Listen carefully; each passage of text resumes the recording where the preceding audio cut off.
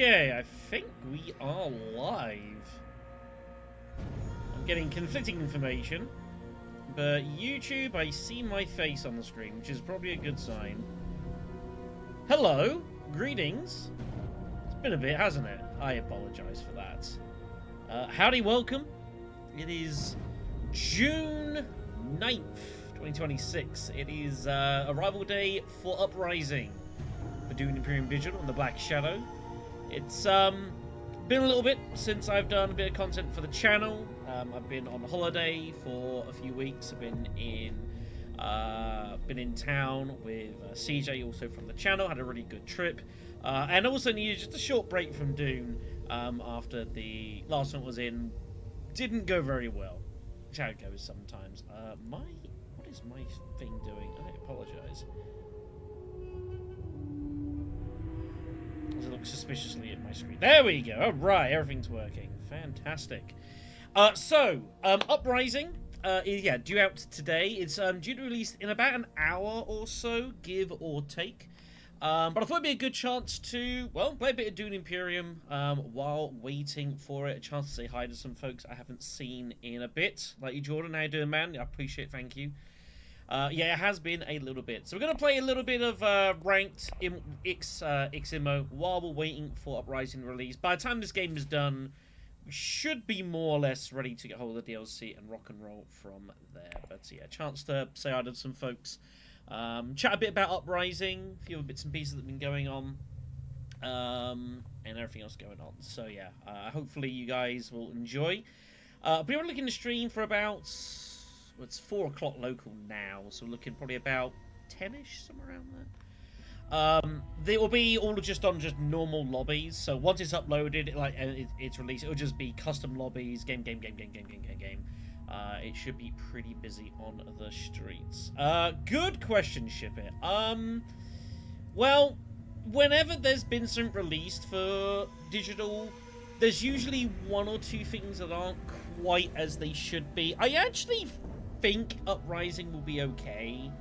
There'll probably be a couple of minor things that maybe don't work quite as great. Maybe some like the reveal effects could be a little bit funky in how they get worked out. There could be some ordering issues, but I honestly don't expect it to be too many problems. But you never know.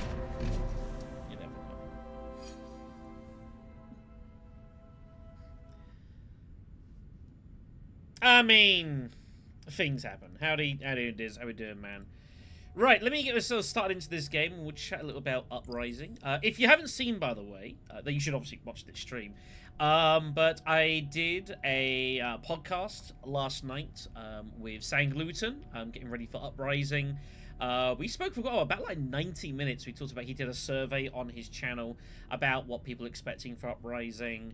As well as expectations, especially focusing on folks that haven't played Uprising very much. I do have self-plug here, my top 5 series that I did for the channel a few years ago, with intermediate sort of leader guides for everyone in Uprising. I think it's still a very good introduction for people getting used to how Uprising works, its various differences. So I would go and check that out. How are people cheating in ranked? Please divulge this information. I haven't played a whole lot of rank recently. By the way, this game, we're first to act here. It's looking probably Hundra or Ekaz, I would suspect. Helena gets chosen first up. I think she's after some firm grip action here. That seems pretty reasonable. It's not a good Ekaz row, actually. Memnon gets taken in third for reasons I am... Okay. Okay, this is not going to be dull. This sounds like Gabe is revealing for 2? Huh. I didn't know that. We're going to play Hundro. We're going to play Hundro. I like Hundro. Hundro's fun. Hundro's in great first spot as well. That's pretty crazy. Okay, what do we choose to keep? This looks pretty strong. We're going to keep Urgent Mission. We could do some fun stuff with that. We could go double smuggling, like, round 1 with that. If we pull nicely.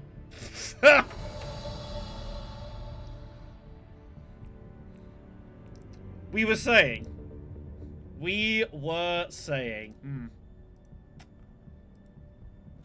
Okay. We don't even have, like, double fold space to go shipping either. This is a... What a sad hand for immediate urgent mission. So many promising things we could do. We missed everything. I guess we just go fold space and we'll work it out. Yikes.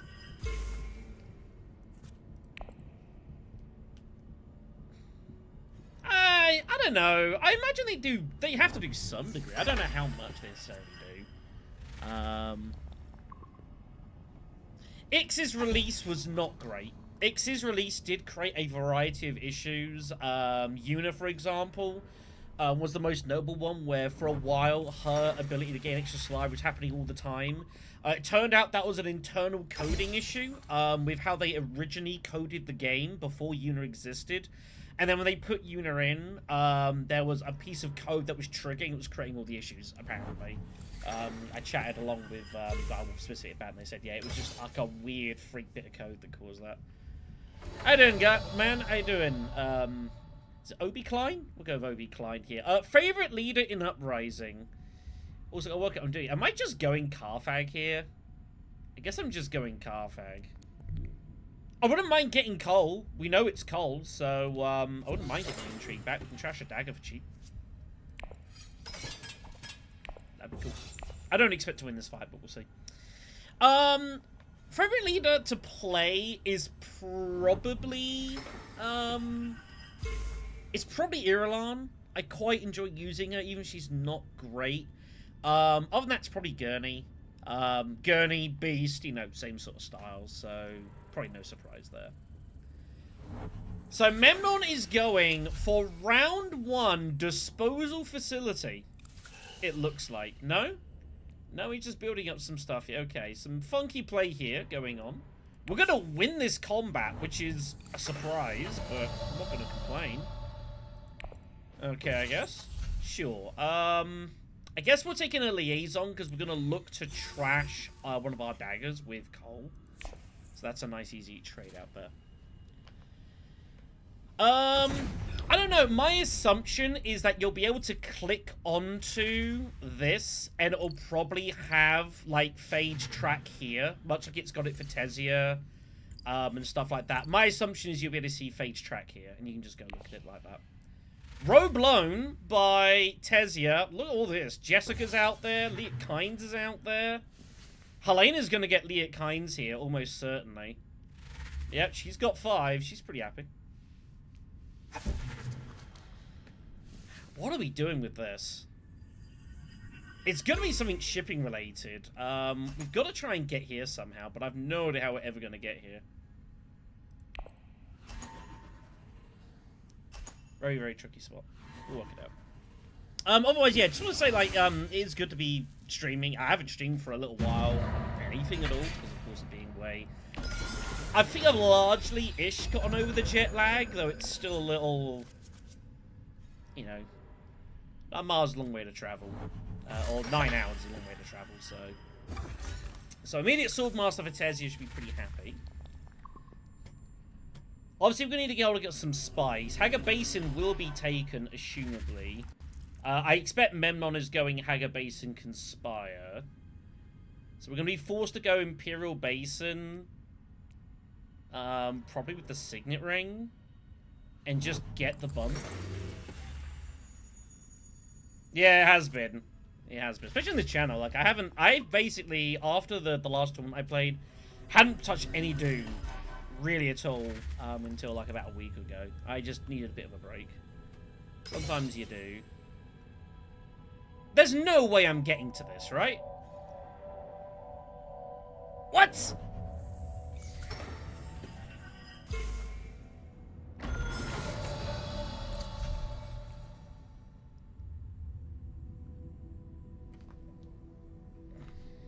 Okay.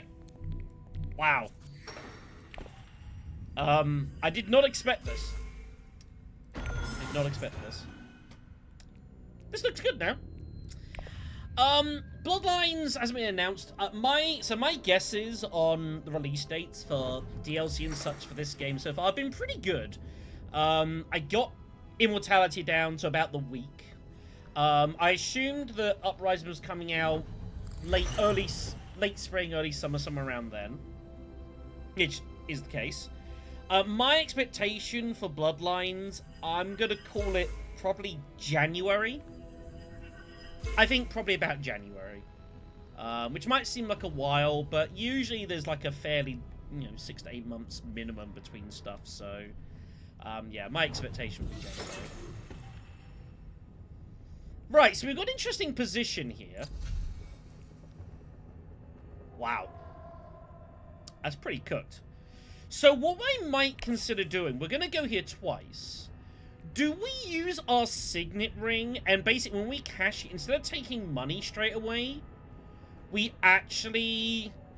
Actually, I've got a really cool idea here. It might help us get to Swordmaster actually really quick. Except there's all this money out there, so probably not. So I'm thinking we actually ship with an experimentation, and then we take spice, use our ring to get the additional bump. I think that's actually... And we basically get 5 shipping bumps in 2 rounds, which seems very strong. And then we're ready to just, like, we can double ship next round. And then we're cashing in twice, we get this alliance, we take money, we're threatening Swordmaster, doing all this good stuff. I think that's the plan here. Obviously, total violence. And we get to color dagger as well, which is great. We got our fold space cards. I think we're looking fairly chill so far. I don't know what we're buying. We are going to be definitely behind in the... She still blows the row on 5. Dissecting, Delegate, maybe like space travel she might take. She does.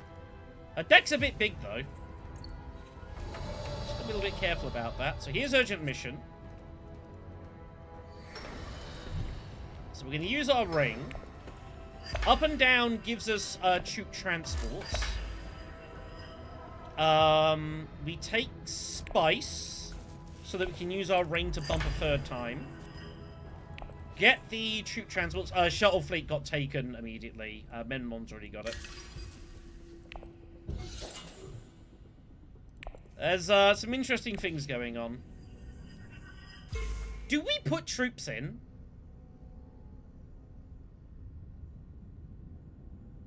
Yeah. Yeah, we do. We definitely do.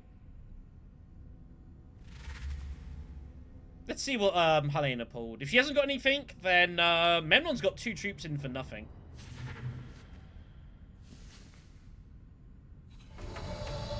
Ooh, Freight Fleet turns up. It's a good card for us. Do we buy that and track and cull that instead?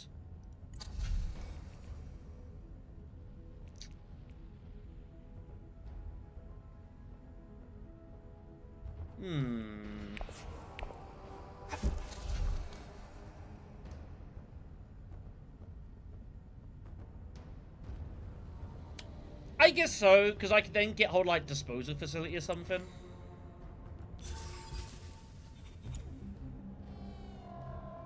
Yeah, I think this is fine. I think this is totally fine. I could take the money direct, actually. No, Helena's going to get Swordmaster before me. It's not going to make a difference. Yeah, we'll just do that and basically pay a Solari for an extra bump. So that's 6 shipping bumps in 2 rounds. That's pretty cool. Helena did not have swords. I surely would have played them.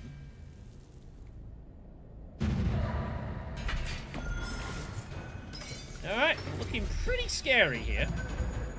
More money in the conflict. That's great for us.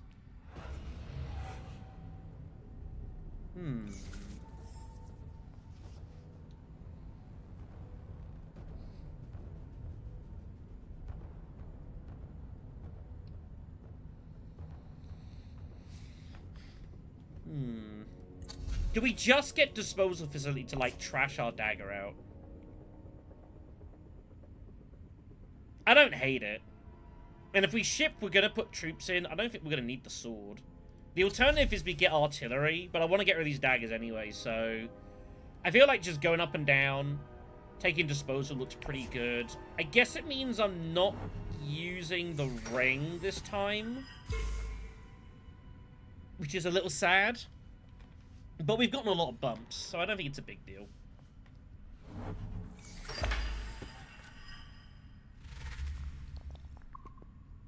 I don't think it's a big deal.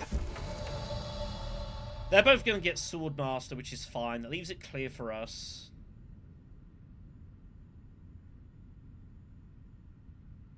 I could even still Mentat with the dagger. No, I'm going to... Well, that's an interesting call. So we could actually Mentat with the dagger first. That stalls out Memnon. Although he's probably just going to go fold space, right? If he's got diplomacy, and then that gets kind of awkward.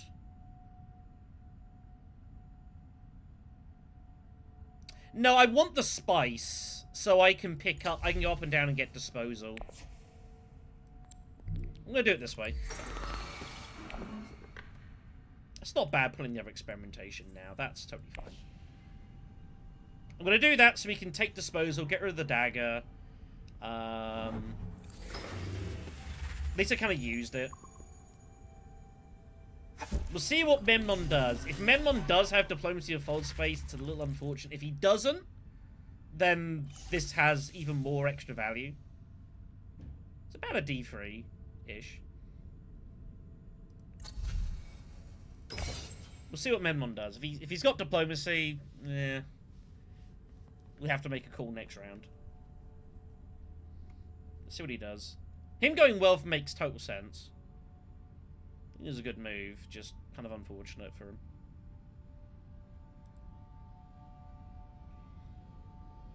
It's one thing that's going to be weird for me when we get to Uprising. I don't know if you guys have seen the Uprising layout. It's going to be really weird, because you're going to have, like, Imperial Basin's going to be up here now, and Arakine's going to be, like, here. It's going to look really strange having Imperial Basin and, like, over here or whatever it's going to be, because of the shield wall. The layout is a little strange in this central bit if you're not used to it. So it's going to take some adjusting. It's going to take some adjusting.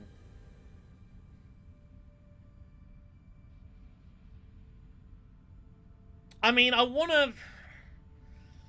It's kind of a weird spot. Like, I do want the money. I might just end up going High Council with, like, a fold space card next round. Yeah, I don't have the spice. Memnon in a pretty nasty spot. If he had fold space access, I assume he already would have done it. So he's not enjoying his life. Yeah, he didn't have it. If he had it, he would already have played it. So he's in trouble here. Can we get 13 money? I'm pretty confident we can. That's going to be 8. That gets us to 10. And as long as we get second place, that's 14. That gives us, like, Swordmaster and High Council both next round. That gets Disposal Facility up and running as well. We can trash both daggers, and we're looking pretty concise. The one thing we need is we need some strong cards in our deck. So far, we have bought 1 Liaison. That's it. So... How you doing, Pedro? I appreciate it, man. Thank you. Thank you very much. Yeah, it's nice to be, like, doing some content on the channel again. Like, I needed the little bit of a break from Dune Imperium. As I say, we've been doing Dune Imperium for, like, 5 years, you know. It's a long time. It's a long time. Sorry, Weapon. I'm sorry. Yeah, we are starting a little bit soon. There's Lisanne. She's bugged. Apparently. Okay. Let's get this done. Okay, it's recall. So we're gonna get hold of disposal. We'll use that to trash the dagger. We will take the money. Take the alliance. I think we just put it all in here. I mean, I don't need to put it all in. I can put probably... I only need second place. We'll put in 2. I need to go 2 overboard here. Tech negotiation is going to take this, but it's too slow. Ah, okay, this is quite nice.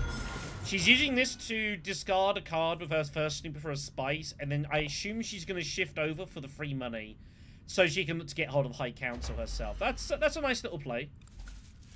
I assume that's what she's intending to do. Yep, that's what she's doing. I like that. That's a nice little move there. Just manipulating the snooper tokens about. Extra money will be handy. Takes artillery while she's at it, which should tell a story. 5 for Memnon here. Not a great row for 5 until he takes the Bashar Lisan Al Gaib. Damn it. Okay, so what do we want to do for our third action then? We've got diplomacy. Kind of can't really use that. I could go here and just use our ring. It's not amazing, but it also sets up just to cash in more shipping again, right? So I think it's okay. Or the alternative is we go and get some more at still suits. Restrictive ordnance is out there though, but I'm not gonna be able to rush that.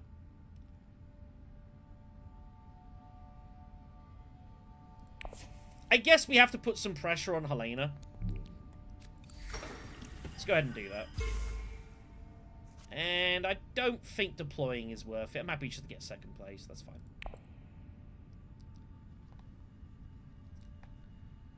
Gola's out there, by the way. Gola is a potentially really scary card. Gola shifting allegiances, by the way. That is the ultimate alliance stealer. I think I have to take Gola.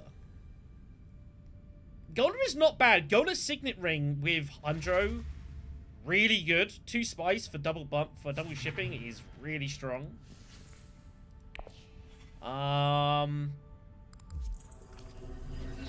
But outside of that, I'm not entirely sure what I'm doing. Imperial Spy is not a bad card for us, I guess. Although we're gonna have tons of money. So just, yeah, it's just fine getting the extra draw out of fold space wherever you go. We will get there. But I think I need to keep Gola away from her. Gola shifting is just like utterly devastating as Tesia. So I think this is okay. And I will take an Imperial Spy just to give us a little bit extra flexibility. We could do the intrigues.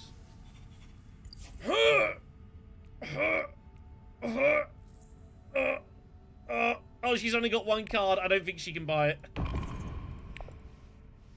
She's only got 1 card. I think we're okay. Thank God for that. Can you imagine getting a convincing 1 card buys TM? Oh my goodness. That would have been devastating. She could have had it actually. One convincing was discarded, but it was a possibility. We're gonna win the fight with 2 troops, which is great. So we are loaded. Happy days.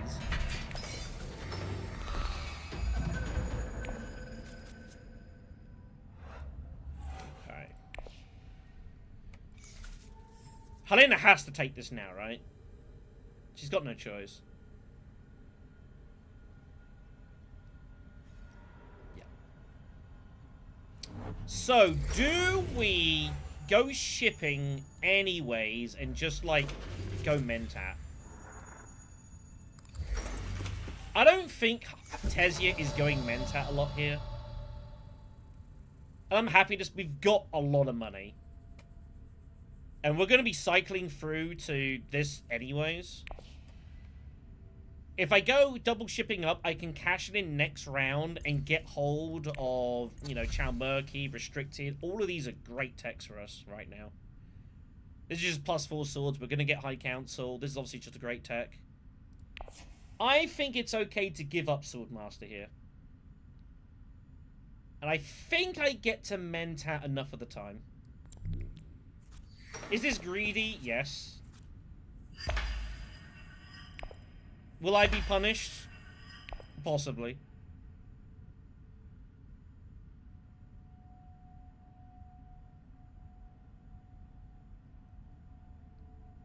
But I think it's okay, just because we could get the shipping cash in, and then our shipping is basically done.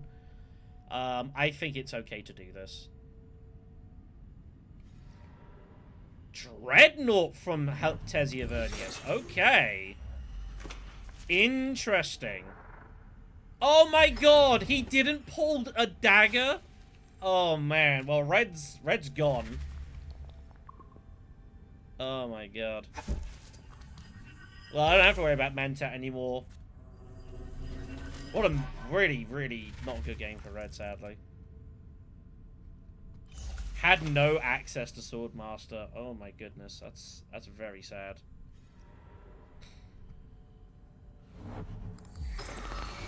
Yeah. I think we just Swordmaster with Fold Space. I think that's fine. There's a lot of good cards. Like, any of these cards are fine, realistically. That'll do nicely. That gives us the 6 Persuasion, so that means that Disposal's good. We could also just go straight High Council and Spice Must Flow. That's also just fine. You're definitely right, Pedro. Uprising will be very when it comes out. Like, I have no real idea what the expected level of plays is going to be on Uprising. Especially with base Uprising. I think a lot of the community is so used to just playing Uprising with all the other stuff that playing it straight, like, it's probably better for me. Like, I don't actually have all that much experience playing with Bloodlines. Most of my experience Uprising is just straight Uprising, so. But yeah, I think... Ah, no! Ah, I actually did kind of want to do that. Damn it. Uprising's meant to go live about top of the hour-ish. About top of the hour-ish. Damn it. That's actually kind of annoying.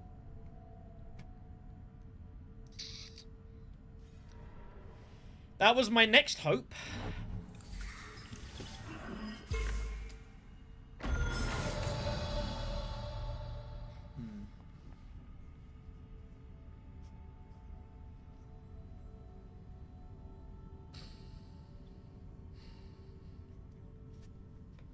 I'm not gonna lie, this feels very uncomfortable.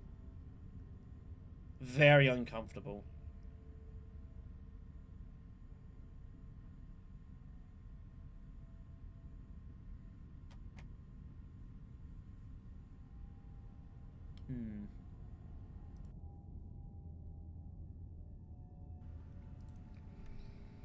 I gotta get troops in on this fight, though.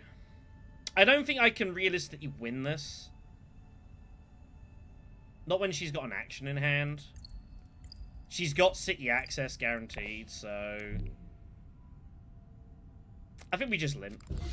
We'll put it in, we'll just put a dude in, we'll limp. Gets our point, and we'll kind of reassess. That is something, little man. How are we keeping? How often do people early reveal for Guildspine Uprising without Bloodlines? Well, funny enough, we talked about that in my video with St. Gluten. Expect it to happen a reasonable amount. I don't know if they'll straight reveal, but if Guildspy is out there, someone is early revealing for it. Someone's early revealing for it. Oh, oh, Steers. Oh, Yakum. Yakum definitely tricky. Hello, reinforcements. And the thing is, I'm concerned Helena might be going Highliner here. And she is going Highliner. Well, I'm glad I didn't commit more dudes. That was a good decision. Okay, let's get rid of the dagger. Just grab that. And we will see what happens. I still don't have the achievement for picking a 6 coster with TM, by the way. I need to do that at some point. Ah, okay. So Helena picked up Shout Mate so she can retreat or deploy troops with this. It's actually not a bad card. I remember when M20 first came out, I was like, I don't think this is very good. It's actually better than I think it looks, especially if you've got like an artillery build. As you can see here, look at this. This is all building very, very, very nicely here. Helena's going to put the swords in. I'm glad we did not commit more to this fight.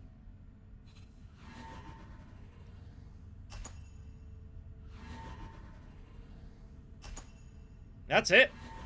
She put it in, but why'd she put it in if she had no strength? Oh, okay. Now, where's Helena going with this bump? That's a good question. Does she make this uncomfortable for me?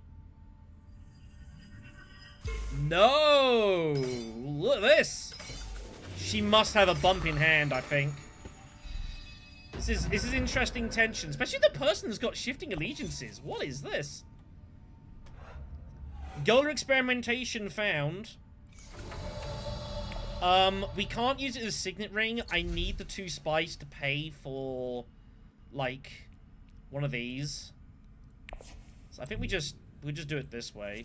I think this is okay. Do we want to trash another card? Do I just trash, like, Recon out or something? No, I need the Persuasion. Probably about top of the hour, Elliot. I think about top of the hour is the expectation. Let's just go ahead and go down this route here. The money's like... We have a lot of money. I don't really know what we're doing with it. We'll work it out. That's useful. That's actually a great card for me. We can now bump this and just make it fairly safe. And we can always finesse it later.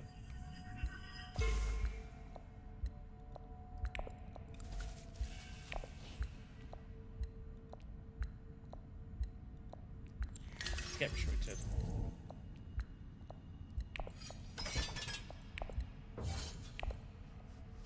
But yeah, it's about top of the hour. We're expecting it about 30-40 minutes, some point around then. Enough time to play a game. Sad as some folks. Huge thanks to everyone here. About like 50 folks on the stream currently. It is hugely, hugely appreciated. So once we get into Uprising, I don't know how. I'm sure quite a lot of you have Uprising experience. Maybe some of you don't. I'm not entirely sure. Ooh, I like this. Oh, this planned coupling Lisan Al Gaib from Memnon. That gets the influence bump the Fremen. That's a nice play. That's good stuff. Alright, look at this synergy. Look at this double bumping the Fremen.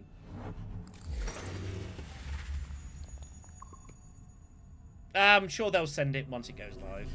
Once you've got the Steam keys, we'll know the game's live. Alright, let's go pick up High Council. We won't be able to Signet Ring, it's fine.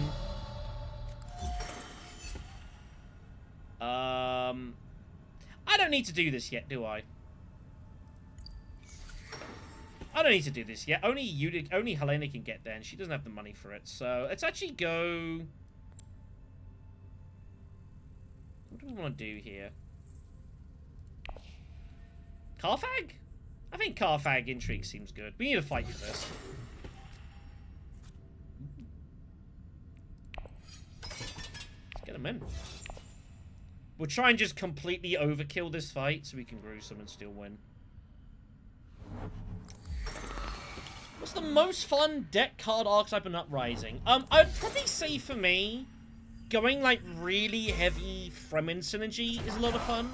Uprising is a game that does encourage a lot of tribalism in your deck. And kind of encouraging you to like go heavy on one particular type of faction.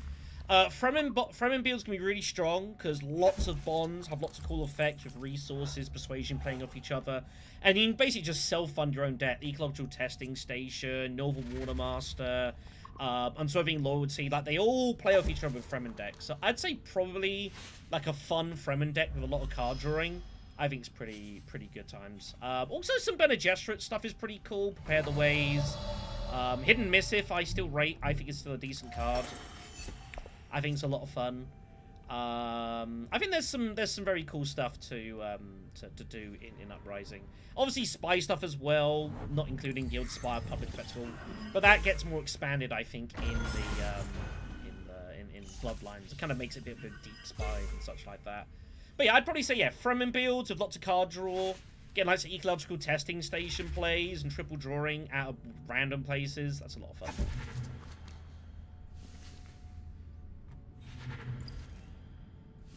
Okay.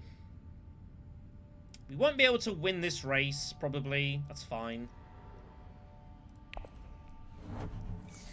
But we should be able to win this with Gruesome and be happy with that. Any interest in buying any of this? I don't think so. Free Persuasion. I think we can buy a second liaison now. We have trashed both our daggers, right? Yeah, we've trashed both daggers, so we can get the liaisons to replace those. That is acceptable. Yeah, I'm not gonna be looking forward to Guild Spy existing again. I won't lie. That's not gonna be great. But it kind of is what it is. Is she picking up anything? Ooh, she might be going training drones. Maybe detonation? No, she doesn't buy attack. Okay. Yeah, it's coming. And there will be a couple of games. And we talked about that in the Sang Gluten's video. And Bludgeon's a little video as well about Uprising. There are going to be some games where it's like, kind of feels a bit bad. That is Uprising. There are some games you're not gonna be the best. We should be able to play this totally safely. Can't see us losing this fight. Worst come to worst, we've got finesse. But we should be good to win that with the extra resources. He's got 4 specimens. I need to do something with that. Okay, we have a lot of money. We're going to need to find something to do with this. I'm not sure that's going to be, because we've got to get Imperial Spy played. Finesse is probably going to be our second bump here. So that's going to be the faction done at least.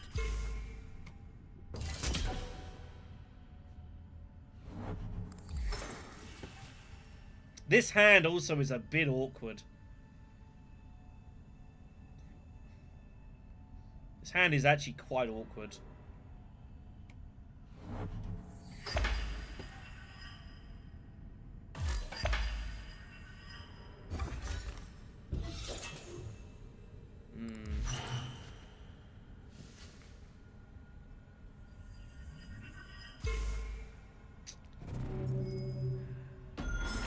It's not even worth, like, blowing the Rome. Look at anything heavy here. I'm not entirely sure what we do here.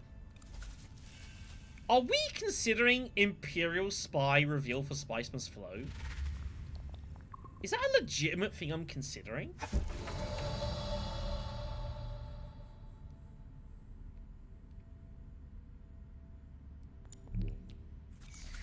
Let's see what we pull. Harvest Sales is... I mean, that lets me recoup some troops, basically. I don't think... We're not really ever getting, I don't think, to this. That's very unlikely.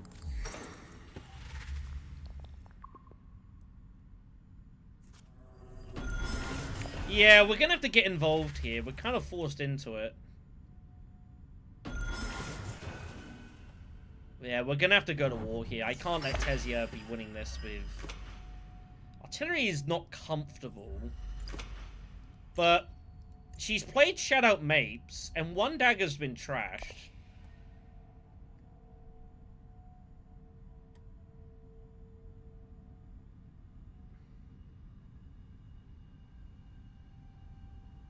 Going here with experimentation seems just totally fine.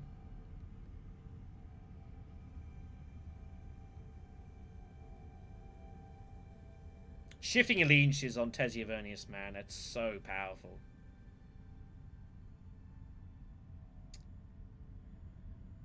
Does she have shifting? She might have shifting. She has no water. So if we go here, if she wants to use shifting, she's got to use it up here. It's the only access she has. So I think cutting that off is probably quite important here.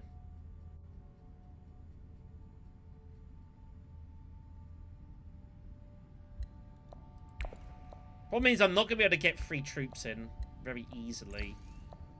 But we can do that later, and then we can use this to get, like, our bump later on. So we reclaim, yeah, we reclaim for troops first for next round, and then when we go all in, we then use the cells to get our bump on the end of the combat. We still get this point. Well, that's fair. That's a reasonable move. Alright, let's get this cut off. We need our bump anyways.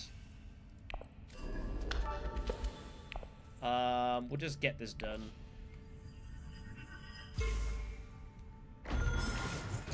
We'll deploy the troop. We'll kind of see what happens, but I think cutting off, if she's got...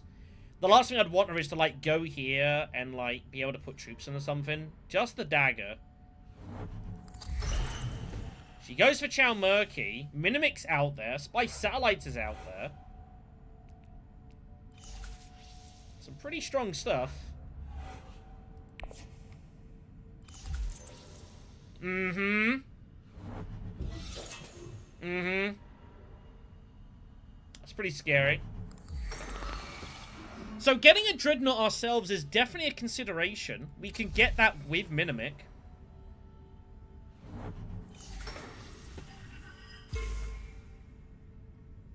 It gives us free guaranteed persuasion for next round. With TM... Oh, we have TM! Of course, we've got Talaxu Master.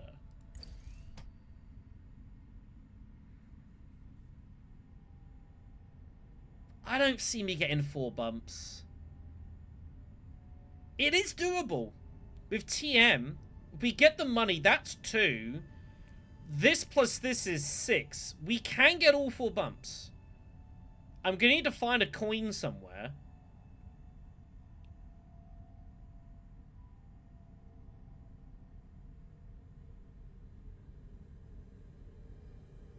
I think this is doable.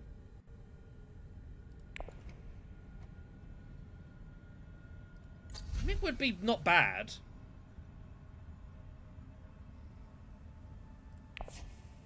Am I getting Spice Must Flow outside of having Minimic and High Council, though?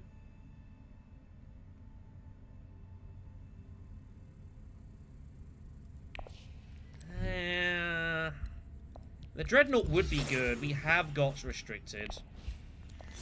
We'll do it this way. We'll look to commit ourselves. No one's got heavy garrison, and we do need to prevent victories here, so... This is probably just fine. And we're gonna get... Yeah, we will get at least 1 point anyways, because then I can just bump up and do it that way. It was tempting, though. It was tempting, I'm not gonna lie. Not going to lie. I guess I just trash experimentation?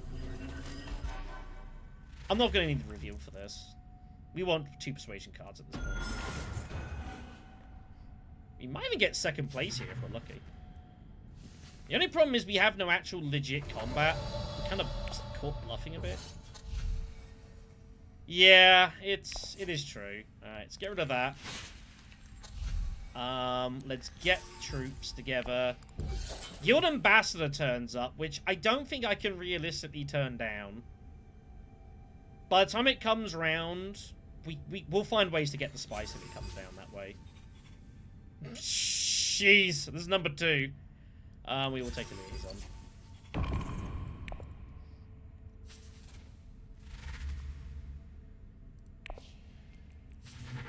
No, I was gonna TM the TM. Damn it! I was legitimately considering grabbing TM with TM, put it into my hand.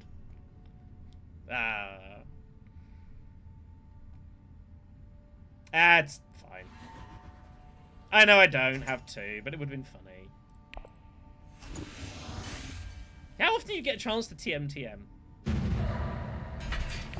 Very rare. So, Helena, I guess, probably goes up and down and grabs spy satellites. I don't see a reason that you wouldn't do that. Ooh. And look at this. Oh, look at this. We pick up advanced weaponry. Well, there's our other money spent. Economic supremacy is the combat. That's not great for us. It's really hard for us to actually get more than 1 point out of this fight now.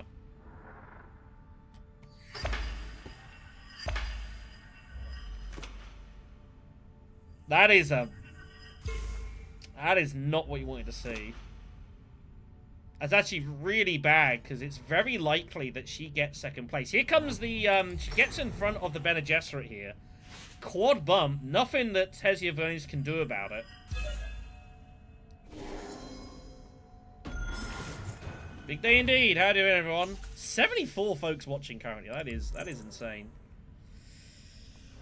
Right, what are we doing here? What is the plan? I got Gola, but Gola is only helpful with the ring.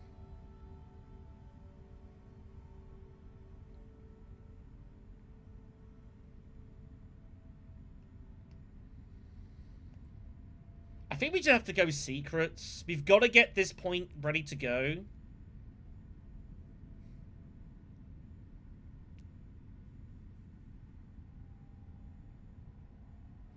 No one can go research station yet. So I think we need to get this bump.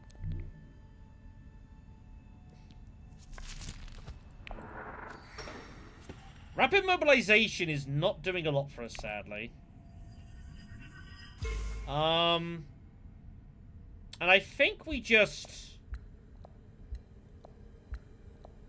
we'll hold on to it for now. There are worlds where we might actually... what we might end up doing is we use extra specimens. And we use specimens to, like, make more troops and rapid mobilize them in on our reveal. That's definitely something we can do. Here comes Memnon's liner.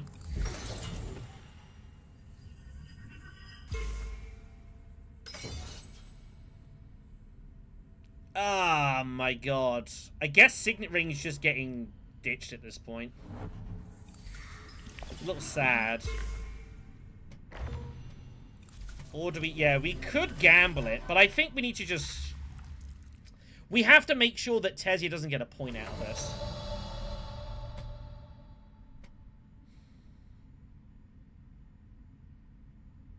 This is just a very difficult position for us.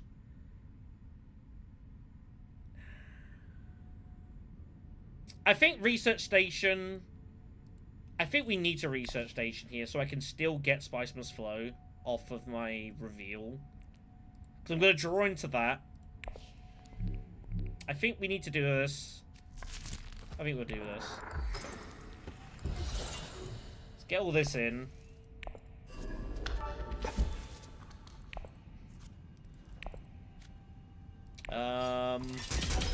Get that going.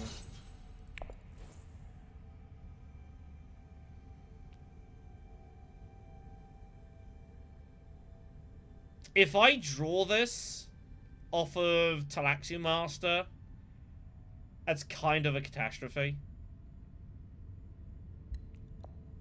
But I can just go to experimentation or something, so it's probably not a big deal. We'll decline the trash. We'll decline the trash. Yeah, probably by the time this game's done, it should be about ready. We expect it around the top of the hour.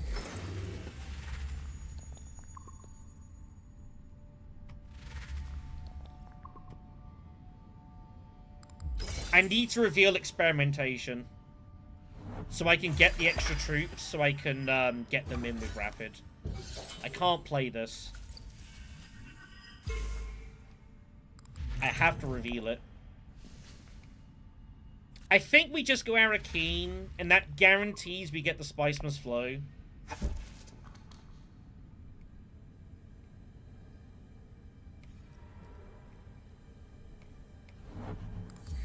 I guess there's no harm in atomicsing the row. I don't know what we could find that would be particularly useful. Jessica's out. Quizat? No, we can't do that. I don't really know what we'd find that would be useful is the problem.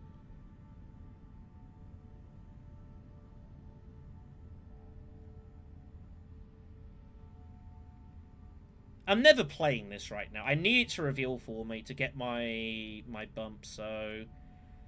I think I'm just going Arakeen.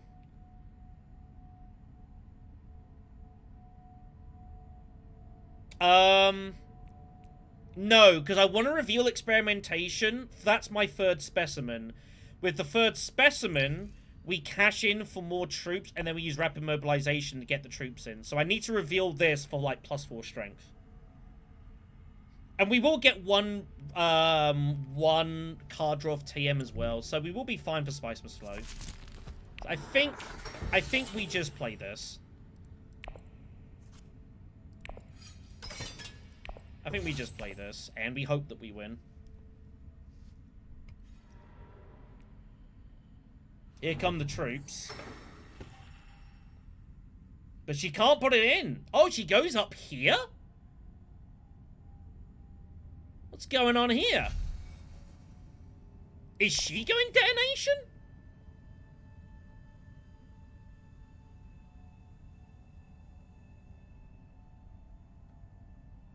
Surely you just go Imperial Basin with this, right? She's going for this! Oh my god! She must have the bump. And she must have a route to 11. It's the only thing I can assume. She must have a bump in hand to be making this move.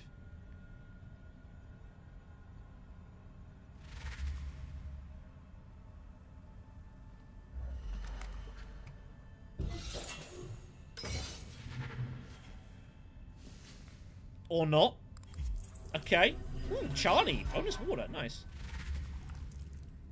Yeah, we have to just... It's just a... Unfortunately, it's the worst fight it could have been for us. If it's just a natural fight, we're probably good. As long as it's not Grand Vision. Economic means that she might score a point. There's not much we can do about it, sadly. This is a very poor... This is a really, really badly timed combat for us. Not much we can do about it.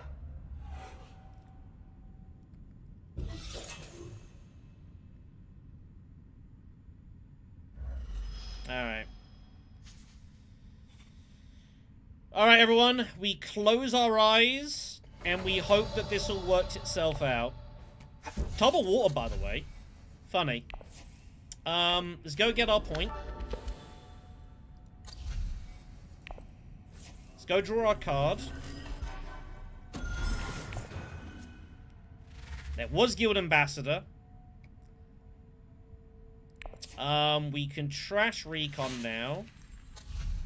We're gonna take a Peddler, just in case the water's relevant. We take Charney. We'll get some troops. And then rapid mobilization, get them in. We use Finesse to down bump this to get this bump. Oh, did I have 9 per...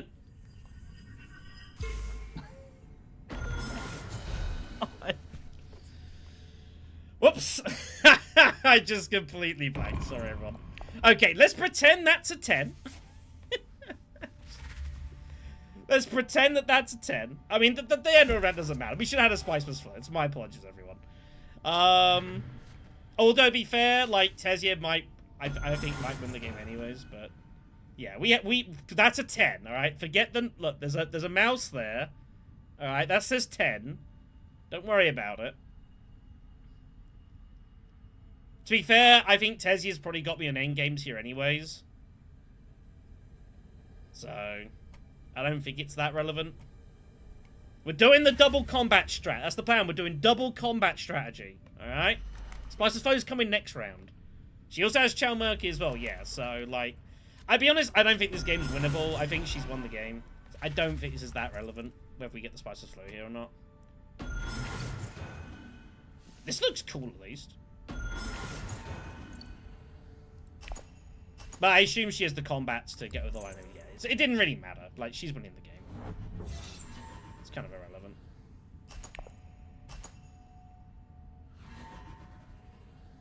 There's just a terrible combat for us.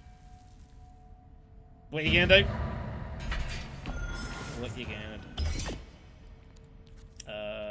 Give me from the tanks. Top of my deck, please.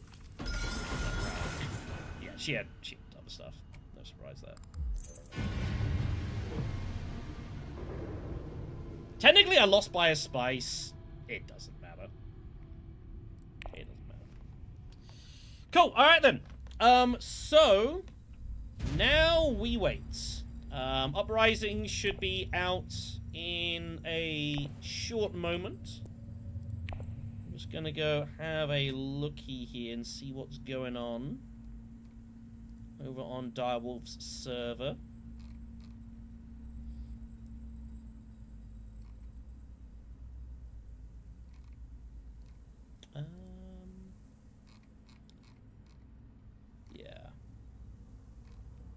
We'll see. Well, so I think we're just going to be waiting probably just for a few minutes or so.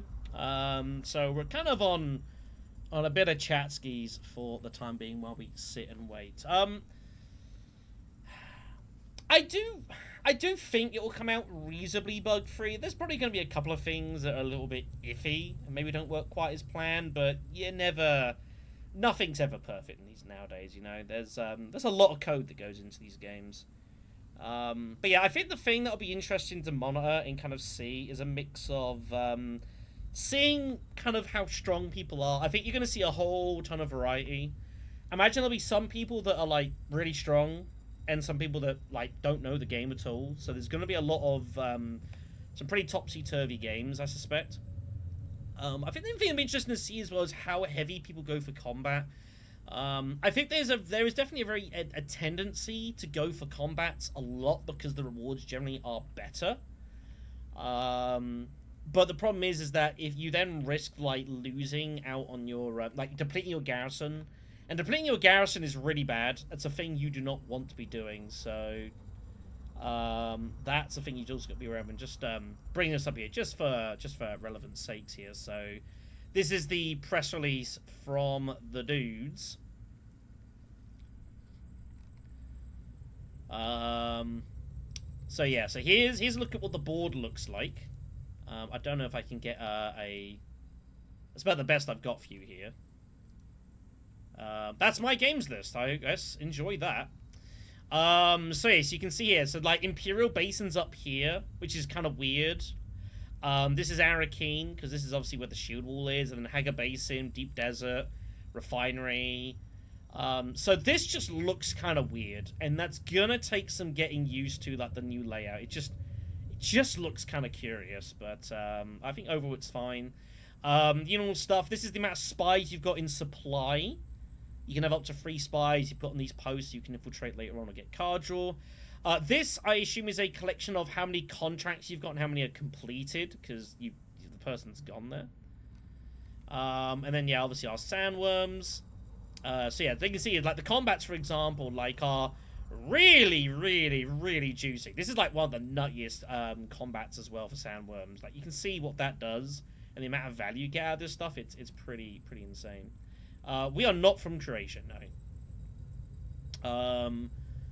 But yeah, also seeing how many people use like contracts and such. We did talk about with Sang Luton about like how good they should or shouldn't be. I think contracts are fine. I feel like contracts are probably better in Bloodlines, just because of I just think there's better use for them. But they're totally okay in Uprising as well, and obviously just getting used to our new leaders and stuff like that as well. So they did talk about expansion cross compatibility. So this is Uprising. You can see it's got like the Ix shipping track and immortality stuff as well, and epic. You will probably be able to do custom mode and throw all sorts of things on top of themselves. I would be careful while doing that. I think Rise of Ix has no place with Uprising at all. Immortality is like, it's fine, I guess. They're coming, Dart. They're coming. No, I'm UK. I've been in America the last 3 weeks. And they're due it on June 9th. And so we are Ready and waiting for the world of Dune Uprising. This might give me a bit of an idea of like a bit of a view of kind of what the map's gonna look like. So you got spies here and dotted about. Combat symbols, you can see they'll be trackable up here by the character's name. You'll be able to see what symbols they've got active. They compare with combats for obviously getting hold of extra victory points, stuff like that.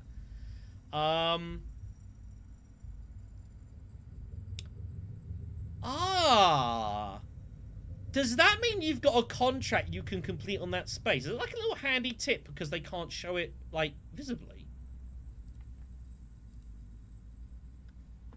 Looks like it is. Okay, that's a nice little touch. If you've got a contract, it'll have the little show module to say, hey, you got a contract here. You should probably try and get to this place some point. That's a nice little detail. I did not spot that originally. Okay. Yeah, that's a nice little thing. I like that. Is information Uprising will be in ranked mode? Not immediately. The current ranked season is going to be finished. It's got about 4 weeks on it. And then after that, I believe they are going to some form of Uprising. They haven't confirmed what. It also gives a few weeks of bug fixing until it becomes a ranked mode, which is totally fine.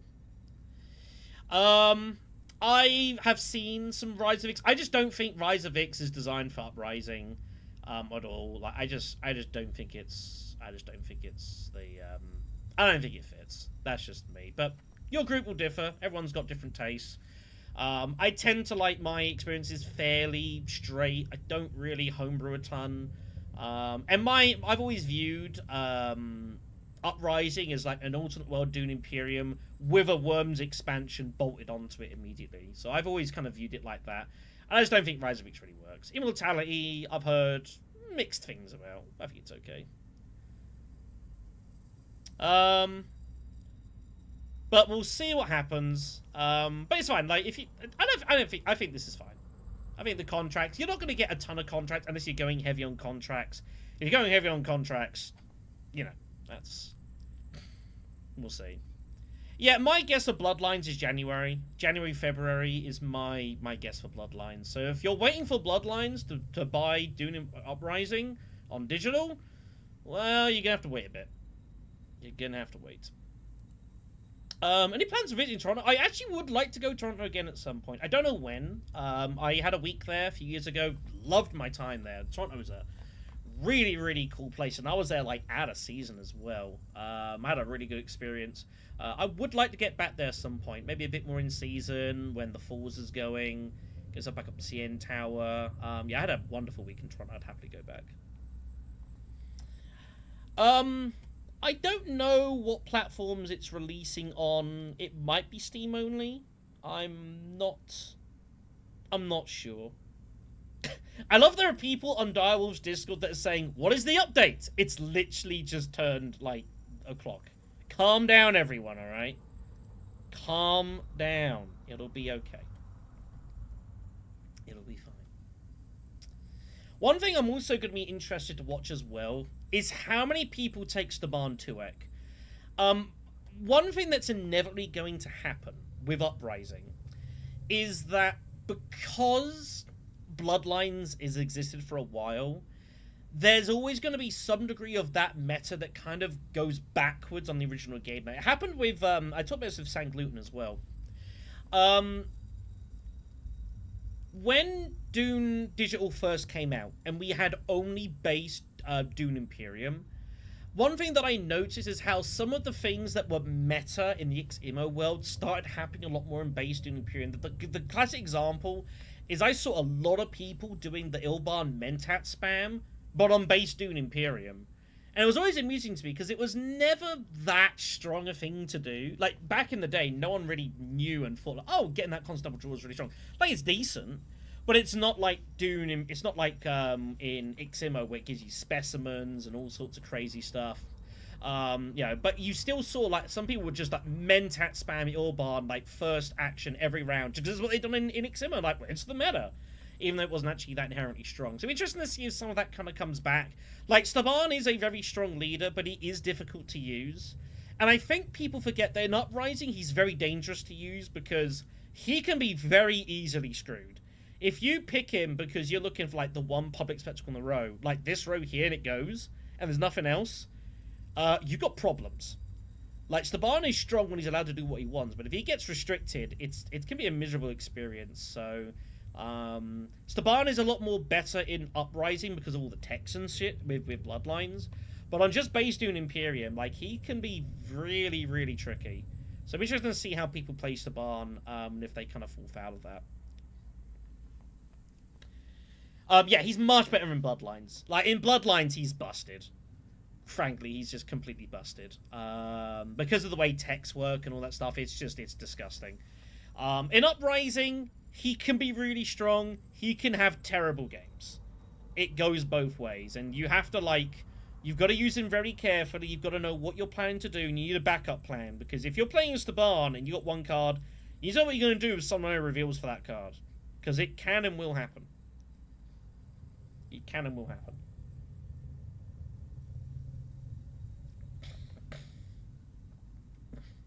Yeah, ranked experimentations. That playing ranked with just Doom Desert Planet, it's going to be a weird experience. It's been a while since I played a Doom Desert Planet card. But yeah, if you want more consistent leaders, Wadi, Gurney Halleck, Margot Fenring, like, those are your three. Fade Ralpha's also fine. Fade Ralpha I actually think is fairly decent in Uprising. Bloodlines, he's not that great because there's just so much other stuff going on. Like, his abilities are kind of phased out a bit. But I think in Uprising, his ability to put spies anywhere you want, like you fight for espionage, stuff like that, I think it's actually not that bad. I think he's pretty solid. And a totally good lead. And Irulan as well. Irulan in Uprising can do some really fun stuff. Bloodlines, especially the community version, is really, putting it bluntly, he's kind of fucked her. So yeah, that is. But using an Uprising, like, you can do some really fun things, even if they're not necessarily the most powerful. But hey, completing a 4 harvest contract off of, like, Imperial Basin because you're trashing your own cards, that's fun. That's good stuff to do. Yeah, I do miss Irulan. Like, I tried to use her whenever I could justify it. She's someone you have to know why you're picking her, and she's one of the ones in the top 5 series I talked about. She and Fade Ralph are probably like 2 leaders, and probably Jessica to some degree as well, are leaders that are incredibly ring dependent. Like, if you draw an arrow key in your last action, you pull your ring, it's a disaster. You need your ring. You've got to play it when you see it. So skipping on it or missing it for whatever reason is really, really bad. So you just got to be careful with these leaders, especially these two. If you're drawing at the end of the round, you run that risk. If you draw your ring and you don't play it, that is really, really harmful. So make sure you're playing carefully with that. Why is Bloodlines better for Staban than regular Uprising? Commanders, techs, the power, the Imperium row is so damn strong as well. You just go to High Council immediately, you buy really powerful cards, you just kind of win games, and no one can really stop you. That's largely why, especially in the community mod when the row is just full of so many powerful 4 and 5 costers. Like, High Council is just so huge. You never know. We'll see. Like, I'm willing to give them give them some convenience. We'll see how we go. I don't think it's going to be hugely buggy. If it is, that's unfortunate. I'm not that worried right now. I think you guys are panicking a bit. I think it'll be okay. I think it'll be okay.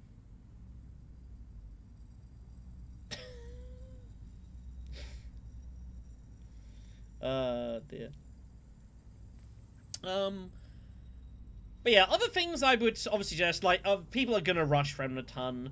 What'll be interesting to see is if people do experiment with ways of winning, like, doesn't involve worms. We talked about this in Sang Luton as well. Obviously, like, in Uprising, getting worms and fighting in Haga Basin is incredibly important.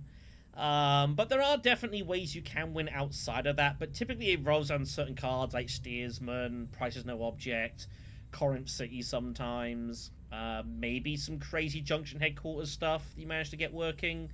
I don't think Junction Headquarters is that great a card. Usually it can be like Mass Spice with Flow Buying with like one of the fighters, but like, yeah, if you're not fighting with worms, you need like some big card you're playing around Overthrow as well. Like, you need to go very heavy into debt building and kind of just, like, muscle your way over, so... no, it's, the bump for Memnon is only when you get the High Council... I believe it's only when you get the High Council seat. I don't believe it is, I don't believe that is the case. Let me just pull up a challenge here.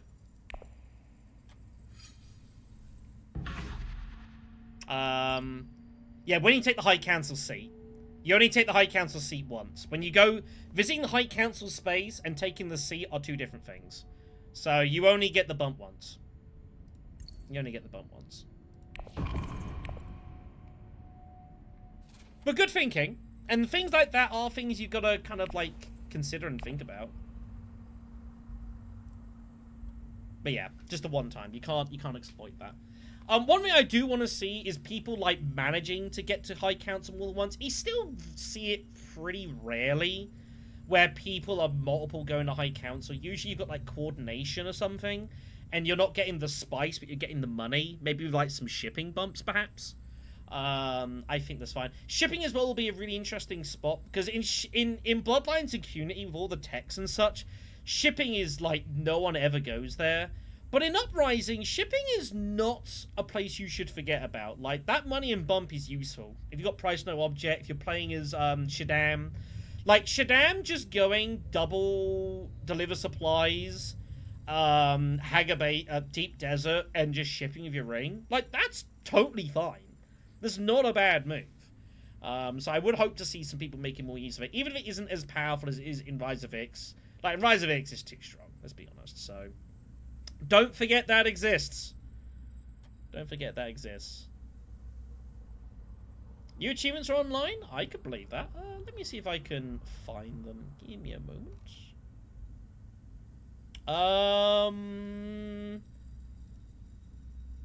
I'll take it word for you. I don't see them. They haven't come up for me yet. Maybe I need to uninstall and turn on and turn off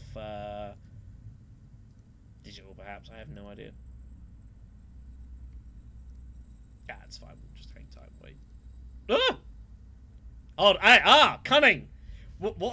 Here we go. Here's the plan. What we'll do is we'll do this, and it looks like I'm playing, right?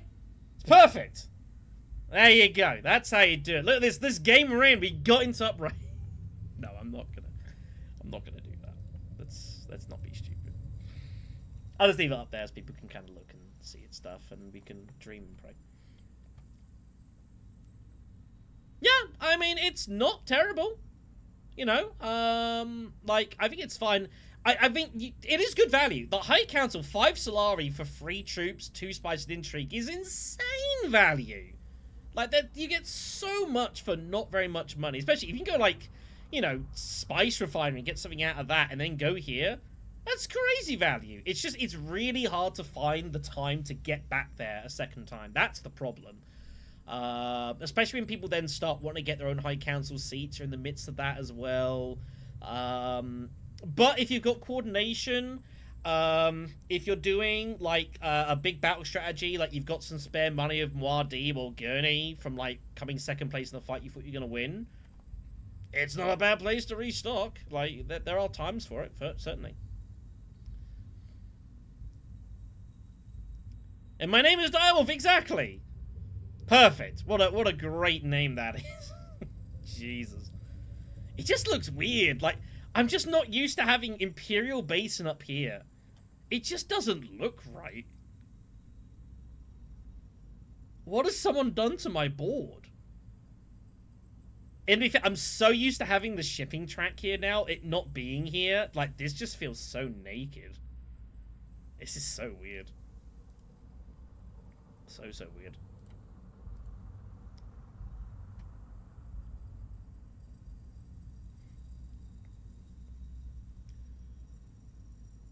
You could definitely go around, like, mix of shipping and High Council, like, with Memnon's extra spice accumulating, you could definitely do it. And, like, you're picking up between, like, 2 visits here and here. That's, like, 3-4 bumps. That's not bad. Especially in Uprising. Getting friendships is not easy. Sometimes getting friendships is really hard in Uprising. Like, sometimes You just got to take a cheap faction access card. You know, space-time folding. What's the other really good one? What's the card? It's the other spacing one. It's a 2-coster. It gives you a spa on another faction. That's actually a pretty solid card in Uprising. Don't sleep on that. That gives you, especially you can get that here early and get the spy here secured. That's really significant. I can't think of its name off the top of my head. But those little 2 free costers, like, don't sleep in. Everyone will talk about, like, you know, the big cards. So, reliable informed. That's the one. Thank you. All right then. I think I'm going to need to. I think, to come out of my Steam and reload it. So I'm just going to turn the screen off for a second while I do this. There we go. Don't mind me. We'll turn that off just for a second as well. Ah, there we are. There is an update queued for Dune Imperium. Let's get this baby loaded.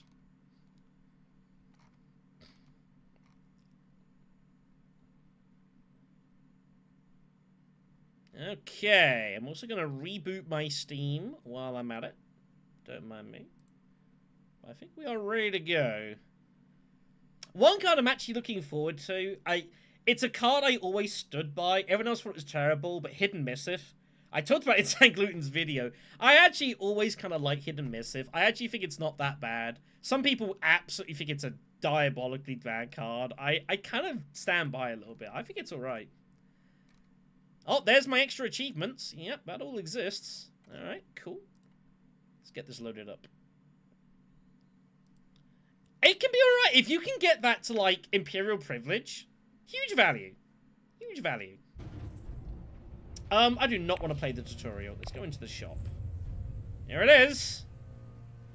I'm going to have to go get it. I forgot to buy it before I reloaded, but here we are. Uprising for $15, which is about the same price. The other DLCs, maybe a touch more. Alright then. Let me go ahead and actually buy the DLC, because I forgot to do that. What do you mean I can't buy it? Are you kidding me?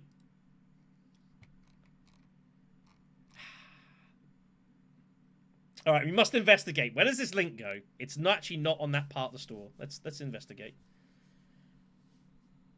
It's just a card, like, it's a card I like. It's like Covert Operation is another card people really don't like.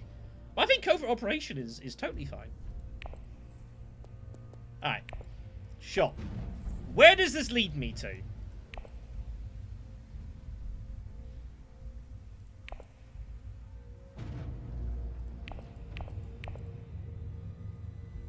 Damn. Alright, fine. We'll just chill here and wait for a moment. It's fine. That'd be okay. Yeah, I mean, it's fine. Like, it's a whole brand new game. It being a little bit more than the rest of the DLCs. I got no issues with that.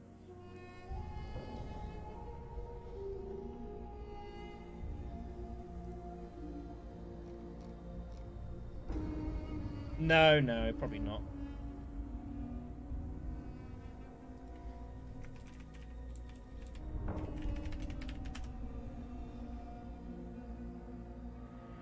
I love that people on TTS Club are asking about Steam Uprising.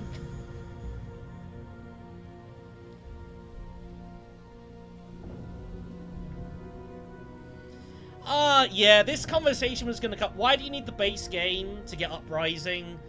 I guess you're not inherently wrong, but it's part of all the same app, realistically. So, I kind of get that. But Base Dune Imperium is not a bad game. Why do some people... I had this up with several people who said that Base Dune Imperium is a bad game. I'm like, are you kidding me? When Digital came out, couldn't believe what I was hearing. If it was that bad a game, we wouldn't be here. None of this would exist.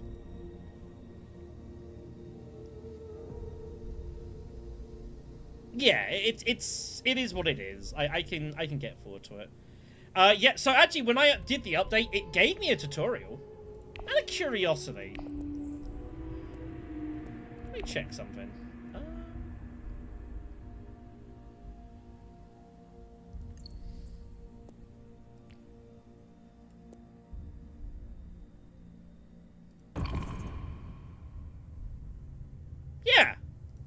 let's do it. While we're waiting, let's do the Uprising tutorial, because it apparently exists. Alright, okay, here we are. We're playing Uprising, kind of. It's good enough. It'll do. Alright then, so if you do not know Uprising at all, if you've never played it, a quick refresher for you. Alright then. So yeah, you'll see everything is a little bit different here. Alright then. The landscape of Arrakis has changed since we last battled here. A lot of things look similar, but there's some significant differences. You guys have to let me know when it's actually live. It'd be appreciated. All the conflict, Swordmaster is easier to come by. Yes, the Swordmaster has changed now. It's 8 cost only for the first person. Then it's 6 for everyone else, which is worth noting.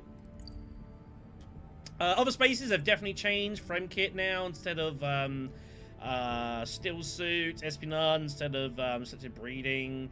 A variety of changes there. It just looks so weird. Oh my god, actually, you know what? Oh, I drew the dagger? I can't even do it. Boo, what a bad draw that was. Dear. Really, Irulan? Busting my balls. These tutorials are kind of funky, I think. Yeah, probably Assembly Hall is the next best play. What does the conflict bring? Yeah, so there are 3 different symbols. Chris Knife, Muad'Dib, and Ornithopters. If you can match them, well, the bonus point. And we start off with no symbol. Oh, now we have a desert mouse. Okay, thank you. Yep, something like that. Alright, let's go Arakeen, apparently. Let's get ourselves some rewards. Double dagger! Man, what a bad draw. Look at these cards, yeah. Price and objects, really strong. Para Compass, Spy Network. Make a Keeper. Decent card, by the way. I really rate Make a Keeper. Especially in base Uprising. Make a Keeper's great. I can't do it! I'm on guidelines. I can't play it. I'm sorry, everyone. So yeah, spies now exist. Let's go get Spy Network. Spies are placed on one board of racing around the post. Ah, yeah. Stilgar, he knows what's up. And Prayer of the Way has changed out for the original Liaison. Bene Gesserit now, not a Fremen card. Good card, actually, Prayer of the Way. Yeah. The tutorial is totally pre-programmed. I'm on fixed rails. We'll get there, everyone. We'll get there. Yeah, look at you with your pathetic 2 strength. What are you doing, huh? Miserable. Tutorials are really strange. I love I can play the tutorial without the expansion. It's great. Alright, we win. See, the game knows what you want to be doing. At least the game's teaching you, go Fremen. Next question, Gavel. No. The tutorial was accessible. There was an update onto Steam. We're just waiting for it to go live. I'm just waiting. Espionage? What is that move?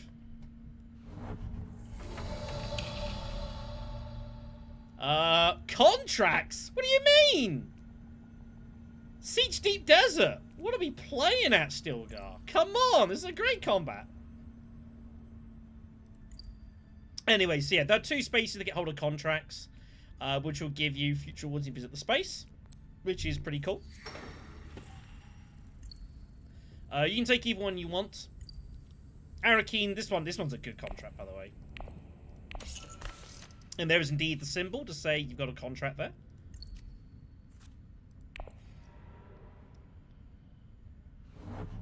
Is it available now? I mean, on this far, I might as well finish the tutorial, right? This is a funny tutorial. It won't take long.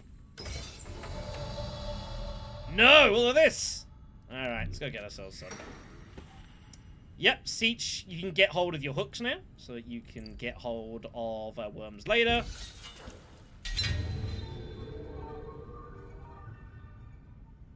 You hear that sound effect? That was quite nice. I like that. That feels It feels like I've achieved something. All right. No, ranked Uprising will be when the current season ends. I think there's like 3-4 weeks left on it, so in about a month they'll move to Uprising. Alright, let's go. Let's dance, Irulan. Except I know you've got double daggers and this was a terrible idea. But I have to follow the rules. Northern Watermaster. It's a nice card. What a strong... This is so strong in Uprising. An amazing, amazing card. Let's go Watermaster. Let's go Fremen. Sounds good to me.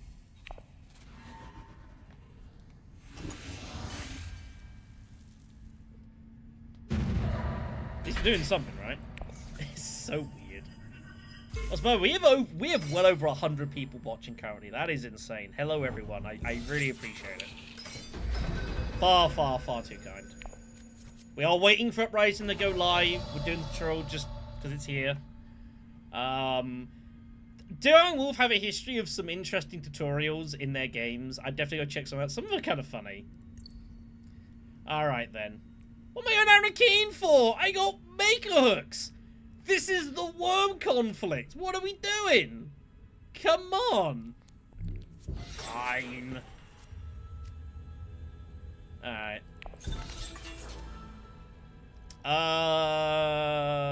Put it there. It doesn't really matter. You have a plan, do you still go? Okay, I'll take your word for it. You are able to get hold of it, kids? Alright, I'll give it a note. Oh, Depart Maracas. This is why we go freaking deep Haga Basin. This is why we got the spider, I guess, right?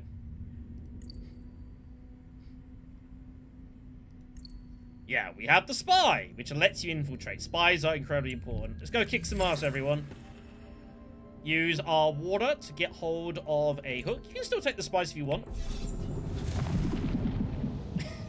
This freaking game.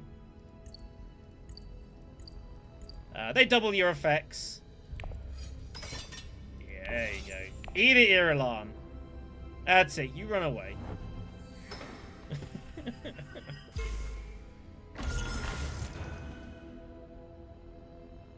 That's a choice. Funny. So use gather intelligence. Yeah, so if you send a spy, you can also draw a card. Which is pretty good. Yeah, unpredictable, yes. As Mardi, we get hold of a worm. Which is why we drew that. Alright. Sure, give me BGO. What the hell? Alright then. But that's the tutorial. And you play to like 5 victory points, which would not be very hard. Just spam worm. It'll be fine. Anyways. Let's double conflict rewards and then we'll go get the thing, alright? Woohoo! There we are, ×2. Beautiful.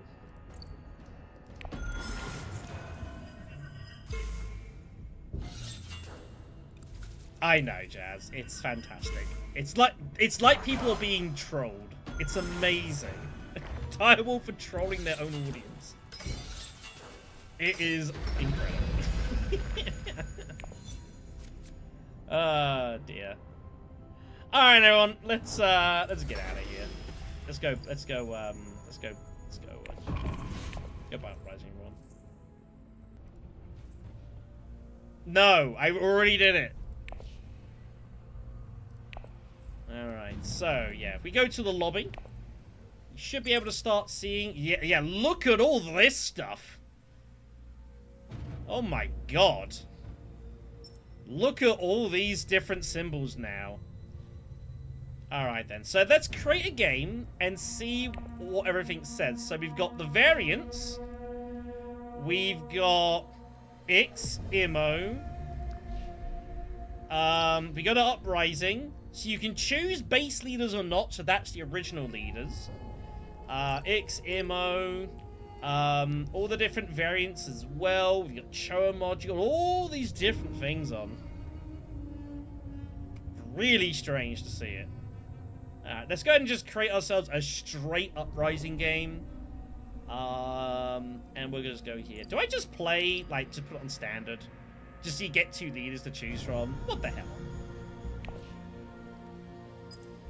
I appreciate it, Risky. So yeah, that's just straight Cho'em, Uprising. Cho module, should always play it. There's no reason not to. That didn't take long. Howdy, everyone. Alright, so we're just going to get dealt 2 leaders, and we just choose between them. Okay, we're in first spot here. We got Irulan, and we've got Emperor Shaddam. Okay. That's our opening Imperium row. Rebel Supplier. There's the Spectacle. There's some alright cards out there. It's not. So this is... Everyone's just playing standard. So you just get dealt 2 leaders, and you just... Oh, can you guys not see that? I apologize. There we are. Apologies, everyone.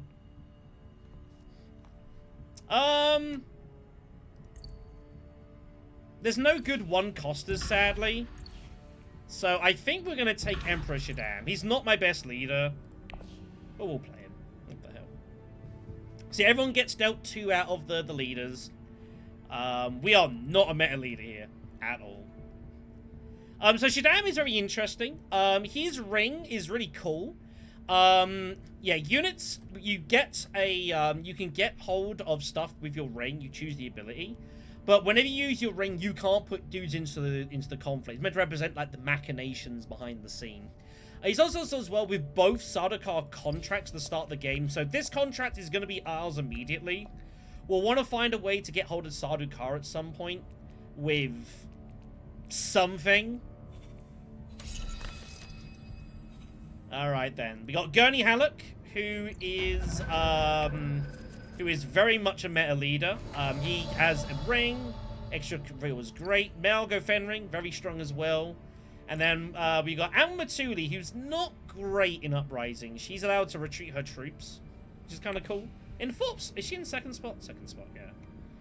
Opening conflict is the Fopta Skirmish. No one starts with a Fopta symbol in 4-player games.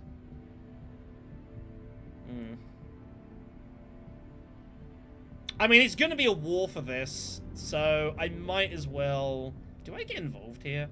I have no daggers. It's kind of ugly.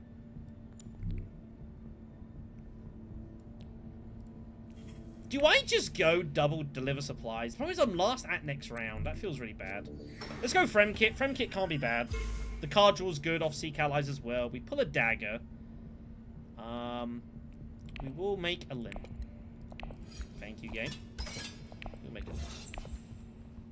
I didn't have any issues. You might need to reset the app, or just get it straight from the Steam. Try resetting your app would be my suggestion. So, unsurprisingly, Fremen. No shocks there. Some fun cards in the row here, of course, as you can see. Our contracts here. Here's the Acquire. There's a couple... this one's Acquire. So whenever you get the Spice of Slow card, you get the bonus. It's a good contract. You just need to kind of, you know, make it work. I like that it highlights the spaces you've got to go to as well to fulfill it. I think that's a nice little touch. I appreciate that. I appreciate that.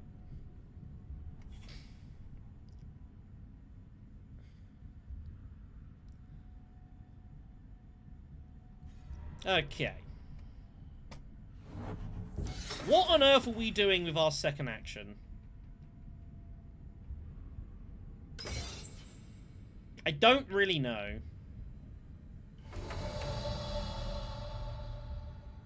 Do I just go basin for some just spice?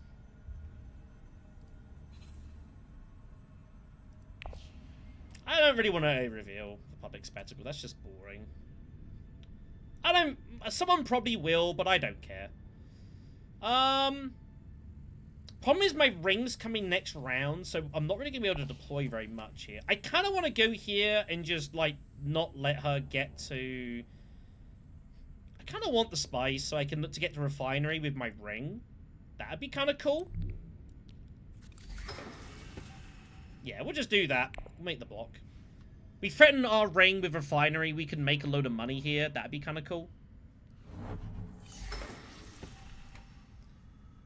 So weird seeing this. It just looks bizarre. Looks bizarre. Here comes your first area reveal. No surprise, especially with her, she'll want to get to here immediately. We might have to go espionage just to block this spy. If you let someone public spectacle get to this post, like, it's miserable. You have to stop it. We might have to go espionage just to straight block this spy. I am largely considering it. Because at least then you force the player to have to move about public spectacle and such and just not let them generate for free. There we are. Good stuff, good stuff. But also, like, in Dangerous Rhetoric's out here. Dangerous Rhetoric's a great card. I really like this one. You know, Reliable Informants out there as well. These are both solid cards. I think I prefer Rhetoric at the start of the game. Just having that extra bump on play with no precondition, like, that's really good.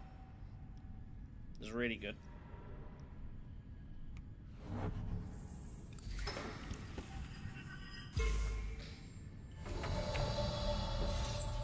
Alright then, let's go get Rhetoric. Ready Contracts comes out here. There are a couple of cards in the game that will let you score off of if you've got 4 contracts completed. Priority Contract is one of them. There's another one as well. They're not easy to score, though. Not easy to score. So here comes the Retreat, which is what you do. You always put in, you just harass. It's totally fine. So we're going to watch what Margot does. My assumption is she's going to try to go Haga Basin, put a spy on Arakeen, and try to get here. That seems pretty natural. There's a Power comes out. It's a very nice card. Tread in Darkness. Tread in Darkness has always been a weird card for me. Like, in theory, it looks really strong. But I also think it's not very easy to actually use. But it reveals pretty decently, at least. Just goes all in on... Wait, hold on a second. Did you see that?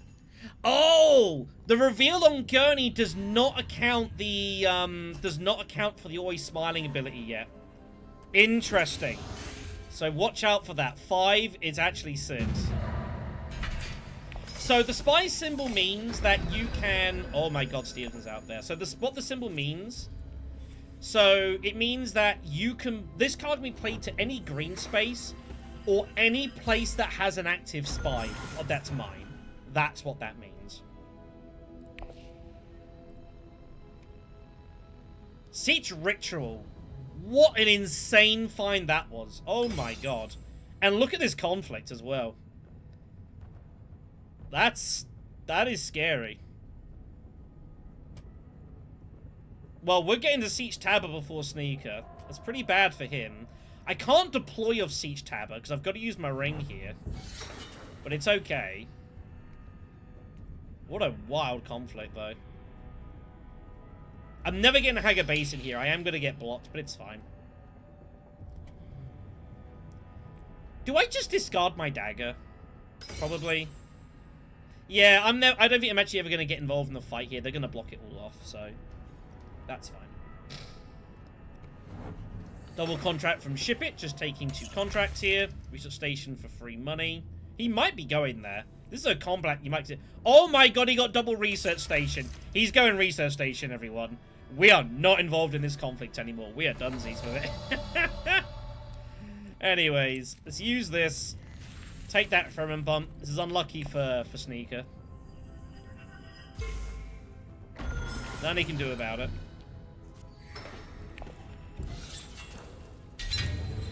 Yeah. Right, it's fair. That's fair. That was pretty unlucky. So no worms for him.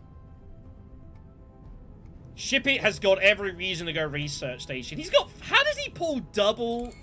That is so crazy. He's going to get 5 money off going Research Station. That is crazy.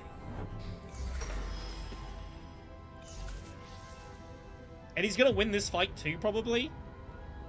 Steersman's out there. He might get Steersman.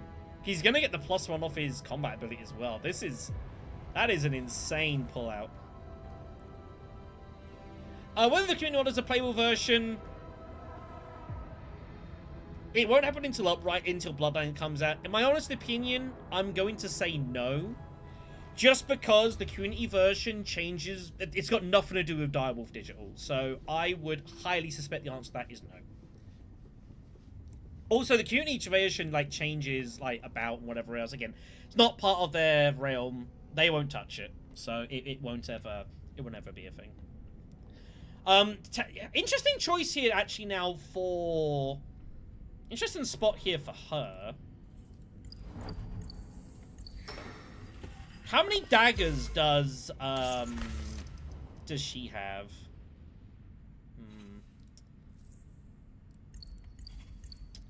I need to work out how many daggers people have got. I don't think I can get second place. I don't think it's possible. I don't think it's possible for me to get second place here. Gather support. He doesn't rip it. Wow. Does he not have access? Well, now we just go all in, right? And we just got nothing to lose. Try and tie this.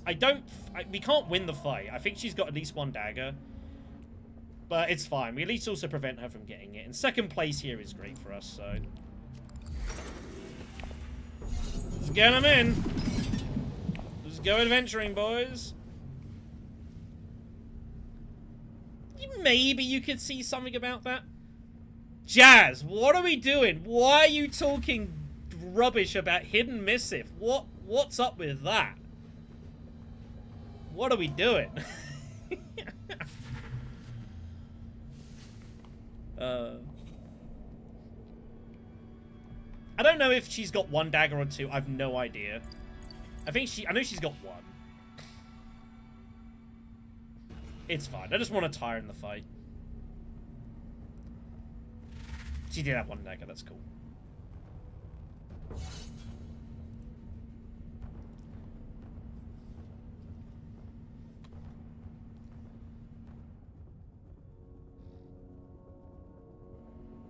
Anyway, so great start for us. Getting second place off a worm spice rate is round 2 is insane. Still guys out there. There it is! There it is! There's my card! There it is. It's beautiful. It's so pretty. I bet he'd wish he'd gone research station now. Still got us an insane card for Gurney, but he didn't do it. He didn't do it. Unfortunately, it makes no sense for me to get Hidden Missive right now.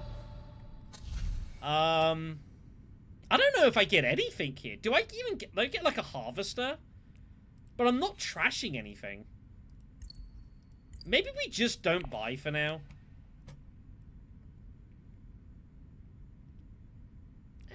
One prepare the way's fine. I'm sure I've got good damage for this. Anyway, so we tie. I get second place out of that. So 2 water, 2 spice, 2 troops, which is enormous. So now we can get to Deep Desert, and we can't be stopped. So this is very, very strong.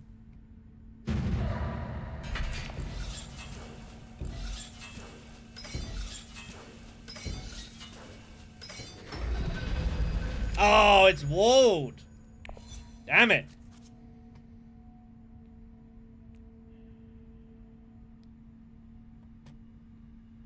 So, do we just blow the wall and Deep Desert this? We would have a ton of spice.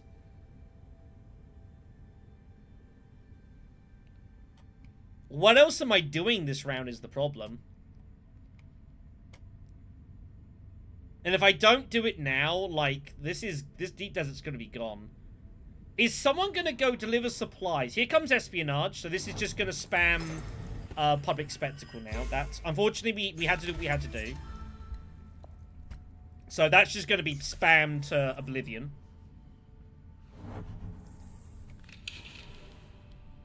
Here comes research station.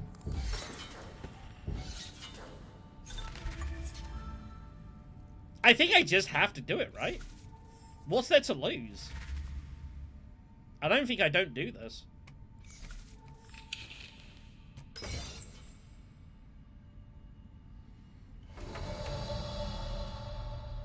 It's not a match for him. Which is interesting.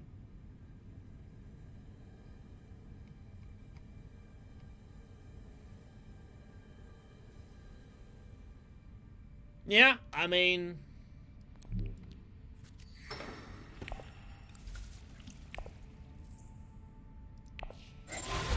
So there goes the shield wall. So now sandworms can come on off conflicts. Yeah, we can see how it goes. We don't have to deep desert here. We could also just hag a basin.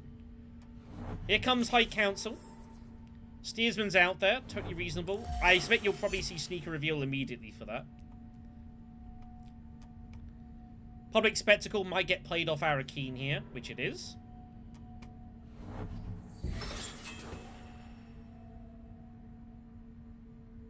It's weird being this aggressive with Shaddam. Yeah, the sound effects are pretty good. So yeah, we have an interesting choice to see. I mean, Gurney, we get to see what Gurney does first. Gurney might reveal early if he's got Steersman. Like, that's what he's after, really, is Steersman. That's the prize. Especially with High Council there, like, there's a race for them to early reveal. So, we'll see what happens. I've also got 2 swords in hand. He does play.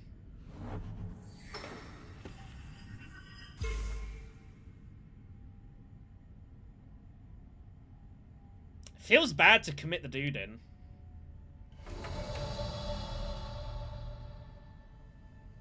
He has one intrigue. He probably has both daggers, so I would have to basically go all in here.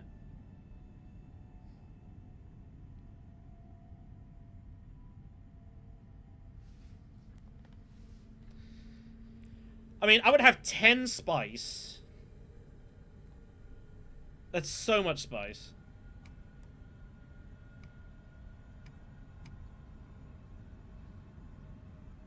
It's a match. We're going to be exhausted for a bit, but we're still going to have garrison troops.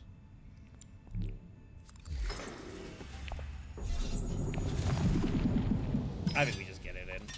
This can't be a bad move. And then we'll have to kind of work it out from there.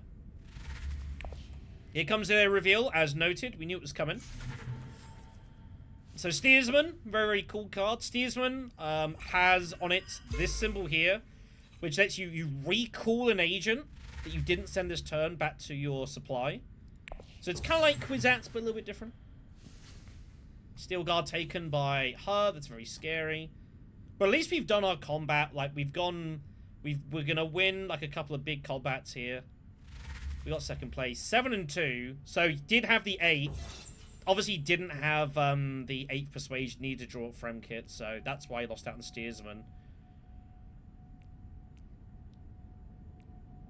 Branching Path. Branching Path is a very cool card if you can get that alliance. True Trance taken. Just a diplomacy. Subversive out there. I think we just take Spy Master. Like, just Sardaukar access is what we want to get hold of. We'll just pick that up and call that a day. Oh, there it is! There he is! He's there. It has begun. For the first time. Guild Spy. There he is. That's a scary card. Alright, we get the points. We have a million spice. Really, we want to try to get shipping. That'd be great for us now. Let's see what we can do.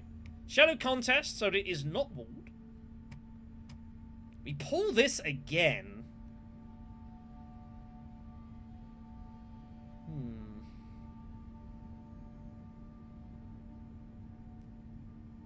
What do we do here?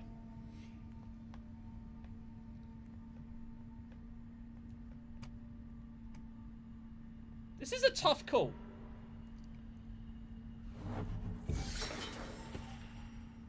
We could go... So here's an interesting plan. We could go deliver supplies and then use rhetoric to get ourselves to shipping.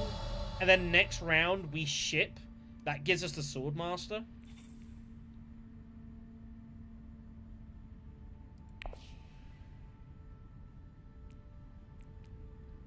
The alternative is we go and, like, start getting the starter card going now. Espionage is also just fine. I think with Shaddam specifically... Yeah, he just joined in randomly. Also, the water is never going to be bad for us. This is a combat that... It's not really our place. We don't need any of this stuff, and we're not going to win the fight here. So I like this. I think this is a good move. Let's get our shipping going. Especially with Shaddam as well. Shipping is really important because you can get hold. You basically pay Spice for money and a bump. And then with your ring, you pay half that money for a second bump again. You just take double bumps on factions. It's a very decent plan to take as Shaddam specifically.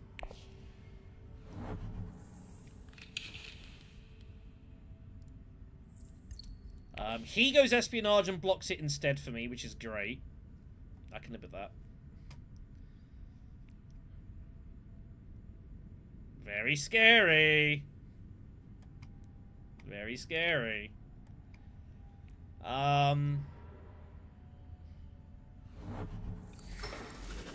Probably just go with Assembly Hall. We'll threaten to get Subversive. And just put that on, like, the Emperor faction or something. It's tempting to put a worm in here, but I've got to get this played. I want to get my Swordmaster, so we're going to stay out of this one for now. Because that would have made better sense. Yeah, Espionage Liver Supplies, you know what, that probably would have been a better move. Yeah. Yeah, I suppose that's true. It's fine. But we'll just go Assembly Hall. We'll look to pick up Subversive Advisor, and we'll go from there. The Intrigue will be useful too.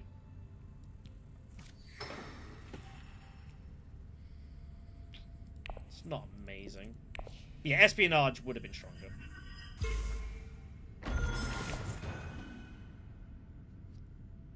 There'll be some. Inevitably, Queen, there'll be some. Early reveal for Guild Spy. Here it comes. He's taking all the spies now. He's just doing it straight away. So Guild Spy is coming. So he's just going to do this. And this is Guild Spy in action. You just max up on all this. You buy Spice plus Flows. And you just print a million bumps. And that's what you do. That's what you do. It's not pretty. But it's going to be a thing.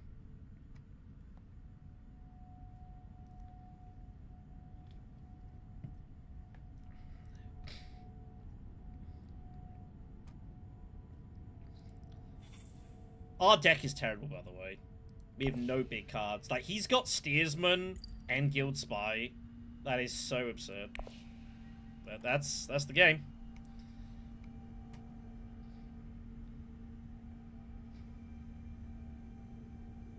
The thing is, well, is that, like, there's no way to, like, there's no deep spy mechanic. There's no way to, like, make people really move spies. You can play Distraction to get on top of the spy. That's about it.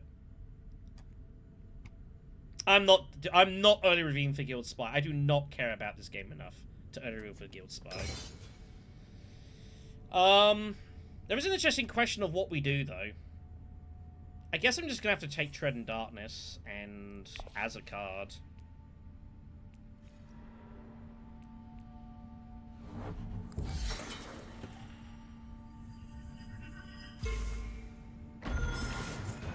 And just have it as a reveal, basically.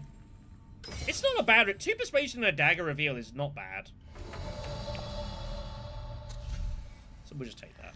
Cool today. There's Coordination. There's the card. That's the one we want. Is right there. That's a big card for Shaddam.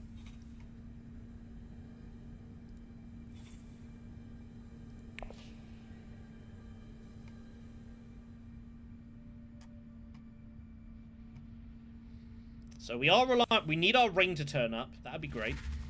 Or even Doom Desert Planet. Either one is fine. Yeah, I mean, I'll do it. I will reveal for power cards. I'm not revealing for Guild Spy. I don't care enough. It's just, I don't have it in me. But like, if a straight fleet or something's out there and I gotta do it, I'll do it. But Guild Spy is like, it's so absurdly busted. Like, it's just like, if you want to reveal for it and try and win the game through that, like, I don't care. You do that.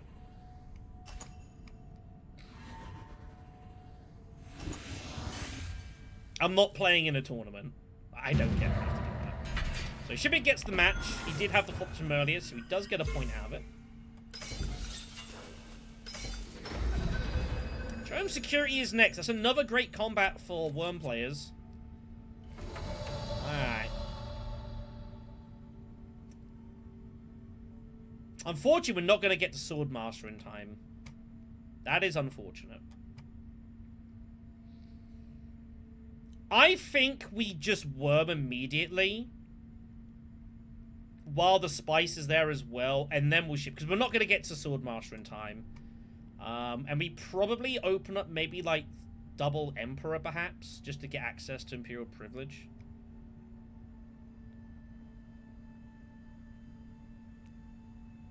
Maybe look to use this to get hold of our Sardaukar contracts as well. I kind of like that. This is a fight we have to get involved in.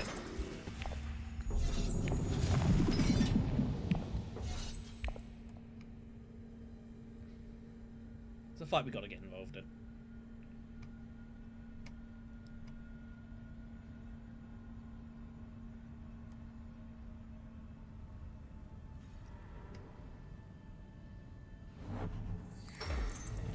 Yep.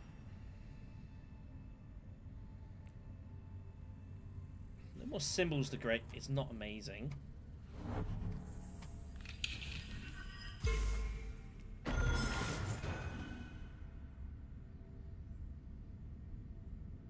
So, the reason for that is because if you were playing without the Choa module, it would be this. What the Choa module does, if you're not playing the Choa module, is that anytime there's a contract symbol, it's just 2 Solari. It should show contracts. I don't know if that's going to give me contracts or it's going to give me money. I'm actually unsure what that's about to do. But that is definitely not meant to show that. That's not what the card says. That's a good spot there, Monado. I was looking, I was like... I was so focused on this part of the card, the second place, I was not even looking at the win. It might still work as contracts. It might just be showing the wrong icon. We'll see. Hey, it ain't Paul's job to fix this.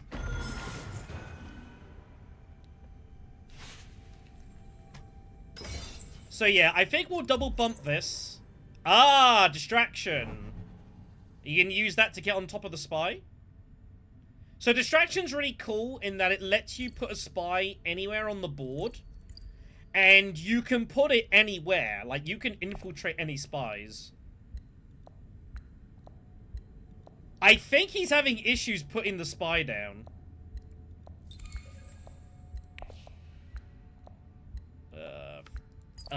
Free. He's working out what he should block. Yeah, you put it on here, and you make Amber have to physically go here.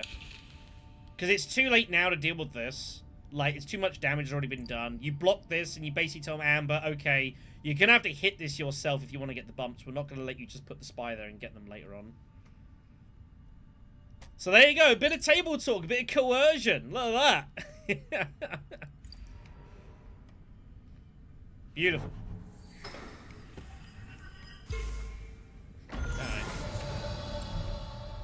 So we're not going to win the fight, so we can afford to spend the money. That's cool. Let's double bump the Emperor.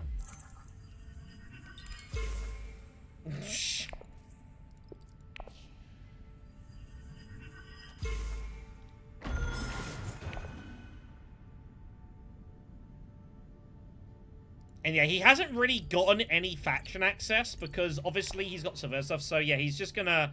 He might abandon this. Like, he might legitimately just give up on this faction and not worry about the friendship. Probably. But if he does, that's good for me.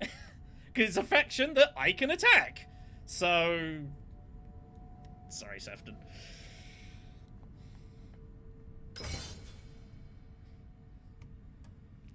So yeah, well, after second place preferably. If we finish third, what a disaster. But yeah, so there's going to be a massive faction fight here now between all these different people. And that's probably good for us. The Emperor is the least contested faction in the game. So, going heavy on this is usually pretty safe. Fremkit's always a war zone. Sometimes you get some Bene Gesserit fights too. But these two are usually pretty safe, especially this one. There's a reason St. Gluten had the sad Millhouse Frisbee image for the Emperor Alliance. He is, yeah, but that's going to be the thing. Like, people that are so used to Immo and don't know Uprising are going to play some funky stuff. And that's fine. Everyone's got to learn. Like, playing base Uprising, even people who play tons of Bloodlines, playing base Uprising now is a little bit strange. Free Persuasion in hand. I kind of don't want to buy anything, I'm going to be honest. But playing more BG does give me this. Maybe just take Branching for the access.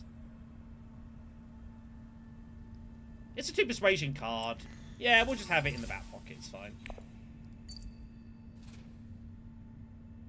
Not going to comment. Here it goes! Alright, here come the bumps. Spice must flow. Bump here, bump here. It's Guild Spy, baby. It's Guild Spy.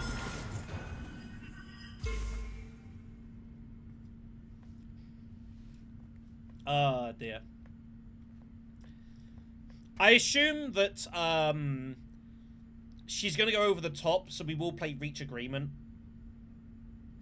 And I will take the Sardaukar contract from ourselves, so we can get a recall at some point. We need that for some action economy. Yep. Immediately, Sneaker was like, going straight in, took both spy cards, Guild Spy. Like, as I said, you've got to block this spy up here. Like, when people go Guild Spy, the rest of the table, they have to communicate and decide what they're going to do to try and stop the Guild Spy player. As if you just let them do what they want to do, it's crazy. Bear in mind, though, that she has got Public Spectacle. So Margot has a lot of faction power herself, and she can complicate things for Guild Spy player. Worms for Gurney. So we won't be able to get a whole lot of worms in now, but that's fine. We did our worm damage earlier. Now we're looking at Highline. We're looking to go Sardaukar. Stuff like that. What was any other Immo players you think will purchase Uprising? I hope a few more.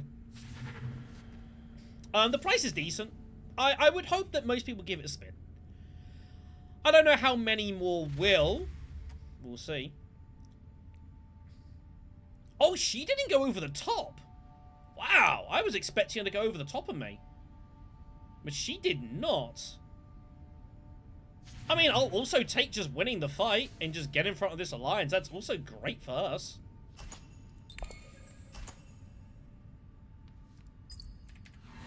Yeah, round 7 combat. Sefton has not played Uprising before. Sefton's a very good player as well, so... But he's obviously not really ever played Uprising. So we get the win. Do I get the money? I do get the money! That's a bug!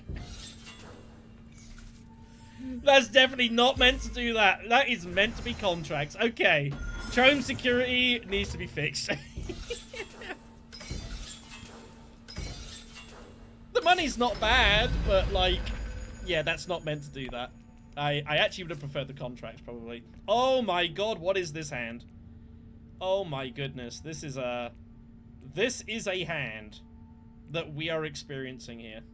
It's a good thing I went and got Imperial Privilege, isn't it? It's a good thing. Right, this alliance is now cemented. We're gonna need to take another bump here, by the way. We have to stop Sneaker getting this alliance. That will go there.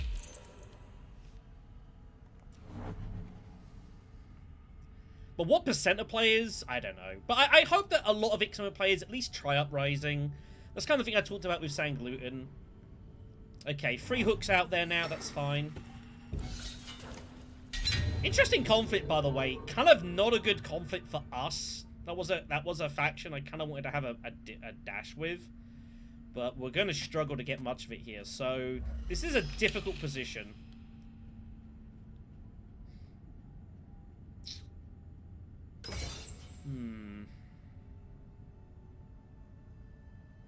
I don't know what to do. Do we just go accept contract to just like... Oh, we can use accept contract to get our Sardaukar contract, can't I? Of course, I can just do that. And we do want to hit Sardaukar. That's going to be a really good spot for us. Those refinery.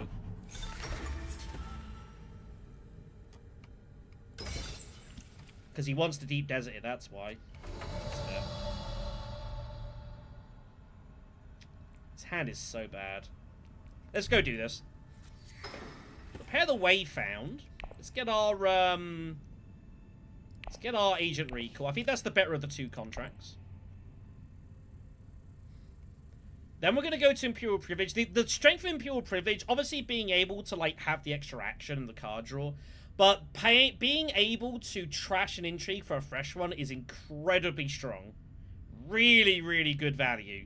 Because you will sometimes get intrigues that aren't really doing a whole lot for you. It's a way of cycling fun stuff you do need. So yeah, try and make sure you've got intrigues when you go into Privilege. You get so much more value out of what you're doing.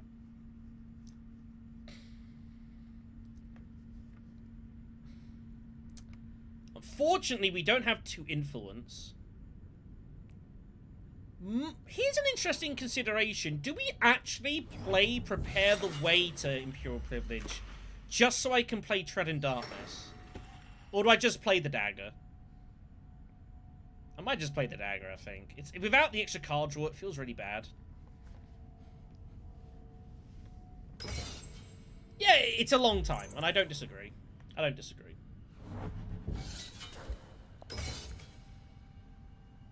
But I don't know how impactful Uprising will be. I hope people play it and enjoy it, but we'll see. Okay, research station from her. Where's she taking the bump? Just on espionage, maybe?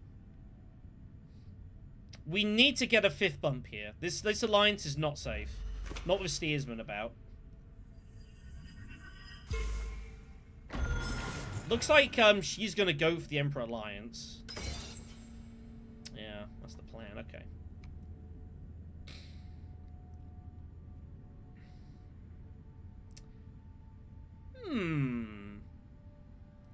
I might be able to privilege and go accept contract again. If we can get hold of both Sardaukar contracts at the same time.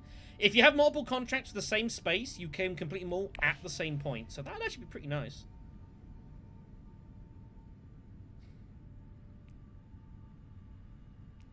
Yeah. Tread will trash that, but it's already round 6. I don't think trashing's that impactful anymore. That's the thing. I don't think trashing makes a huge deal at this point.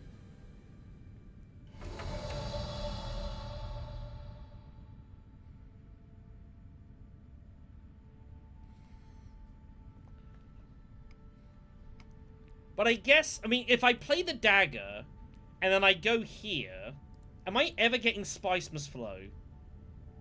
Not really. If I'm not getting Spice Must Flow, I guess I just do it this way. In high places, that's a really strong card, by the way. Yeah. Yeah. Alright. Let's get rid of that. Special mission found. That's a nice little card. That gets recalled. It has to be an agent that you didn't initially have. Oh my god, I got Spy Master. Oh my god, I might be able to go double Imperial Privilege here. Oh my lord, this is going to be so great. Alright, we might be able to do some really fun stuff here. We might be able to have like a 6-7 action round. If I can get to here, it's going to be amazing. Look at this war zone, by the way. Look at all this mess. Amber has to kind of go for it because obviously we're restricting her for Emperor influence, so she kind of desperately needs it. Free water here as well for her hooks. Hagar Basin is still open. Like, Hagar Basin for Sefton seems totally reasonable. You want to be doubling this up. Double spies as well when you've got public spectacle. That's really huge. I feel like you just go Hager Basin if you have access.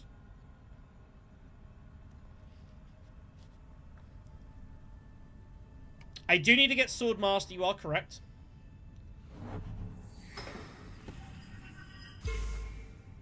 But double privilege! Double privilege is great. It's fine, we have so much spice, we're gonna be going shipping again, don't worry about it. Privilege is a better spot than Swordmaster, because I can just cycle the intrigue. This is, like, nice, but it's not amazing. And we will also get an additional intrigue off of Sardaukar as well, so... Alright, here we go! Oh, hold on. No, I'm out of actions, though, now. Oh, I need to think about this.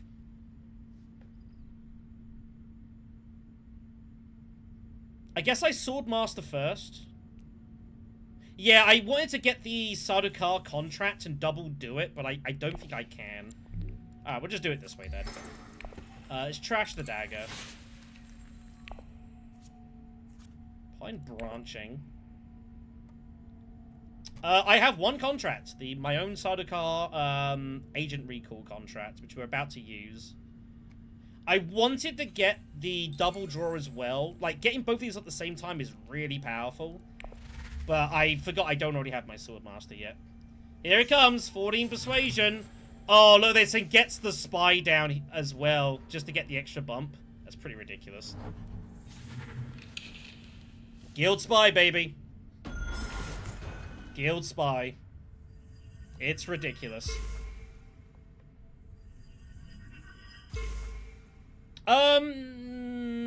I don't know if you can yet. I think there are ways to play with the expansions. I don't know if it includes the cards. I haven't tried, but it would have to include the cards. So I think the answer is yes. If you have the expansions, if you have bought them, you should be able to play with them if you so desire.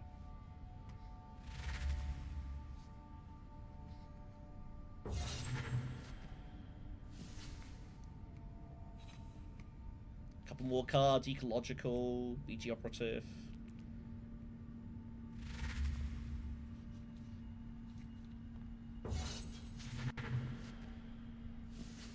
So let's go Sardaukar.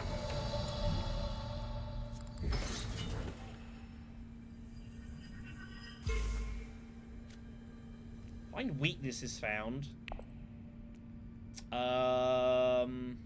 We did not find money, which is unfortunate. I would like to have done that.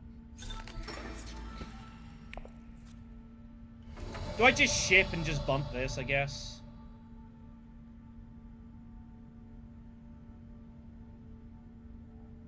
Who's winning this conflict? Probably not you.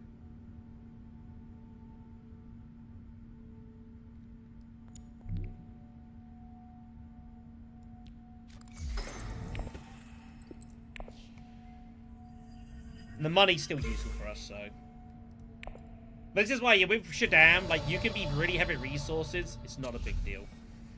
4 persuasion.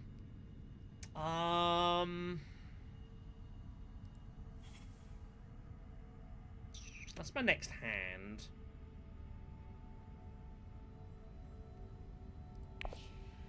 We'll take Make a Keeper for cheap. And we'll call that a day.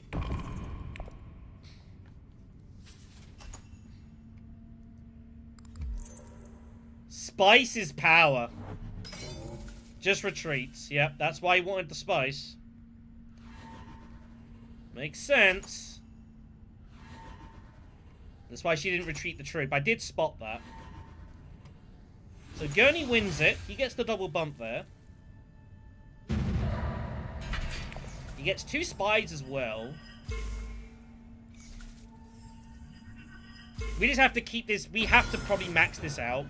Because they've got steersman and infiltration and more guild spy nonsense.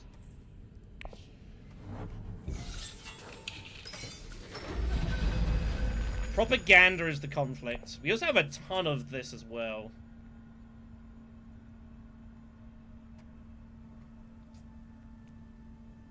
Problem. I can't put in worms off this. That's a little tricky.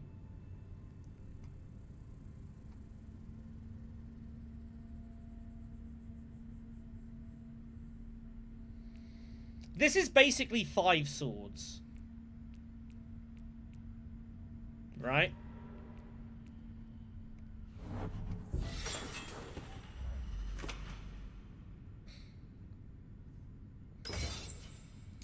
The problem is he can also now... He might even go shipping. Like, he wants this alliance. It's a... If Sneaker wants to win this game, he can use this alliance. So we're in a difficult position here now.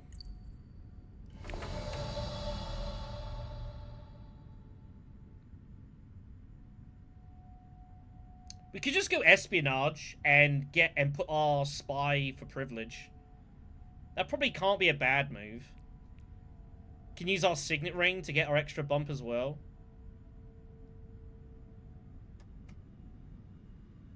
Problem is, the contract, I'm never going to get the spice for Sardaukar now. Haga Basin is also just straight open, but I can't, the problem is I can't. I could just harvest and highline.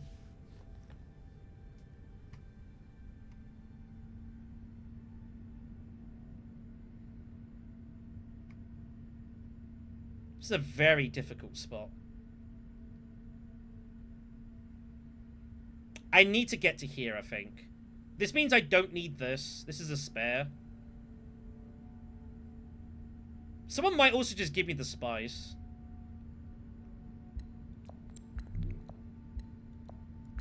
I'm gonna do this. I don't know if this is the right call.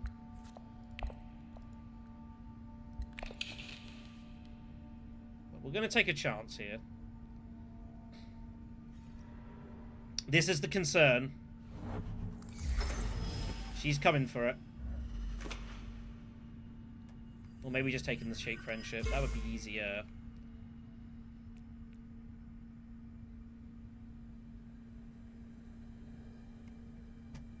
So this gives me my... Basically, I want to use this at the council so I can use this to get a bump. Like, probably that bump.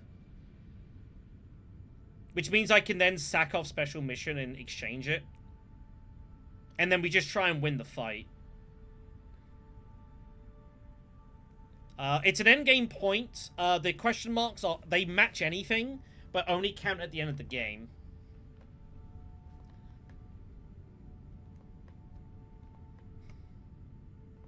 But I feel like this to here, that can't be a bad move.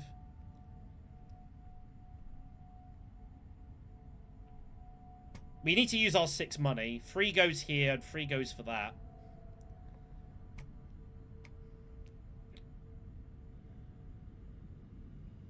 I mean, it could if I find access. Like, Imperial Spy definitely exists. Imperial Spy Master exists. I couldn't have used it early. I couldn't have used it beforehand, though, because I had no spy down. You have to pull a spy off the map. She's going to get in there first. Okay, fine. That's a little annoying.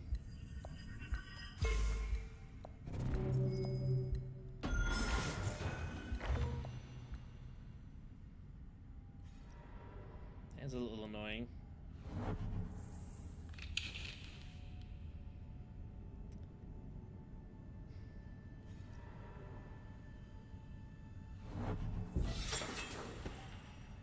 Still has not yet gone Haga Basin. Which is kind of crazy. There's the Omega liner. It's still open, which means I don't have to use the spy. So I think I actually go there now to save it.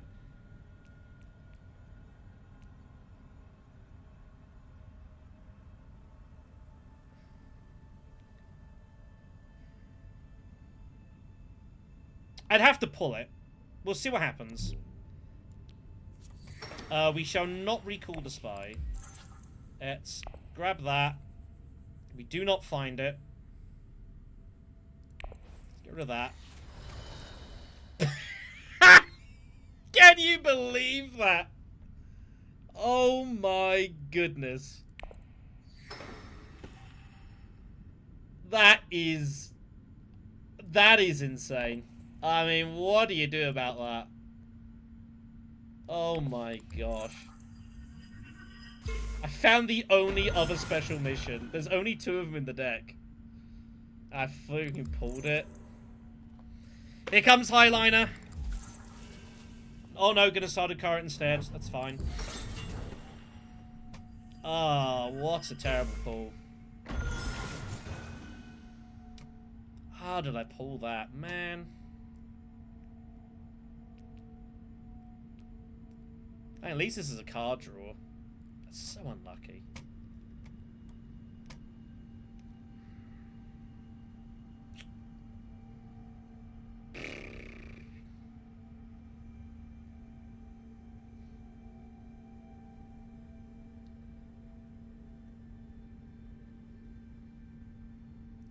Can't believe I found that.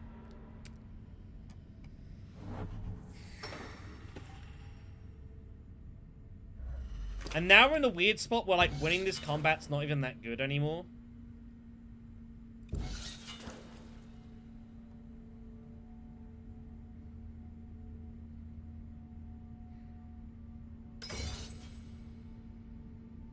Yeah, Strange Game is correct.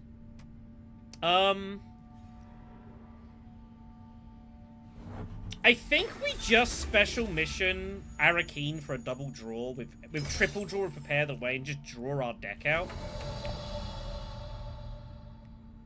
I feel like that can't be a bad move.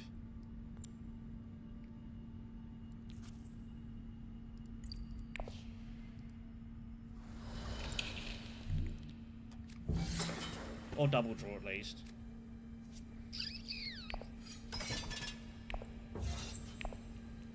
Missed everything. Missed them all.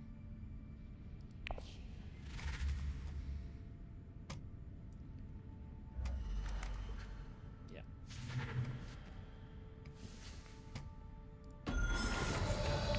No Guild Spy, but the game is over. Guild Spy for everyone. And bear in mind, he got blocked from going Worms at the start because they pulled Seat Ritual, and he still wins off Guild Spy. It's 10.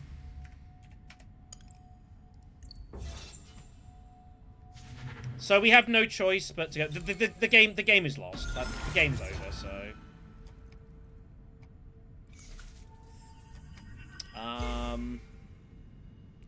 Is there anything meaningful I can draw here? The answer is no. We'll just go here and do what we can. But yeah, Power of Guild Spy, everyone. Power of Guild Spy.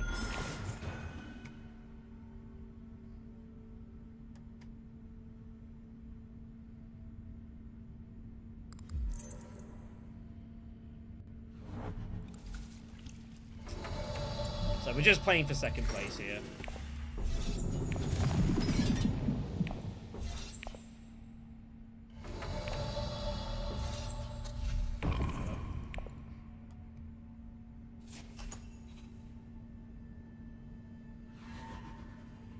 So we get hold of the Alliance back. We will get a random intrigue here. But yeah, Guild Spy. Just get the damage. Worth noting, by the way, when you do this, you have to take it twice in this order. You don't, like, take 2 bumps, then 2 bumps somewhere else. It is technically split out like this. That is worth pointing out.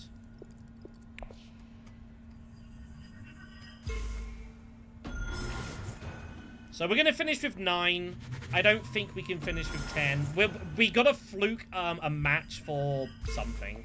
I don't know what we could fluke that gives us an extra point. Not distraction. So. Yeah.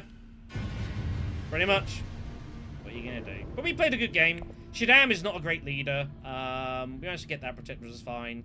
Was there any end games that we would have won? We could have won the game off there. We didn't have any Spicemas flow-bys. We had the end game match there, so that didn't matter. What other end games are in Uprising but not Bloodlines? I forget. Shadow Alliance. Yeah, Shadow Alliance, there was an out. Shadow Alliance would have got me there. So we did have an out. We could have fluked it, but we didn't, and that's fine.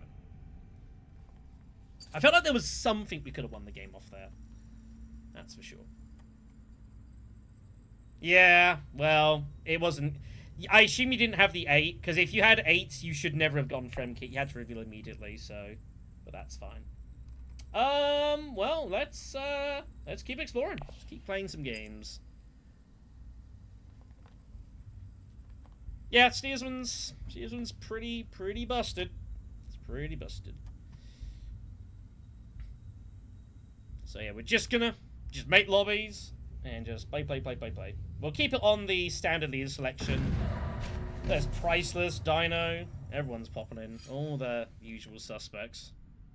I'm watching. Alright, who we got this time? First position, Matuli or Gurney Halleck. Gurney Halleck is like one of my preferred leaders in the game, so it's probably going to be him. What's our Imperium Road look like? Overthrow, very scary card. 8 persuasions, very powerful. Quite expensive throw actually. Power Compass can be a lot of fun. Desert Power, very potent as well. Some very nasty cards out there. Very nasty cards. Yeah, that was unfortunate. If you need the extra agent action, there wasn't much you could do about it. If you had the 8, you had to reveal straight away once he goes High Council, so yeah, that's just unfortunate. You played alright. You played pretty decently. Just Guild Spy. So one of the nice things of Gurney is his 6 strength ability here. So if you have 6 strength in combat, that's a mix of troops, worms, daggers, not intrigues.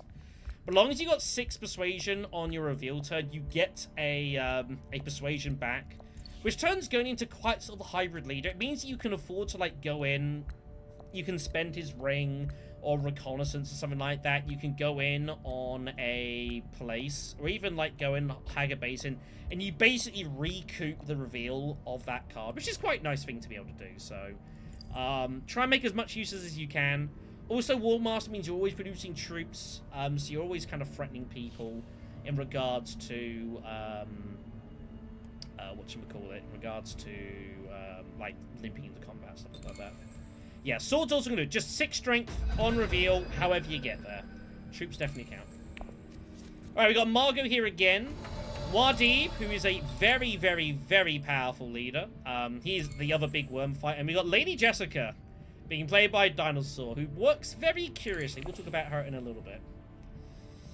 Opening conflict is the Solari Skirmish. This is our hand. It's a hand. We're gonna have to go for it.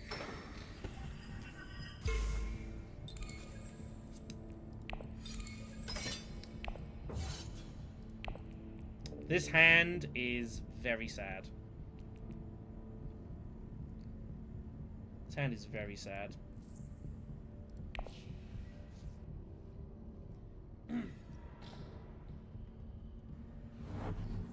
So the way Lady Jessica works is her ring ability, she has 2 types of leaders. She's like 2 leaders in one. Start off with when you play her ring for a spice, a troop from a supply goes into the Bene Gesserit area of the board, which is this area here. Whenever you go to the BG, you can choose to flip her from her original Lady J version into the Reverend Mother, which changes how she works. Her ring ability as well. It's pretty nice. But also any troops that you had here turn into card draw. So she's very good for like trying to chase after big cards such as round 2, get some spies, hit espionage, draw like 3 or 4 cards. It's usually pretty good. I don't know what we're doing, except we're probably going Imperial Basin to stop Dinosaur going there. Because he spent his water at Desert Tactics.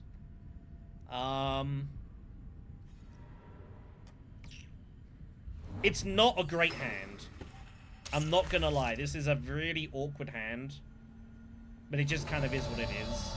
There's no other action. There's no point. I don't think revealing here makes a huge difference.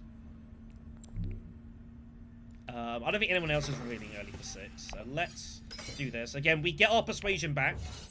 Although it says we reveal for 5, we will get the +1. I think this should be counted, by the way. It should add it when you cross that threshold as Gurney, but it doesn't yet. So he opts not to make the change. He hasn't done so. You can flip whenever you want. You don't have to have any memories there. But usually you want to flip her later on in the game. Double draw for Beeple. He's also got Desert Mouses, so we're probably tying. He might have both daggers as well. But even the free money's not bad. So there's our 6th kick in. So I think we take Desert Power. Desert Power is really strong. Being able to reveal, make worms into a combat is insane. Also, just being able to get +2 spice on Maker Space is really good as well. Very, very nice card.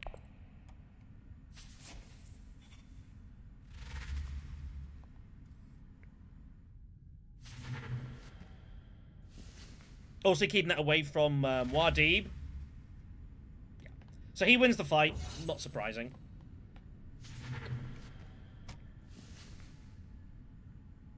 Kind of forced into that. There wasn't really much we had to kind of deploy. Wasn't a whole lot we could do.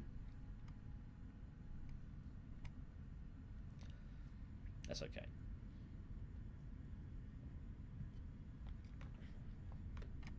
Dinosaurs use both his faction cards, by the way. So he will not be able to get back here. I would expect Muad'Dib and Irulan to take both spots. So we might go deliver supplies. Duel for Service actually is quite nice. The double card draw Spice Refinery is there, and that's a place I would like to be hitting. Yeah, you can do that because it's part of your reveal turn. So yeah, that and some swords can get you straight to 6, which is pretty cool.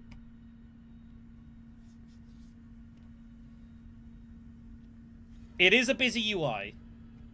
But it's, when you played XMO a lot, like, there's a bit of space here, a bit of space here. It's just knowing this middle bit's different. There goes that. I would have liked that. But it spiced the double card draws there immediately. When this sort of stuff is on the row, it's just gonna go. Like, Overthrow is such an insanely powerful card. Like, everyone wants this urgently. I think we're just gonna go straight Refinery immediately. We can't get hold of it, unfortunately. I could get 5, maybe.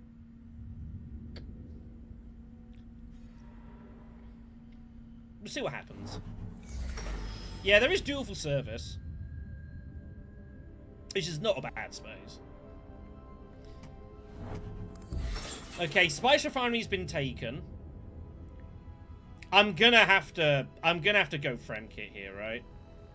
Or do I just go, maybe I go Desert Tactics here. This is a pretty important second place to fight for.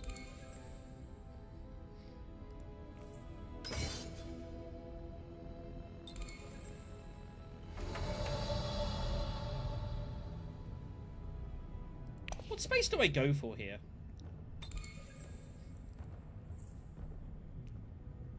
If I Fremkit, I've got a D6 of worming this fight. Because I could pull this on the Fremkit draw. That would be really sad. This is about the only card I don't want to see is Diplomacy. Other than that, I guess I don't care.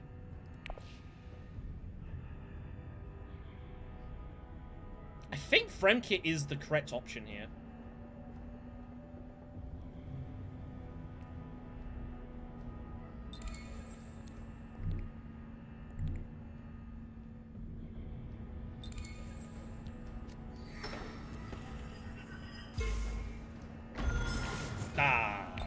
Missed the draw. Damn.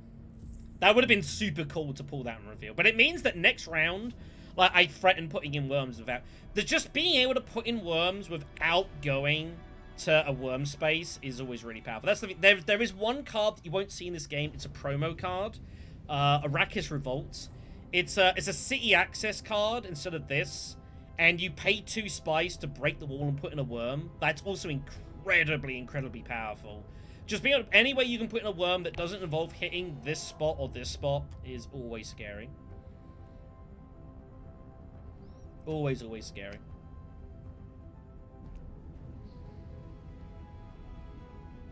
We won't be able to get hold of the extra persuasion. By going Fremkit, I can't get the +1 persuasion because I'm not going to be able to get up to 6 strength. That was the only downside of going Fremkit. Tactics also gives us the trash the dagger, which I didn't really need. That's why it was very close.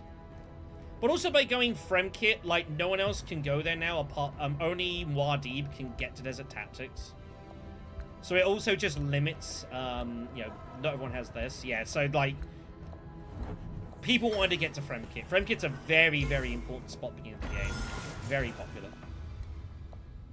So I think the choice was right. If we'd have fluked that, that would have been amazing. We didn't, and that's okay.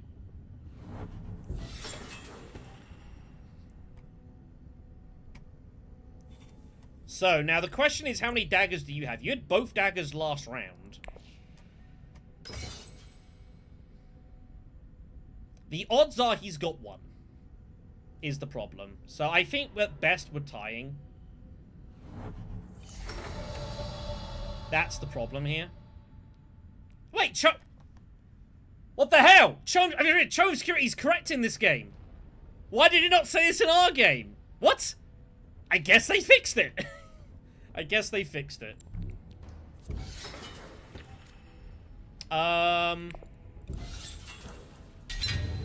Cheers, Paul. We'll just limp in.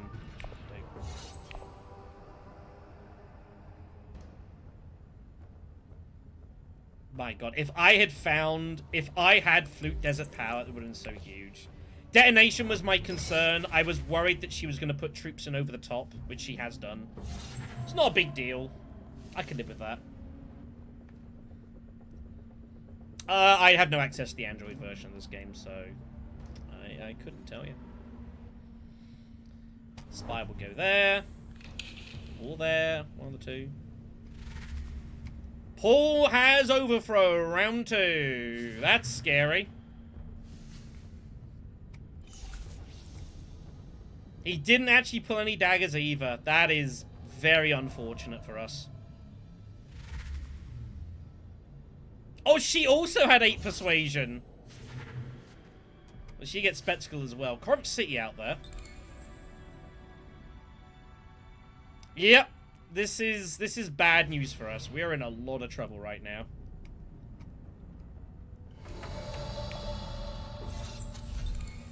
I think we just take Paracompass for some money. But I feel like we are in bad shape. Also, extra city access will be handy. But yeah, we got pretty unlucky here. Like, Paul almost always has daggers. Here comes more daggers. Look at this. That's pretty insane. Not much I could have done about this, then. I guess the one troop loss is probably... yeah. Is what it is.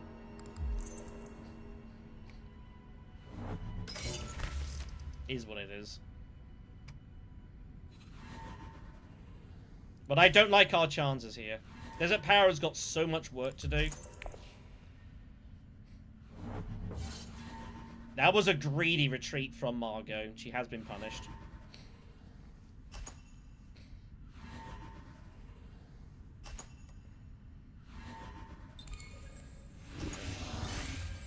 That's the way it goes. I mean, it was greedy, but the odds of him having swords aren't that high. If he does, he does. I mean, the retreat's fine. If they've got the swords, they got the swords. Like, you shrug.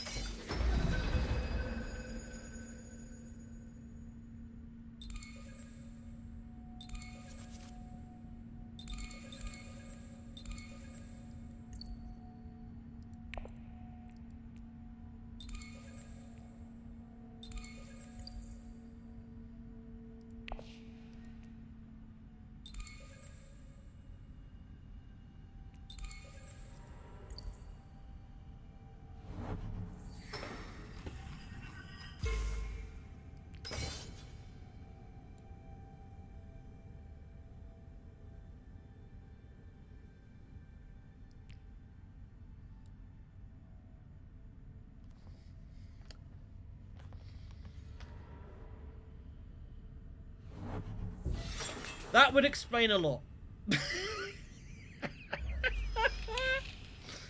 So what's happened is there's technically 2 different types of Chome security. One for having the Chome module, and one for not having the Chome module.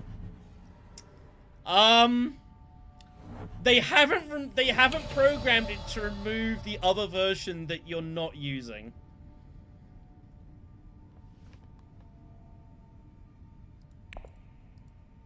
That is fascinating. That is fascinating.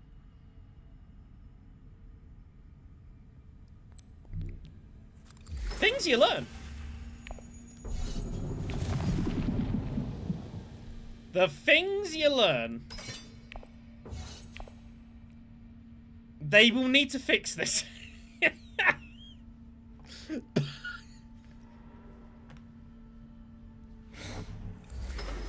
Oh my god. Yeah, I got nothing, kids. That is I've never seen that. I've never seen that. That is, yeah. Because if you don't have the churn module, you play this version, and if you do, you have the contract version. We'll call it an oversight on Direwolf Digital's behalf. But that is amazing. That is amazing. By the way, we're highlining because we absolutely have to win this fight, and I got spice to use. We want to make sure we double this combat, so we're going all in here. Alright. Everyone's used their intrigues now. I think that's probably enough. Losing this fight would be unfortunate, but I guess losing the fight wouldn't be a big deal. 10 strength probably wins it. If I don't, I get that. It's fine. Bloodlines dropped? Did it? I'm not aware that it did.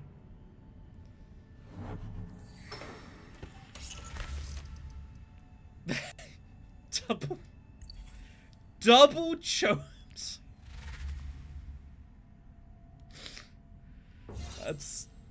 That's messed up.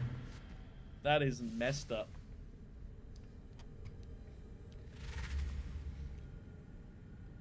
It's crazy. Oh my god. I don't know what we're buying here, by the way. Can close to power would have been good, but it's gone. No! Oh no! Oh my god. What else do I buy? God damn it. We're just going to put it on BG. I'm not going to look to abuse it. I'm probably just going to use it as a... I got it there. Well, I don't intend to abuse the card. I don't really have the deck for it anyways. I'm not really getting many Spiceless Flows out of this. It's basically a play it and discard and just make it easy to buy. I'm just going to use it in Espionage. That'd be fine. Really hard for us to get Spiceless Flows outside of it. What a curious game this is.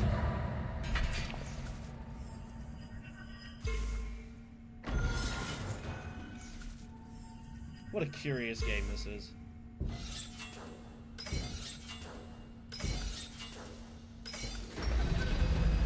Okay.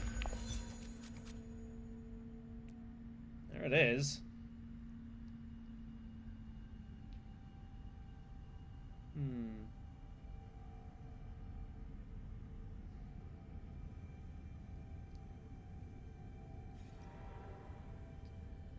What do we want to do here? I guess I just played Deliver Supplies? Question mark. This is a terrible hand. This is a really, really poor hand here. We could also just go Secrets with Guild Spy itself. And just double draw and try and... What am I trying to pull, though? I've got no idea.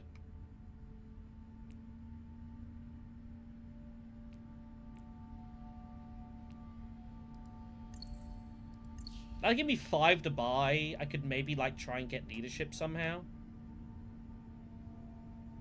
Leadership in this deck would be pretty cool. Sure, we'll do this.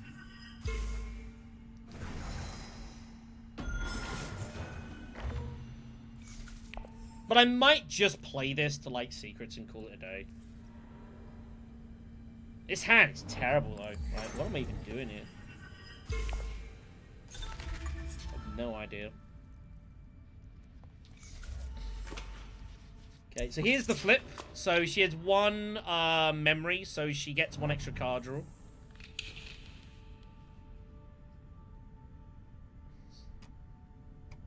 I can't even use Desert Power to like put in a worm because the wall it's a combat wall combat, whatever you want to call it. I can't even get the third water is the annoying part. I can't even get to deep desert. That's really annoying. But I guess he can't get the water either.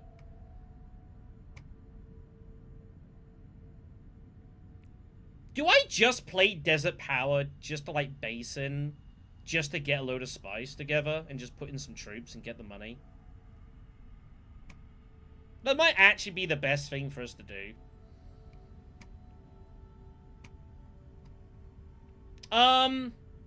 They probably should make that disappear.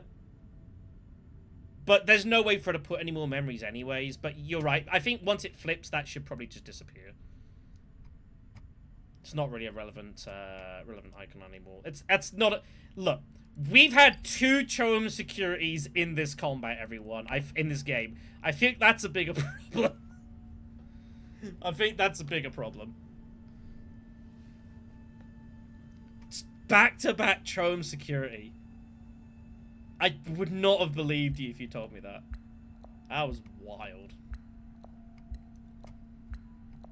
But yeah, Guild Spy will use it to hit espionage at some point and just make it easier for us to get a spice bespoke card. But yeah, I think we just get some spice. Getting some troops. Like, free spice for no water cost and getting some money. That's pretty good. That's pretty good.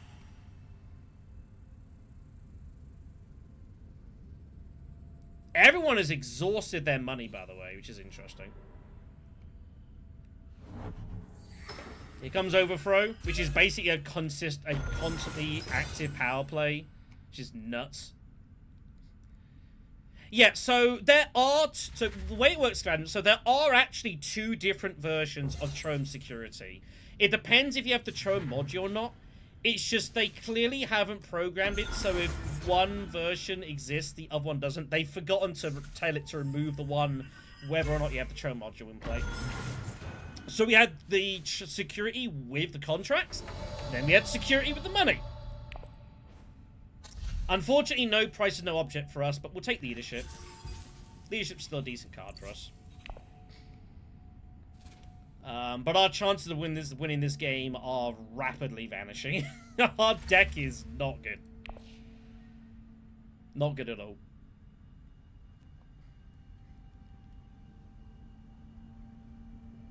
I will choose to believe that, designated member. I will choose to believe this. Yeah, price of no object is probably just fundamentally better than taking Spice's Flow here. Which is sad, but true. Price of no object, as a reminder, when you get it, you use Solari to buy a card. So you want to hit Spice Refinery, you want to go shipping with this, and then just buy Spice's Flows directly. Yeah, you know what, at this point, and obviously, this does give me the extra swords for the other swords, so yeah, probably Dune Desert is probably the better thing to get rid of. I'll be honest, we're not looking good. But, like, this game, we had double Chome security, so I think the result of this game is, like, not relevant. It's not relevant. We'll have 13 money. So we can get both of these, which would be nice. And we do want to get both, so Power Compass reveals a 3 persuasion, by the way. Power Compass and High Council is 5 persuasion. That's pretty insane. Good for, you know, some possible Guild Spy stuff. Maybe. Anyways.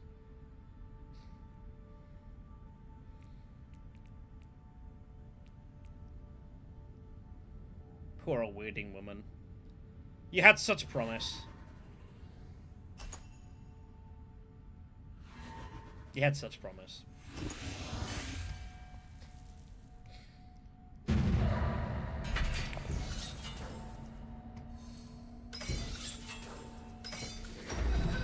Alright, we want to go High Council first. We do actually get both daggers, so we are going High Council immediately. That's more important.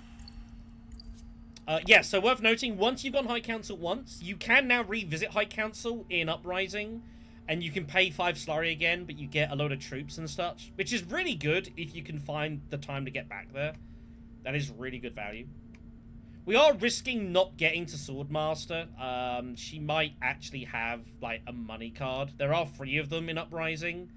There are 3 different cards that will give you money. 2 cards will give you 2 straight Solari, with the swords.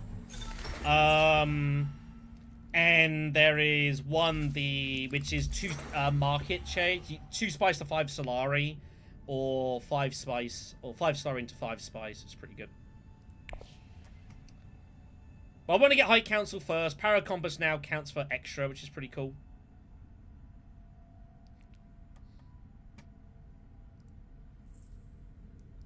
We could actually go Research Station and get Spice Must Flow, by the way. I might do that. Trade Dispute comes up, though, which is another pretty... This is a nutty combat for Worms.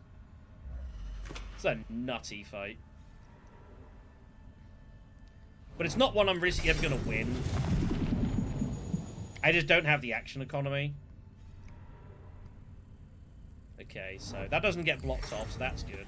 We can kind of see what happens. She'll put the spy here so that she can get in after the fact, which is totally reasonable. Is this meant to be contracts as well? Oh yeah! This is also the one that could be contracts, you're right. You are correct. This is the other one that also can be contracts. There's 2 trade disputes as well. Oh my god. So there are 2 extra conflicts in the game that aren't walled. Yeah, that's a good point.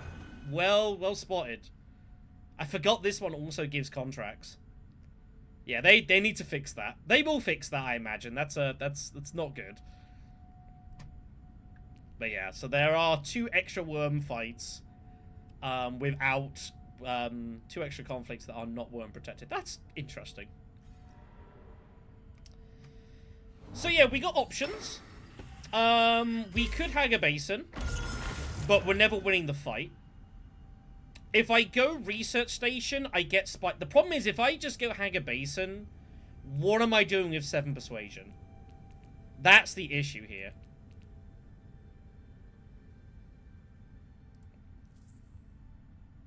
I would rather go Research Station and get the Spice Must Flow and still get a trash and get a water back anyways.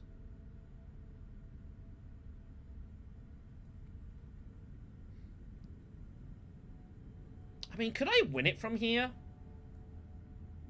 2, 4, 6, 9. I'm never winning the fight.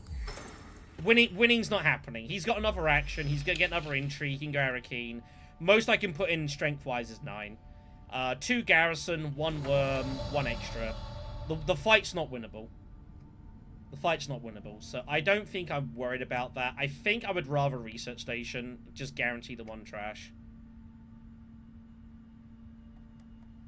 If I went all in at Research Station, it'd force him to put in another troop.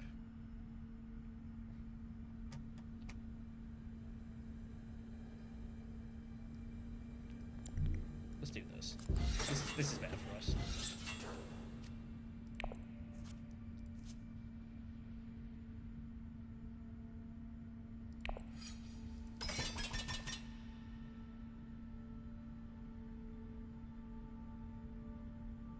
Just put it in and make him do it.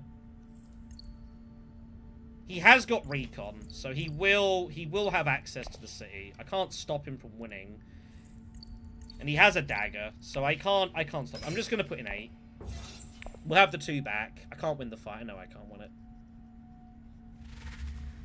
It's fine. It's cool. Oh, yeah, so she's got Corinth City. So Corinth City is basically just gonna reveal for a point. You reveal for 5 Solari, you places no objects, and you just make Spiceless Flows. I mean, I can't win the battle, so... He also had... Yeah, like, I'm not winning the fight. There's no point trying to compete. He was never not going Arakeen. So yeah, we can buy Spiceless Flow. We could trash it immediately because the reward comes after the reveal. So we can do that. So that's pretty cool. We get the Thorpe Spice, which might be useful for something. Maybe there's some Sardaukar plays in this deck. I need to get this to thingy though. There's no one coster. No, not out there.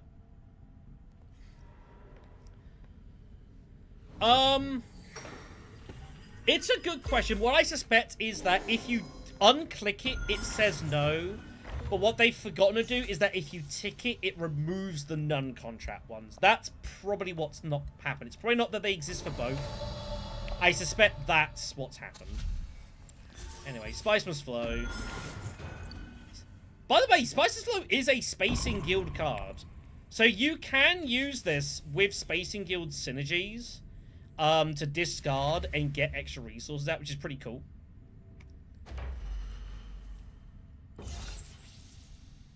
But I don't think it's important enough that I would try and save the Guild Spy, so... That's fine. But yeah...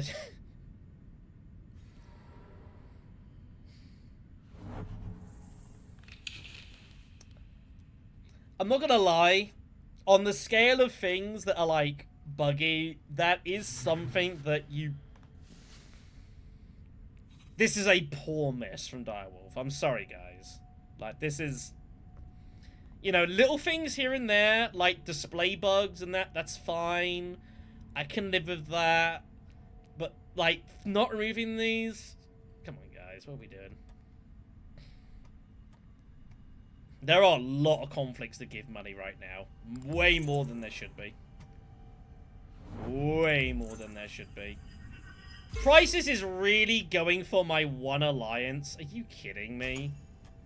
Christ's sakes. No, there's no 3v3 mode. And rightly so. I don't think there should be.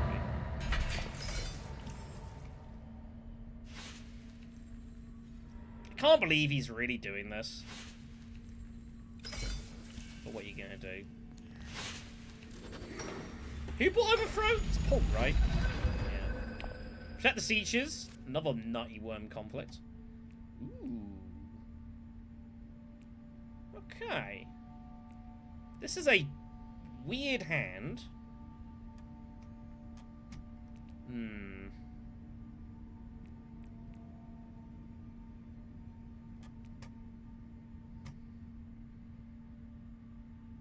I mean, I'm not convinced.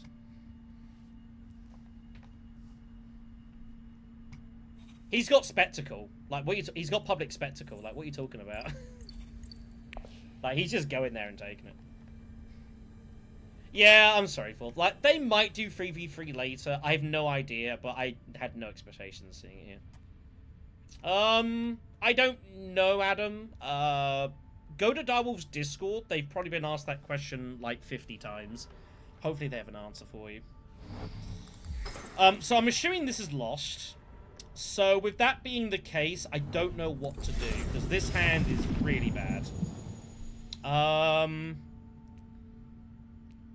think I actually take the double draw Sardaukar here. I think that's the best thing for us to do, so I can go here and either Diplo it or Guild Spy it or something. Outside of that, I don't really know what I'm doing here. But I feel like that's the best thing for me to do. Right? That's gone. Yeah, I think that's the thing to do. So, and we'll try and... I need an extra spice from somewhere.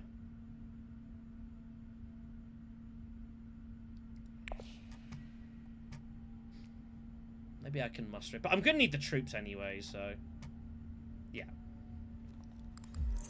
I mean, given this and the fact I've lost the alliance, like, that's probably our game over. I don't think we're going to recover from this. But this game is completely screwed up, so... Like, what does it matter? Oh my god. What are these drawers, man? This is grim.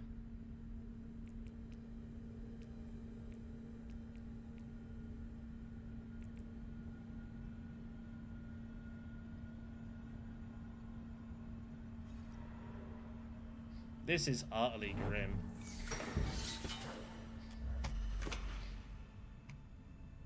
I don't know what to do, everyone.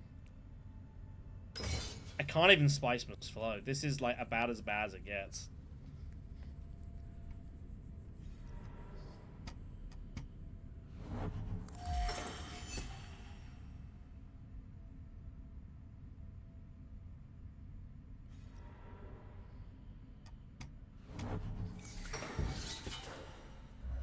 I have no idea what to do.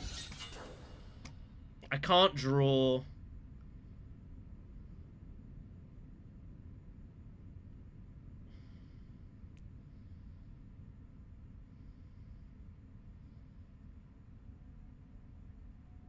This is so terrible.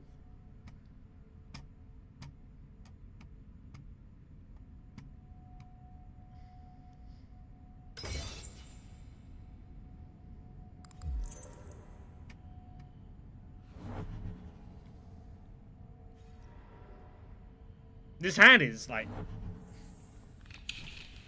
It's basically one or the other, right? I think the game is lost. I don't see how we recover here. This is so cooked. This is about as bad a hand as we could have drawn.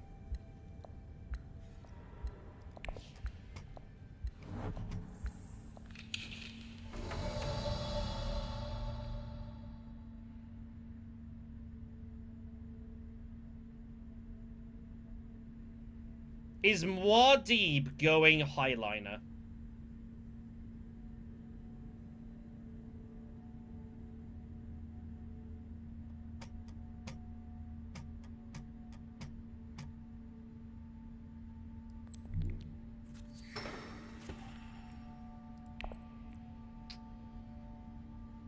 That is not what I was looking for. Yeah, this is pretty dead.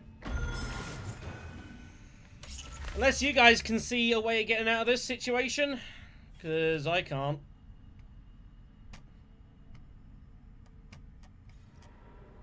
Yeah, highliner is coming. I thought so.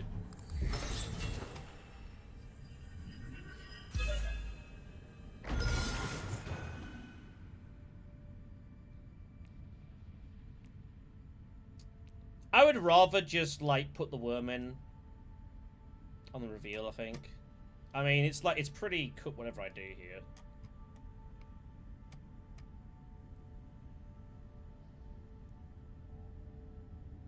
I'm trying to think of any way to, like, try and save this game, but I don't see it.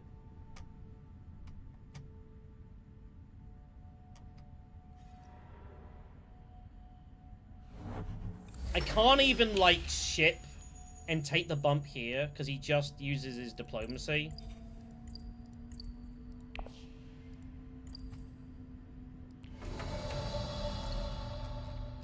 I can't even do that. I'd have to basically do it and hope he doesn't have diplomacy. That's about the best I've got. But I can't do that because he's then going to have shipping access himself. So there's no way to get this alliance back. It's dead. Just get a bump, I guess. And I'll put the worm in and try and win it off the combat.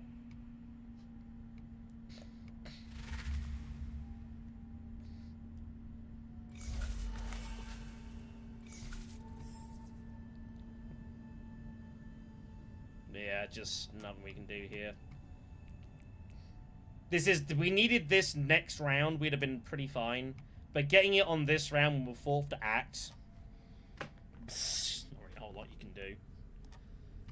You just kind of shrug your shoulders.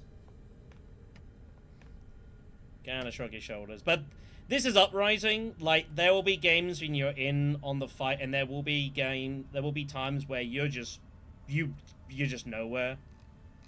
And sometimes that can be for reasons that are largely beyond your control. And that's one of the things of Uprising. Like, you have good games and you'll have bad games. And the level of consistency between the both is kind of nowhere, really.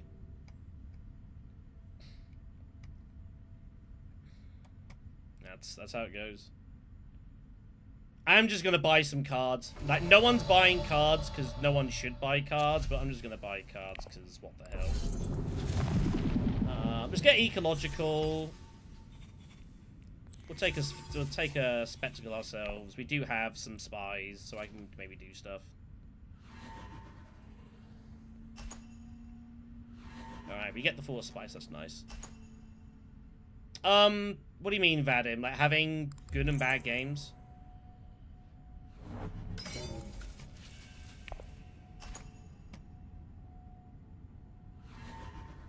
It happens. I'd say in base game, I mean, it happens in both base game and Bloodlines. You know, ultimately, like, it's a snowball-heavy game where you want to get ahead first and keep going. It happens in both. It happens in both. Right, so we get a hold of our 4 spice, which is cool. We get 2 hits of that. We do have a double draw contract at Sardukar, which is also worth a point.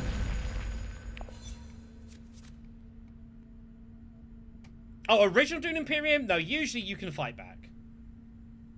Usually you can try and fight back, but this, yeah. It is what it is.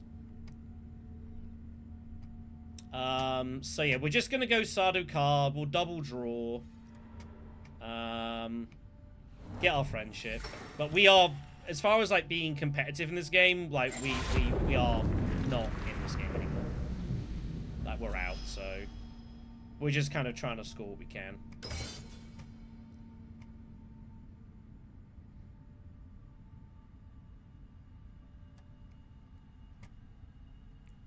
If I pull Spectacle, I can always do something with that as well. That'd be kind of cool.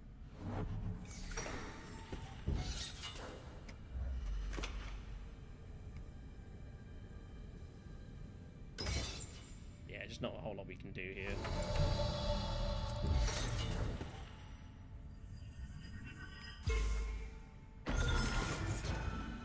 We find Mercenaries. Mercenaries is a nice little, I actually quite like Mercenaries.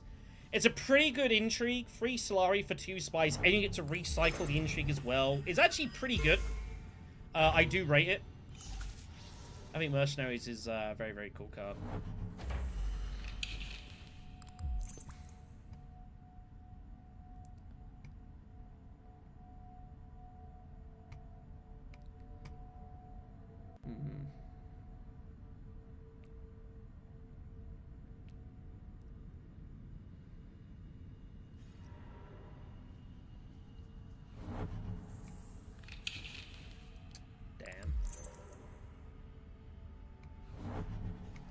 More war here.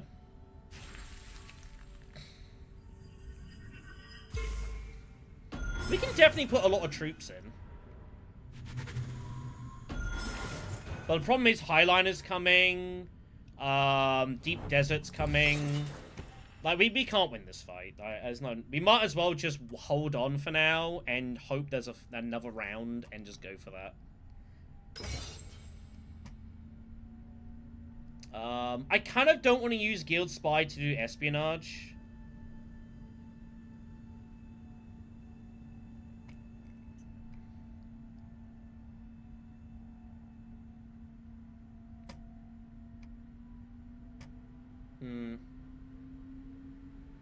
Because we can still get the bump off of it. Like, going there is kind of a bit painful.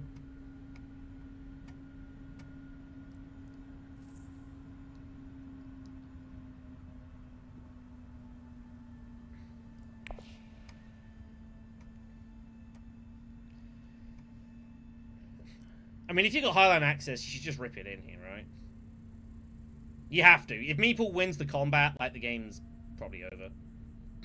Well, he's going to score at least 2. Probably 3. Yeah, the game will be over, so you can't let him win the fight.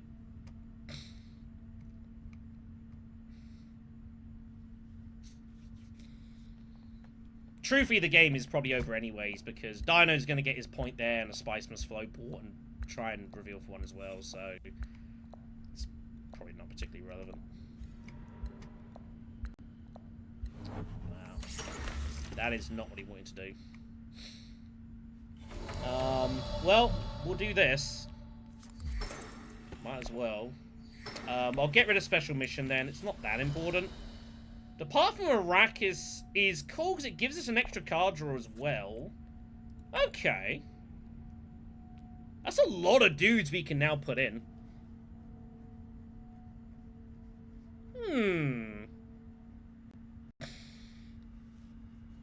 Is this fight winnable? I don't think so. I can't get in my garrison is the problem. My garrison's almost like too big. Unless I had a way, unless I put like detonation or something.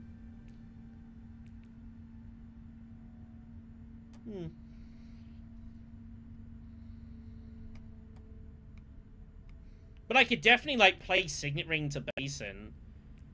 1, 2, 3, 4, 5, 6, 7, 8. I can still put in like 16 strength.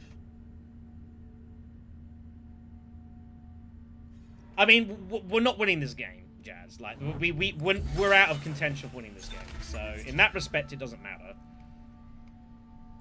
It doesn't matter how great or not great it is.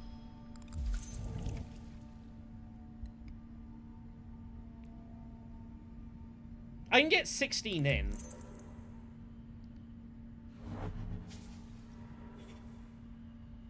Look at this. Where is it? Assume the Highline is coming.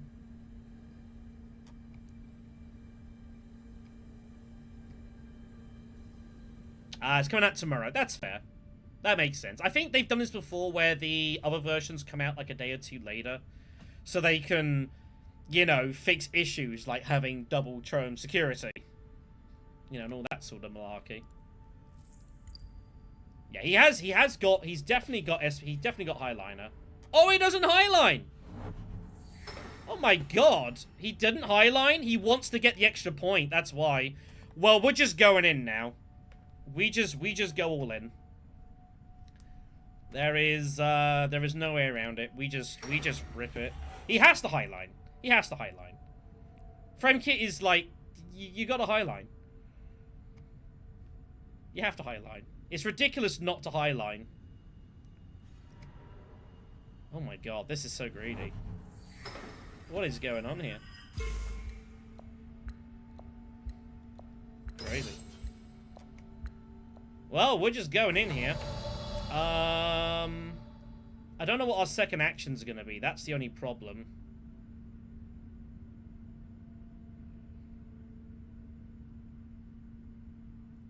We have to win the fight. We can't let them win the fight. We have to win both fights in a row. Like, ooh, Shadow Alliance. That's a point. Okay, cool. Let's play this off leadership. Because I'm going to want to use my Signet Ring probably for, like, something else.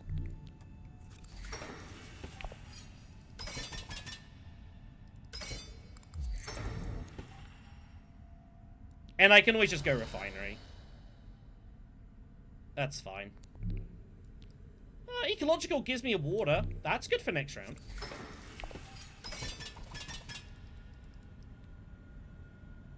What?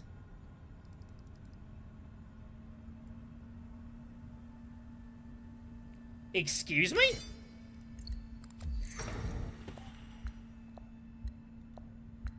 I didn't get the spice. Oh, that's unfortunate. So what's happened is I used the card draw before I got the spice, and the game has not held over the pay 2 spice to get troops option. That's what's happened there. Okay.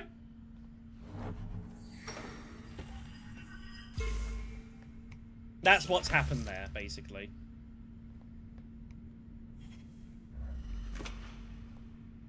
Good thing to know that now. On a game that we can't win. Good thing to know that now.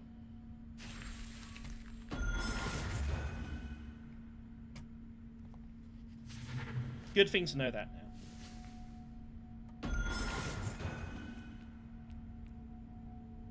now. Interesting. Interesting. I guess it makes sense. It's a bit like with, Oh, but the problem is, so it's a bit like with reinforcements in the base game. It's the same deal where, I'm just gonna, at this point, it doesn't matter. I think this game's probably done. It's the same case, so like in the base game with reinforcements, you need to do it when you reveal. But because it drew us a card, we weren't allowed to take it back to go back in. So that's just really, really awkward timing.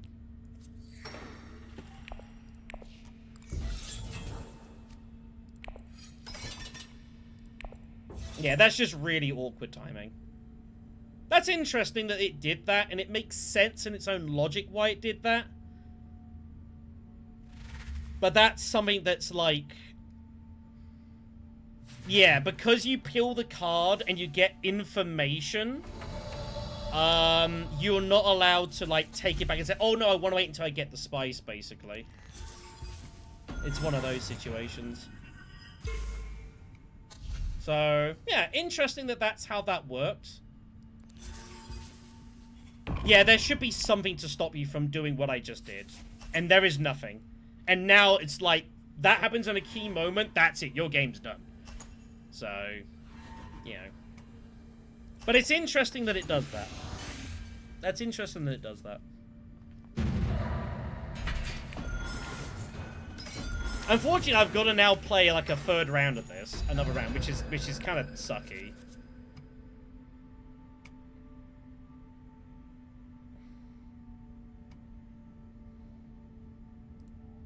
But yeah, that's that's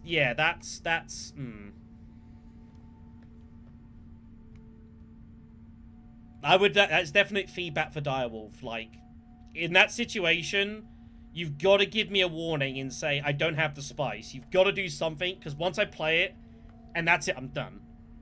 Because in theory, I should have won that combat, because, like, I had a +6 strength. They may or may not have had swords. Now it's like, I have completely nothing, so... Interesting. Interesting that it does that.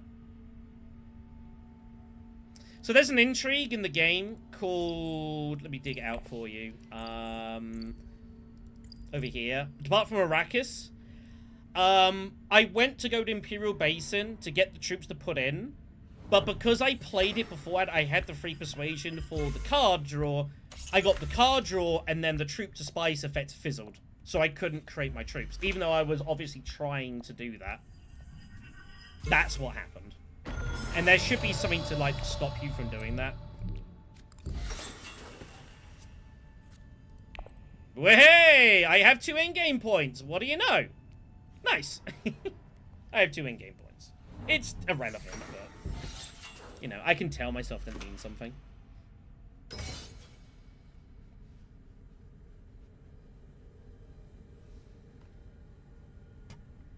But yeah, it should definitely, like, do something to stop that situation happening. That's definitely for sure.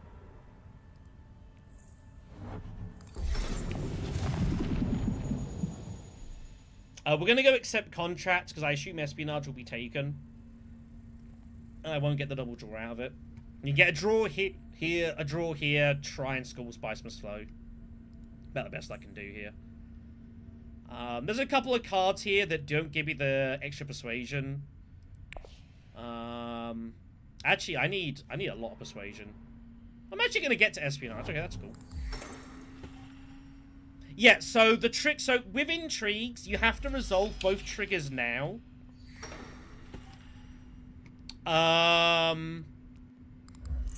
Yeah, they happen at the same time. And because I hadn't gone to the space yet... I didn't get my, my thing, basically. Let's put that back. Let's draw the cards. I find diplomacy. I might as well just go back here then. And just dig for more intrigues. Nothing else to do. Desert Power adds in the +2. It's similar to the Bene Gesserit sister, where the 2 persuasion, because it's conditional, it doesn't automatically come up here. So just be aware of that at Desert Power. I actually do have 9. 2, 3, 4, 6, 7, and then 2 here. Because I know that catches people out.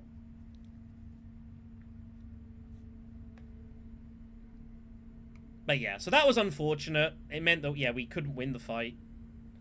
We had no chance of winning the fight, which we kind of needed to do. You know, that's whatever it is. It's a good thing to learn that on a game that we have no chance of winning.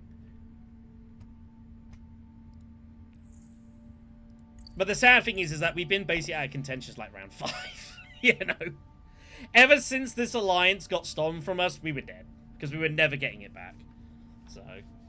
And in Uprising, if you have an alliance stolen from you, it's almost impossible to recover, unless you have a way of taking it back, and we didn't, so... Yeah, shrug. Only thing I can do is go here and hope to find more endgames. We can find Chris Knife Match. I don't think I've seen that. And if we get hold of the Spiceless Flow, Secure Spice Market also counts. So we can find 2 more endgames that are worth victory points. They do exist.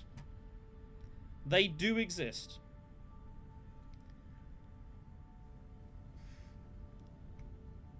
I could also highline. That is also a consideration, but the odds are is that I'm not going to get the actual alliance. Priceless will protect it in time. So this alliance will not be saved. Honestly, us highlighting's irrelevant, because if they win the fight, they're all taking points off each other. Like, it's kind of irrelevant. Like, if yellow takes this... Like, if green wins... Like, who cares if green wins? Green's irrelevant. And if red and yellow get points, they're just kind of scoring off each other, realistically. So, like... honestly, it's not really worth us fighting. We're not going to gain anything from it that we're not going to gain anyways. I'd rather just intrigue dig. Like, the actual highline is not relevant. And also we have, like, yeah, street stockpiling. That was another one we could have found for a point. So, yeah. We would have been better off just digging into endgames and intrigues and hope to get there. Because winning this fight's, like, not relevant to us. And we might find, like, rapid mobilization and stuff anyways. So...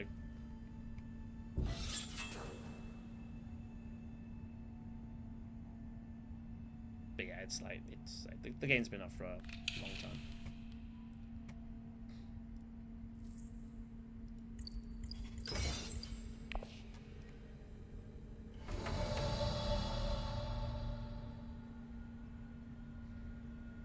Nah, it doesn't matter.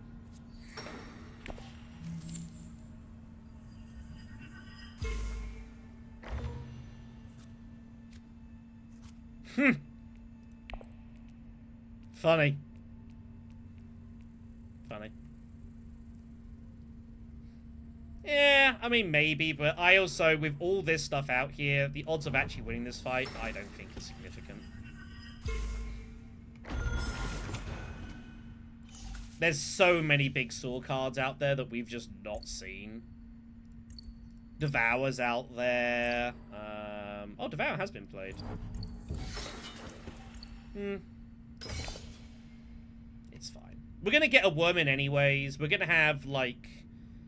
That's 9 strength for some spies. It doesn't really matter. Like, we're not gonna win the game. So, I'm not really that worried. I'm happy just to dig for end games and shit. It's not that relevant.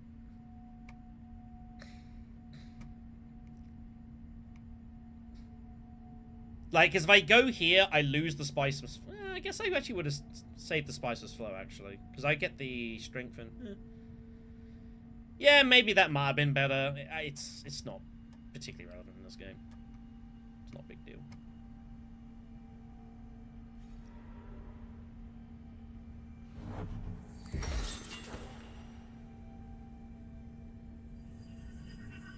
It had 14 strength. I don't think 14 strength wins this enough of the time.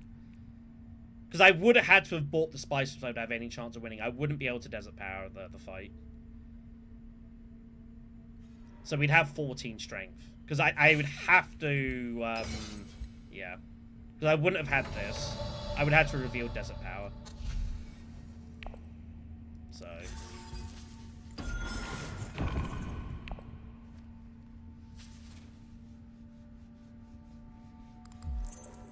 Yeah. Someone had this. It was just the question who had it.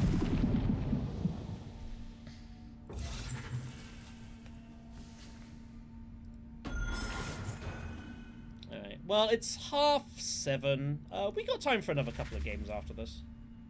And probably do 2 more. This is about 10. That's probably about right. But we have learned a lot of things that are bugged in this game. And they do need to fix.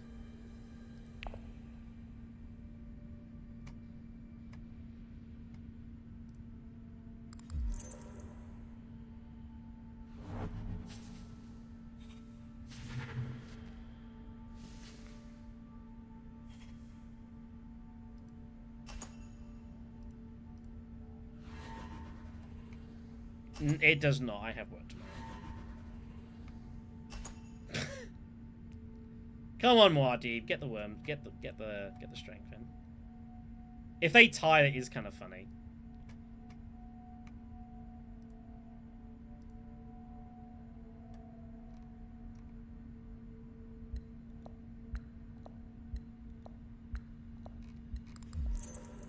Thank you.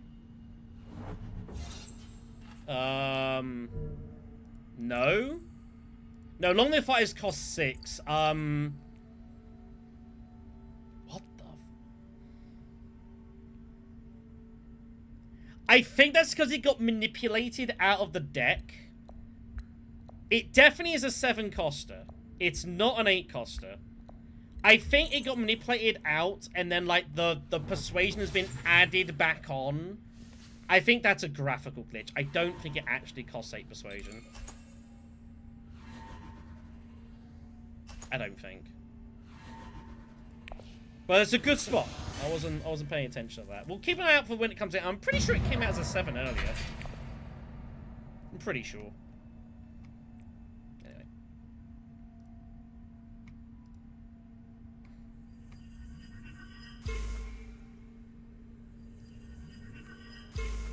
But yeah, green winning is, like, irrelevant.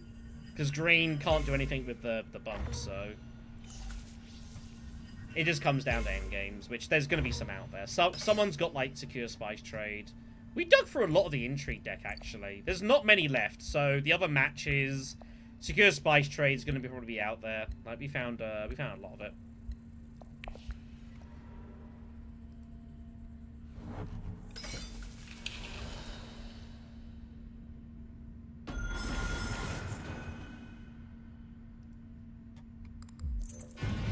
Wow, no one had it? Wow. Well, there you go. Curious game. Very broken. We had 2 combats that shouldn't exist. But yeah. Alright, anyways. Well, let's keep playing some games.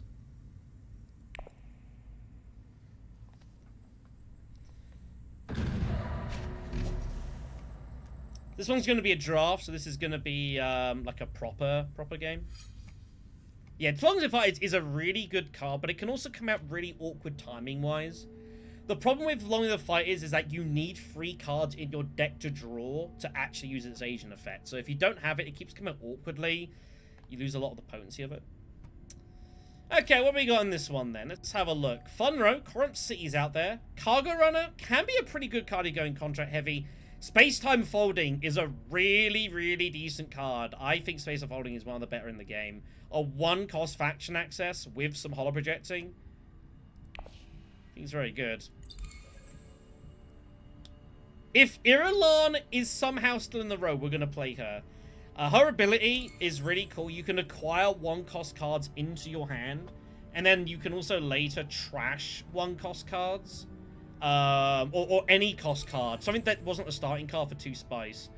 It's very, very cool. You can use that to pay for stuff like harvest actions as well. As long as you go to, like, any of the maker spaces, any spice you gain, for whatever reason after the fact, counts towards contracts.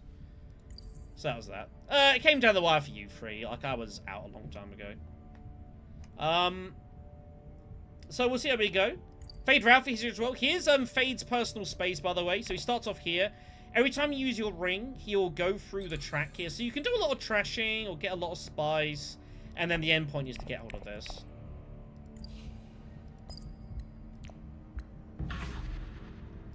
Alright. What?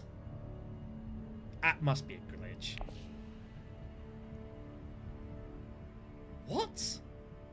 3, 2, 1, 4?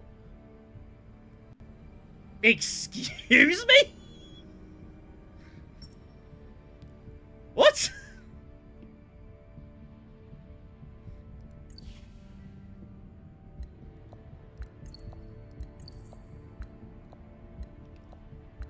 That must be a graphical error. Alright, another one to note down, Direwolf. We're finding the bugs for you. You're welcome. But yeah, Irulan is a lot of fun. I really enjoy using it as a leader. Lots of really cool stuff you can do with her. She's not excessively powerful.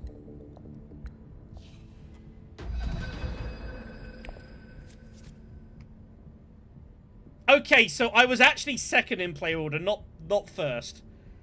So that was just a graphical error. Okay, very good. We pull our ring straight away, which is great.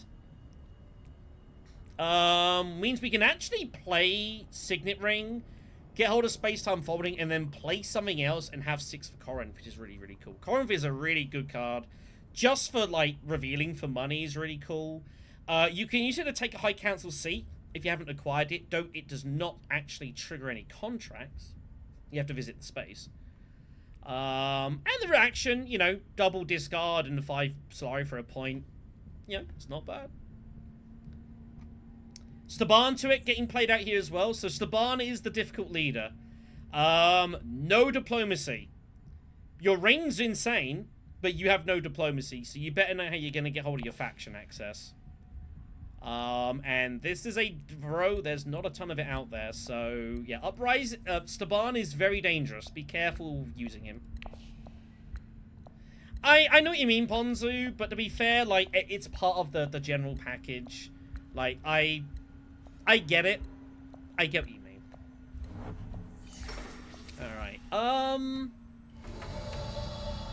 I think we play our Signet Ring just to try... we probably just try and get, like, a faction access of one of these daggers out. Just to cycle our deck about. Skirmish, it's a decent skirmish for us. Like, it's one we'd like to win, but it's really hard for us to win this fight right now, so... With no daggers, it's just an Arakeen trip. It's going to be hard work, so let's go over here. We pull a dagger. We'll get hold of... I'm actually going to take the Harvest Contract, because I'm going to show you the fun stuff we can do with this. And then we're going to acquire Space-Time Folding directly into our hand, which is super cool. So now we can look to just straight use it. We can obviously just have it revealing for extra persuasion. Yeah, being able to just draw cards in direct like that is very, very awesome. And then later you can, like, trash stuff. So, like, you can, with Irulan as well, if you need to just, like, buy a Prepare the Way, even if you don't have the Persuasion, you can just trash it for your ring, turn 2 Persuasion to 2 Spice. That's pretty cool. So, you know, don't be afraid with Irulan to, like, make some kind of ambitious plays. You know, you've got to play a little bit wild with her sometimes, but, you know, you just got to go all in on it.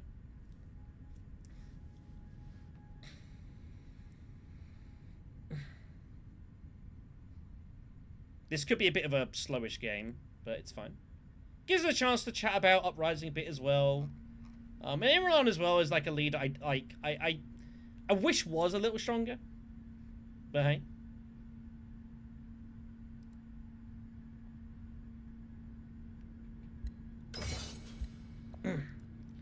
She's fun. And fun's what matters, you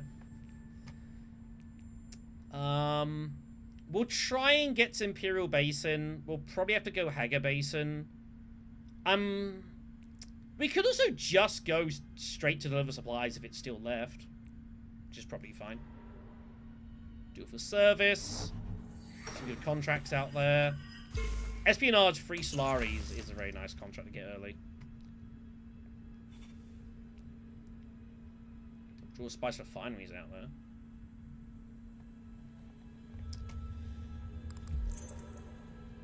Ooh, hello.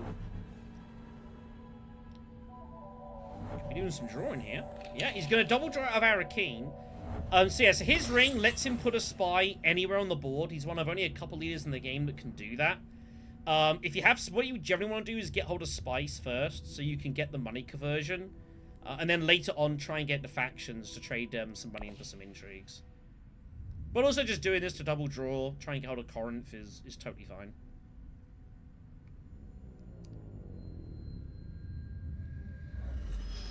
Well, Monado, like, I want to agree, but Uprising base is fairly worm-heavy. Like, Bloodlines is kind of what's expanded it out a bit, so I know what you mean. And there are ways to win outside of it, but it generally revolves around, like, Price is No Object, Overthrow, Steersman, like the really big busted cards, so, or, of course, Guild Spy. So, do I discard the dagger? I actually don't think I want to draw here. The hand that's coming is totally fine. So I'm going to decline. It's an optional discard and draw. You don't have to do it. And with us going first next round, like, we can look to hit some factions.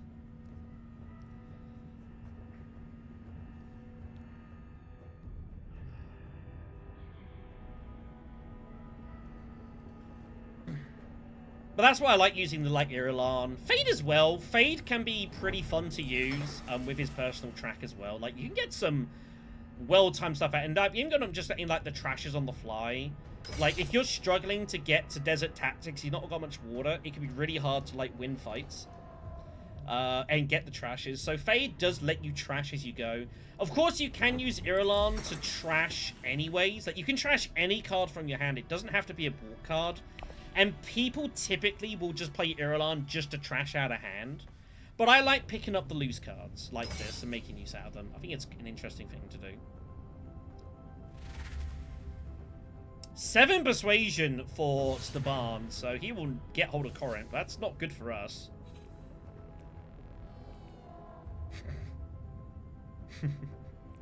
Alright. We'll go coordination. Coordination's good. We do want to go towards the Emperor. If we can get to 2 influence, we get a bonus intrigue. So any Emperor access is good for us. Ah, BGO. Alright. We're going to pick up the Prepare the Way now then. And the idea being is that I can then later trash it. And we're basically paying 2 persuasion to get 2 spice later on. Kind of like converting it back, which is pretty cool. Spell's Harvester is not bad. I guess that's not an outrageous choice for some Space Unfolding synergy. I guess you're not wrong. That might have been potentially better than Prepare the Way, but I probably was going to trash whatever it is. I've got hold of the Harvest contract, so I'm kind of intending to probably trash. Although saying that, I can go deliver supplies Deep Desert, actually. Because Deep Desert is just going to give me enough spice so I can cash this in anyway, right?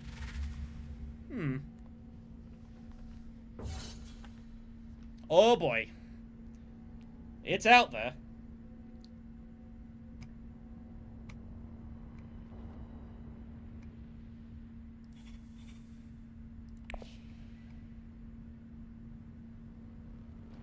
See how we go. But yeah, Irulan can be a decent contract leader, so he's also very warm in here. She can do, yep, like, being able to, again, like, being able to, like, go Arakeen and even, like, take a 1 persuasion, or, like, again, trash those basic cards, like, she can be good at that. What do you take there? Make a Keeper. Make a Keeper is a really good card. So, Fade Ralpha has immediate access to possible worms round 2 if he wants it. We'll see what the conflict is. It's less likely to be walled because of the way it works. Test your loyalty. Oh. Oh.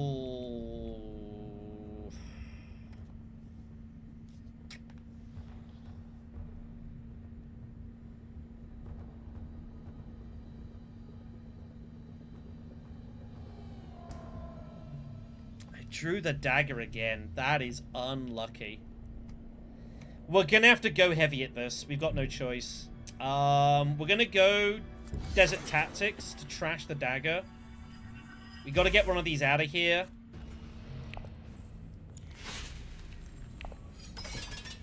We gotta get as much power into this as we can.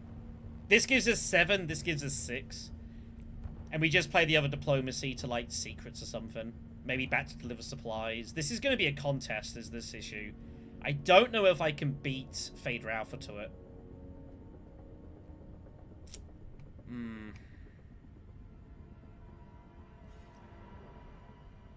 Yeah, he's just gonna go siege Haga Basin. The problem is that he's gonna put a spy down and he's just gonna lift it for the strength. I don't think I can beat Fade Ralpha here. Yeah. I'm gonna have to get lucky on secrets and find some swords. It's the only play we have to try and win this fight. That's where he should put it. Fade Ralpha wants his spy here most of the time. That's a good idea. Am I just gonna have to, like, go in Arakeen? I don't expect to get to Fremkit. I have no idea what Staban's gonna do with his loose, Sikh allies. I haven't got a clue. Yeah, that's what I thought. Oh my god. Yeah, the only way we win this fight is I have to go to Arakeen or Refinery. Refinery gives me 9 strength. Worm is 3. Troop is 5. Spy pull is 7.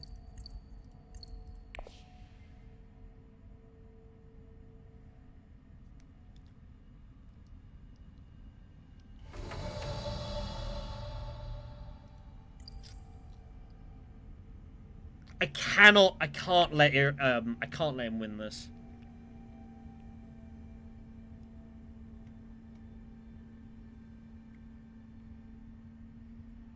Oh, this is a really bad spot. He's never not going there.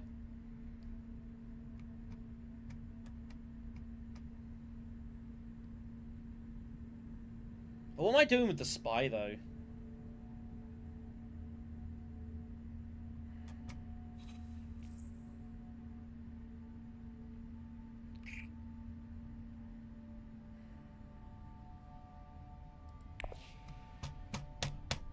Oh, this sucks.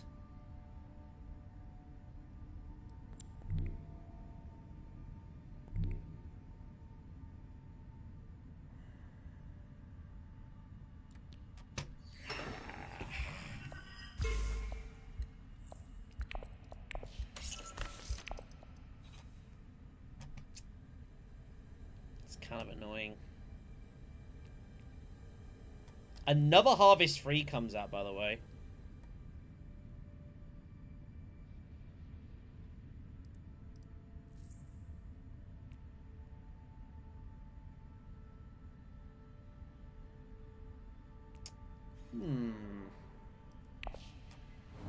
So the consideration is to use Sardaukar Coordination to Dutiful as well. We can double up Harvest contracts, and I will be able to get hold of the free spice almost certainly somewhere.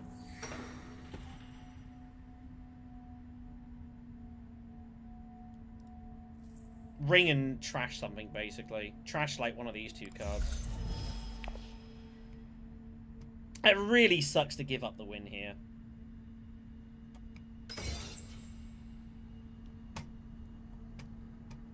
Kind of rough.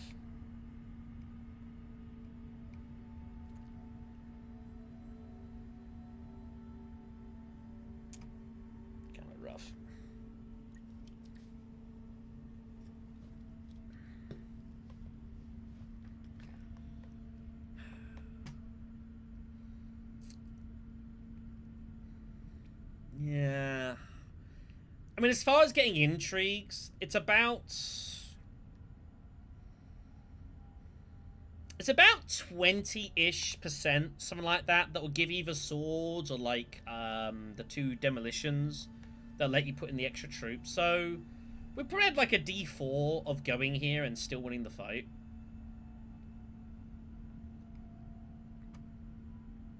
That's an interesting point.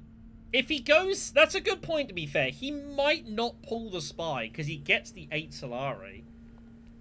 I suppose that's not inherently untrue, but people see double faction bumps and double spies. Like, I would be lifting this all day.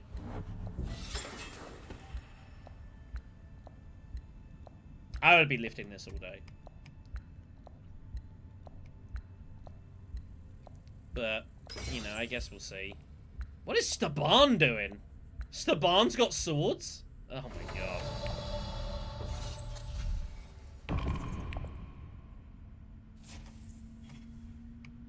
This is grim. Now he is lifting it. Surely, because he can't guarantee he's gonna... Yeah, he's not getting seconds. So this is getting lifted all day now. So... But Shaddam must have swords. Like, otherwise, this seems, like, ridiculous. Maybe he's got a retreat. He could have a retreat intrigue. Get the contract. Something like that, maybe. It's about the best I can think of. Spice's power, maybe? It's gonna be interesting, because, like, Amber has to retreat now, right? Actually, if Amber retreats, and then Shaddam plays Spice's power, gets free Spice, and just pulls them back as well, that'd be kind of funny. That'd be kind of funny. Yeah, this is a sad spot for Amber. Has to pull back. Amber does pick up Weirding Woman. It's not an easy card to get value from, I'm gonna be honest. He did have double daggers. And Corinth. Look at all the money. Holy crumbs.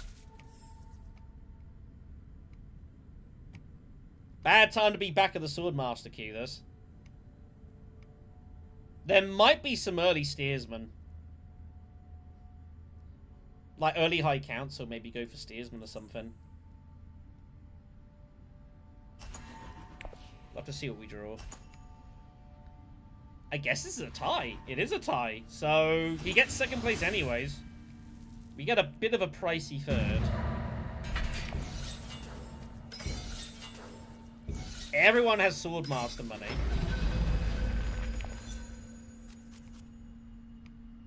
Oh my god, I missed all of it? Oh, Lord almighty. Alright, we have to go. We gotta go accept contract now. We've got to get this second harvest.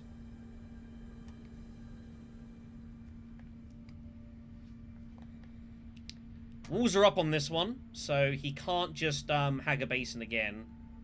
He should just Swordmaster immediately, right? He has a dagger in hand. Assumably.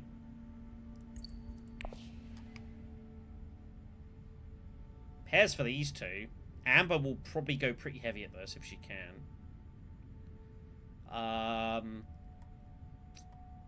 Man.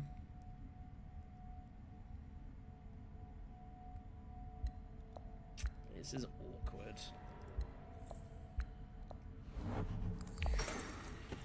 See how we go. But yeah, to not pull either of these two, I was desperately looking for one of them. That is a little frustrating. It's really hard to get the steersman.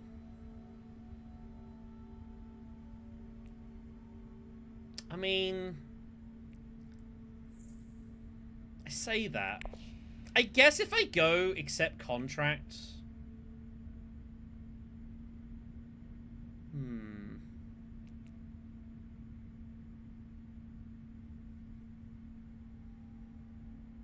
I think I do it with the ring. This is annoying. I'm trying to find a way to get hold of steersman and get these contracts cashed in. I can't see it.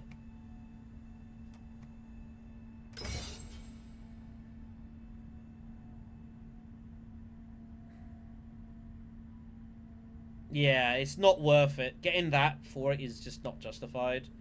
I mean, I could obviously just draw and get one of my 2 persuasion cards and just reveal.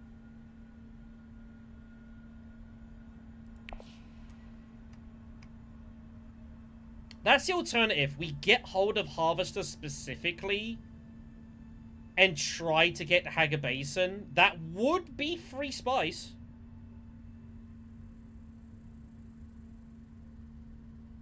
We can't Mentat. The Mentat Space Forge Master is locked behind 2 Emperor Persuasion in this game.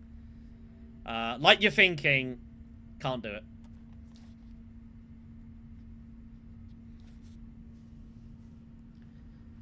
Yeah, I think that might be the play. It's a bit of a weird way to go about this.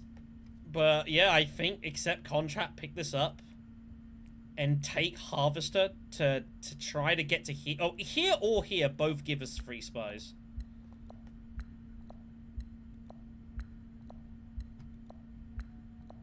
Nah, we don't need refinery. Like, if we're cashing in both contracts, we're gonna make... We've got 2 of these. We could also... Yeah, obviously, just for the double draw. I guess that's also true. Shaddam goes High Council. Shaddam... Oh, I see. That's quite clever, going here and putting it back. That's actually quite a good little move. Alright, let's do it this way. Let's get hold of this. We pull coordination. That'll do. Alright. Smuggler's Harvester. Don't let me down. Don't let me down. We can do this.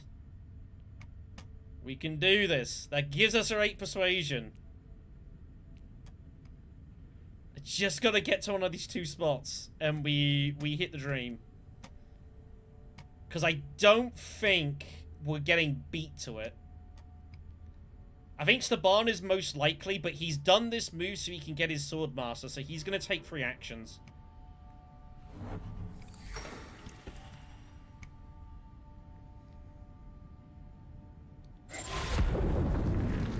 There goes the wall. I think it's a bit greedy blowing it here, but sure. He obviously doesn't think anyone's going Hager Basin.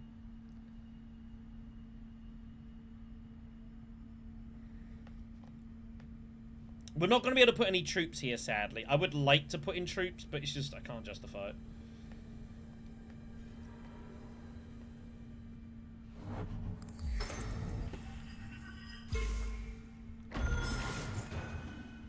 And then, if we manage to pull diplomacy, we can espionage and put the spy here, because that's about to be cleared. And we might be able to get the spy there in time. If we're lucky. Alright, I think we have to go Hager Basin. We cannot let Fade Alpha worm this. That is not acceptable. Hey, there we are. Double contract. Very nice. Beautiful. Oh, he went there. Interesting. I'm not really revealing. I'm not taking Smuggler's Harvester in hand and then not playing it. If Steersman goes, Steersman goes. Like, whatever.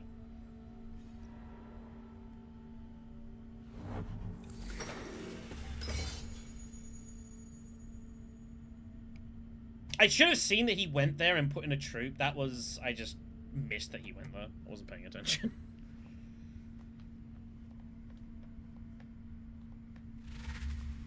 Oh, wow, Amber actually had 8 herself. Wow, that's wild. Amber actually found her way to 8 persuasion off both. I didn't expect that. That's bad news for Shaddam. Well, Shaddam probably won't care. He'll just take Public Spectacle. That's good enough for him. We can take Cargo Runner, though. Cargo Runner actually draws cards, because we have 2 completed contracts. So, this is actually a totally fine draw for us.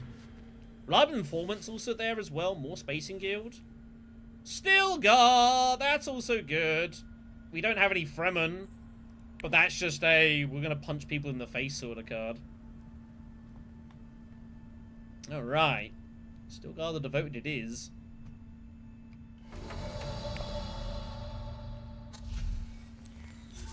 I take Reliable Informant? Oh my god, Overthrow's out there now? Jeepers. I don't think we take any more cards. Our deck is already a bit cluttered from the 2 things we've bought.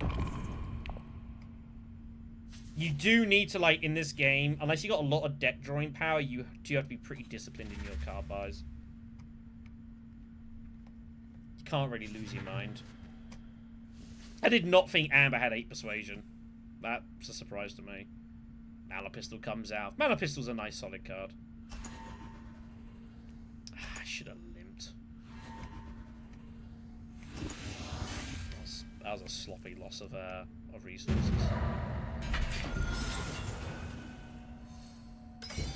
Fade Ralpha is definitely favourite though. Oh my god, Protect the Sieges comes out for him. He's gonna get this alliance too. Oh my god. I think Fade Ralpha is about to just completely accelerate.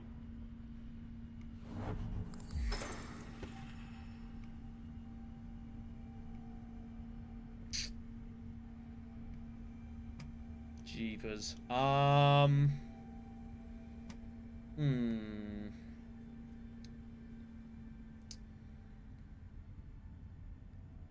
do we do here? Dutiful, just take Deliver Supplies and just go there with space time? How do I get to Overthrow? I guess Espionage? Espionage, Deliver Supplies with space time. I can Holo Project. Maybe I find the other spacing card.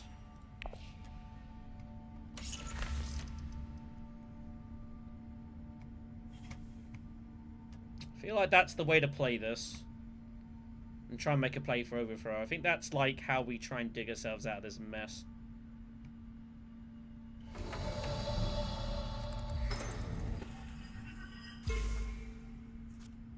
We pull the Signet Ring.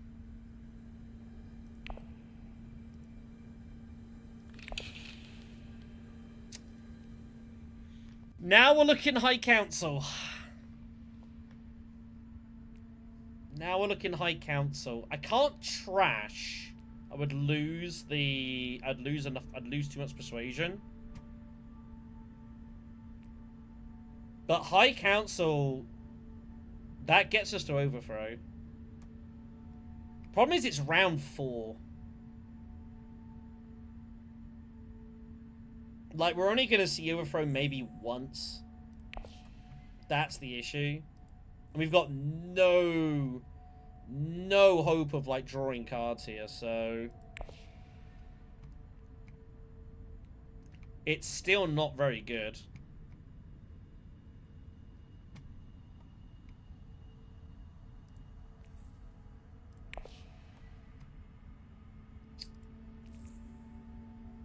I think we go Deliver Supplies instead of High Council. I think we just need to get the bump. We get the draw. If I could trash with this, I'd probably go High Council, but I think... Now I lose the card draw. No, I can't do it.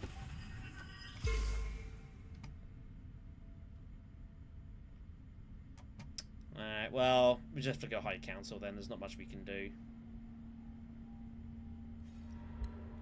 That's just unfortunate. Ah, man.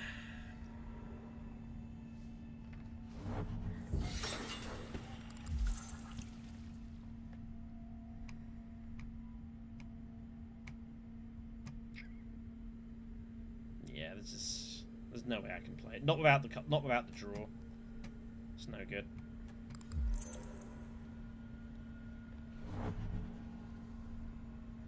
Amber gets a couple of draws. Yeah. Good luck, us.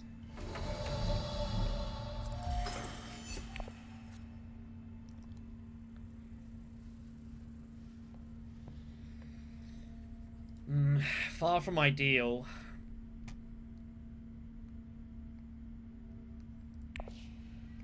And we're just going to get, like, Recon to Spice Refinery.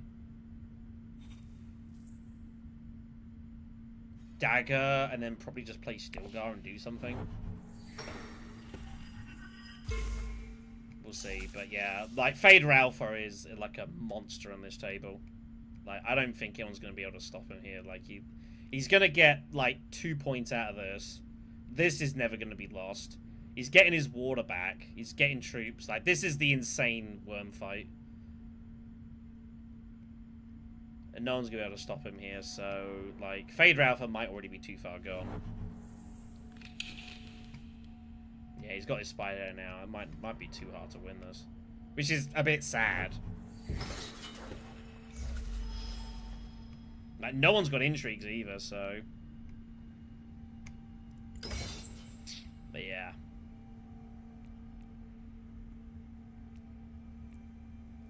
That's worms for you. Worms are very, very powerful.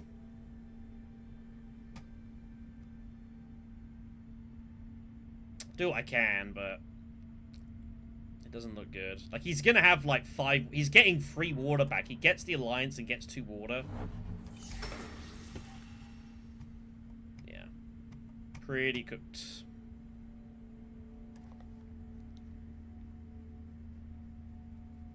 We will start getting points back, but I don't know how meaningful it's gonna be. Right, what intrigue do we get out of this? Detonation. We just play it for 2 spice. We have Sarkar Coordination coming. I don't think that's outrageous. Yeah, let's play it and just get it in. Basically just turn it into 2 spice. I think that's fine. It's a decent, cheap reward.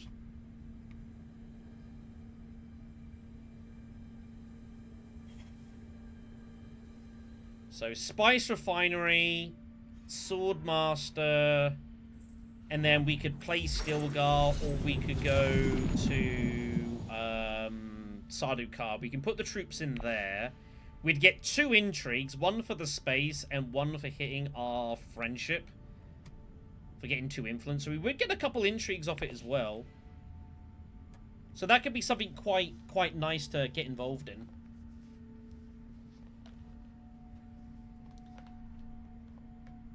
Fade Alpha, for some reason, is not putting his troops in. I have no idea why. But okay. Hurricane Water's out there. That's a nice contract.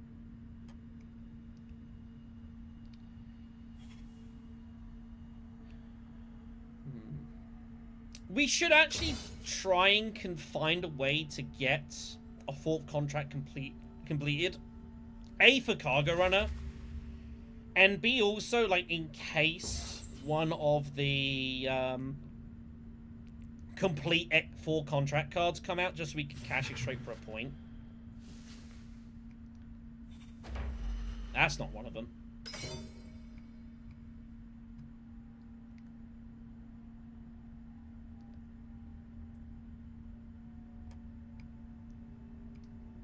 Yeah, this is no good.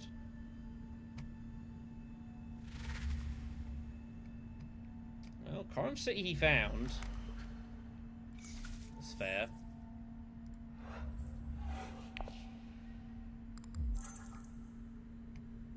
What's going on here?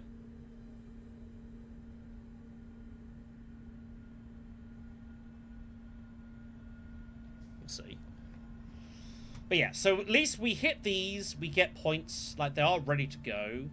Overthrow... The problem is like, can I ever, like, use Overthrow to, like, try and brute force this alliance? Oh, he's gonna discard first. Okay, that's nice. And now he has 6 Persuasion, and he can pick up Desert Power. With the Friendship, he could go to Siege Tabber. That would be what I would do. I think that's what he's doing, yeah. Take the bump here, get your hooks, and then get Desert Power to put in worms for you. That's the way to play this.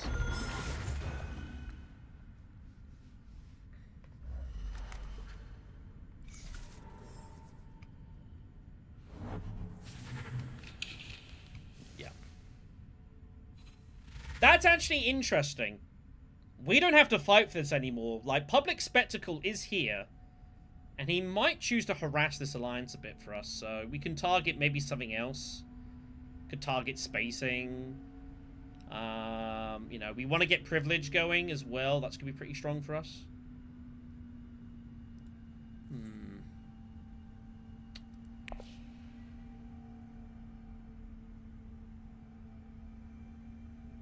Yeah, we'll see what happens.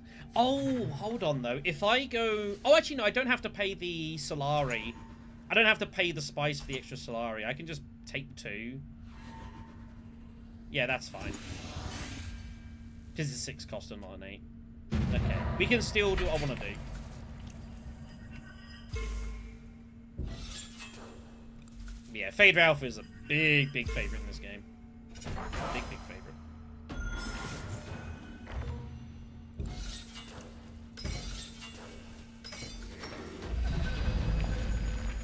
So this is the wrong Chome security. This shouldn't be here. This is also another insane worm fight, because you just go worming for second. Or first, you don't really care. That's my one problem with Uprising as a game, is that there are a couple of combats that are like, you don't care if you get first or second. This is one of them. The card trashing one is also like, you don't care if you get first or second. It's not that meaningful. Which is what it is. Alright, we just got to get to here and hope that this is going to work. We go here. We go Swordmaster. And then we'll kind of assess. Smuggler's Haven comes out. This is actually a pretty decent card. This is an amazing card for Shaddam. Because you want to be putting spies preferably on these. Because whenever anyone goes to somewhere that you put a spy, you get a spice. So what you generally do with Shaddam, you try and put the spy here, because people are going to hit this all the time. He'd probably better off just putting the spy on this observation post at this point. Oh, he's gone for there instead. One of them is fine. Cool. So that gives us our double draw, which is very nice.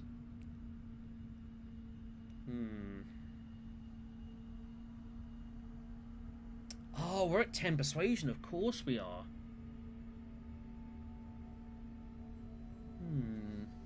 Okay.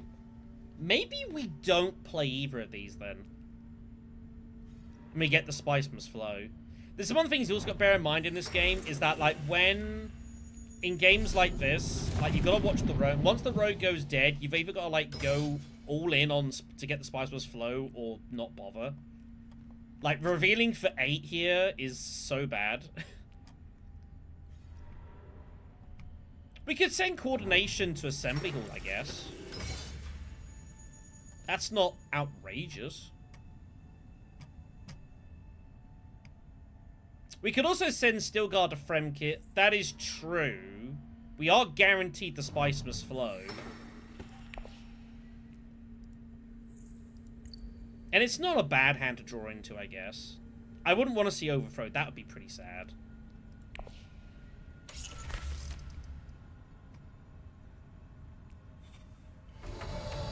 But yeah, that might be the better. That might be the only option we really got. We could also go Arakeen, I guess.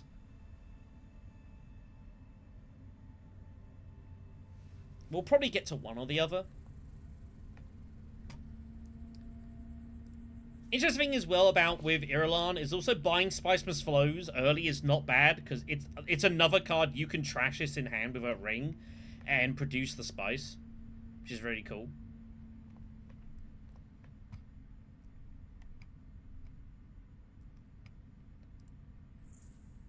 Yeah, pulling Overthrow would be pretty sad. Outside of that, like, the ring would kind of be unfortunate.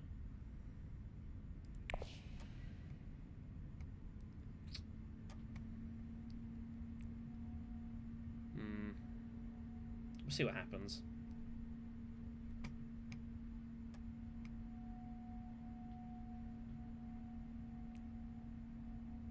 Yeah, I guess it wouldn't be a disaster not seeing these. Be okay. There's on his track here, so he's about to trash a card.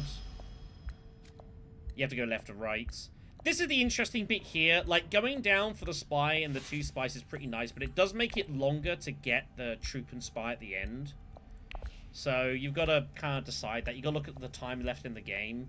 Given it's like round 5, he's very unlikely to get to the end if he takes the bottom route. So he might end up taking the top route. We'll see how it plays out. Yeah, we could either go Assembly Hall with Coordination, or we go Fremkit with Stilgar. I think I would rather go Fremkit. Stilgar isn't really doing a whole lot right now. We don't have any garrison troops, and we don't have any Fremen on reveal, so I'm kind of happy to play him and just garrison up a bit. Assembly Hall is now also gone, so that more or less decides our situation. But Coordination to Assembly Hall is okay. It's not a bad move. No overthrow! Don't do it! Diplomacy's unfortunate. That's not a card I wanted to see either, but it's not a catastrophe. It's not a catastrophe. Amber ripped it a highliner here. Not unreasonable.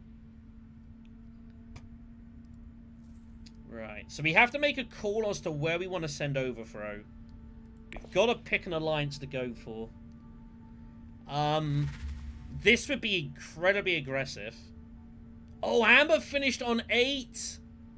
She gave up Spiceman's Flow to rip the highliner in.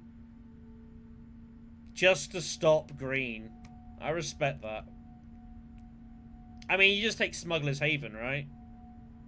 I think it's the best card out there. You only got 1 completed contract.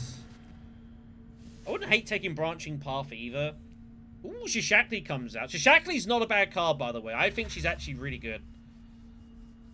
We'll see if he does put in the worm. Nope, he does take the Spiceman's Flow. That's fair. I wasn't sure if he was going to put the worm in or not. I kind of was hoping he wouldn't. Yeah, we'll see how we go. Get the Spiceman's Flow. Yeah, that's not a bad route. It gives me, like... I want to get to Imperial Privilege really soon, but until we get the Intrigue... I mean, we're going to get 1 Intrigue when we go there, guaranteed, so... But yeah, we could do that. I want to basically trash Space-Time Folding now with our ring, which would be really cool. So Space-Time Folding could pay for basically all of our shipping. Bear in mind, you have to still go to the space before you do the trash. But we are sort of getting ourselves back into this match here, because we were a long, long, long way behind in this one. But we are starting to get back. He can't get there with spies. He can only lift you can only lift 1 spy at a time. So either he's got the intrigue to win the fight or he doesn't. Because Amber has no intrigues. So either he's got it or he doesn't. This is very important. If he has it... Ooh, if he had it, that might have been GG. But he does not. Only problem with doing this is that me and Amber are going to go to war. But I do have the spy.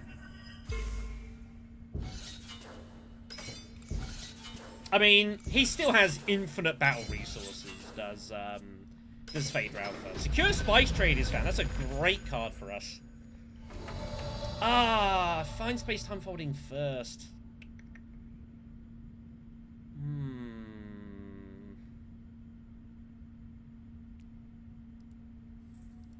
Sardaukar would be an option as well, but I'd rather coordinate when I go there.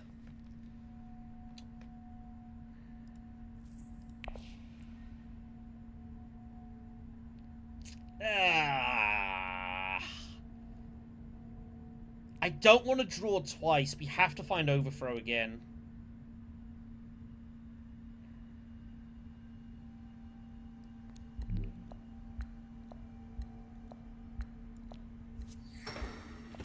We shall decline. We'll leave it there. This is bolting our colours to the mast. This is really dangerous, but we're going to do it.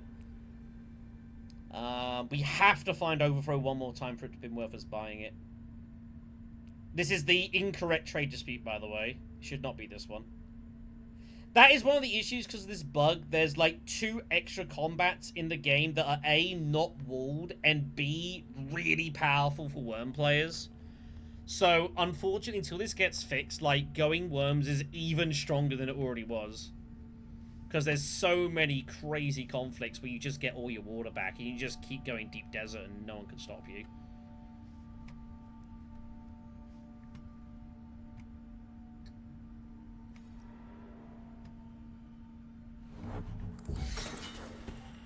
Like, it's just literally, like, infinite water, infinite resources, and just no one can really fight him in combat anymore. He can win whatever he wants. But yeah, we're gonna trash space-time folding. It's done its work. I could trash prepare the way, in theory.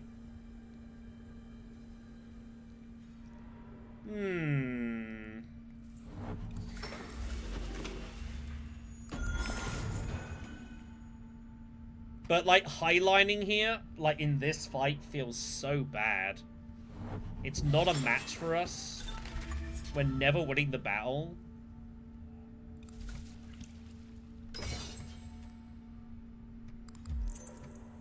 It's pretty grim. He should put this probably here. Or the other faction. That's, I guess, okay.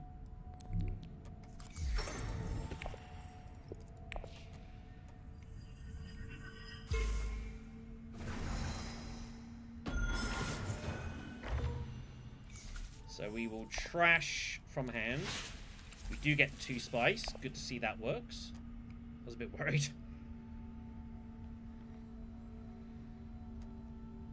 We still can't go to privilege.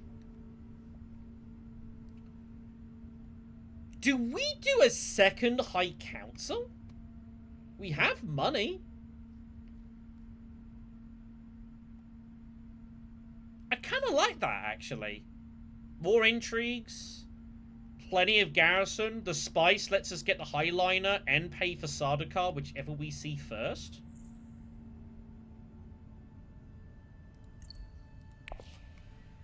I think I actually kind of like that.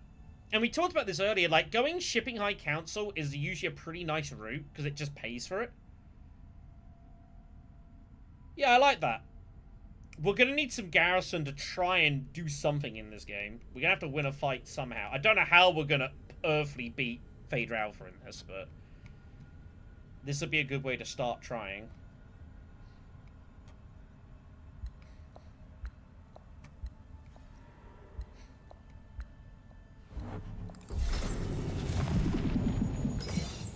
Yeah, and he can just do this, because it's like, it doesn't matter to him. He has so much power. But yeah, I like this. I like going back to High Council. I think that's a nice move. Waterliner out there. The immediate 2 Solari. That's not a bad contract, by the way. And he'll actually take that too. That's perfect for him to get the extra 2 money just on the spot. That's pretty nice. He will use Coram City's ability.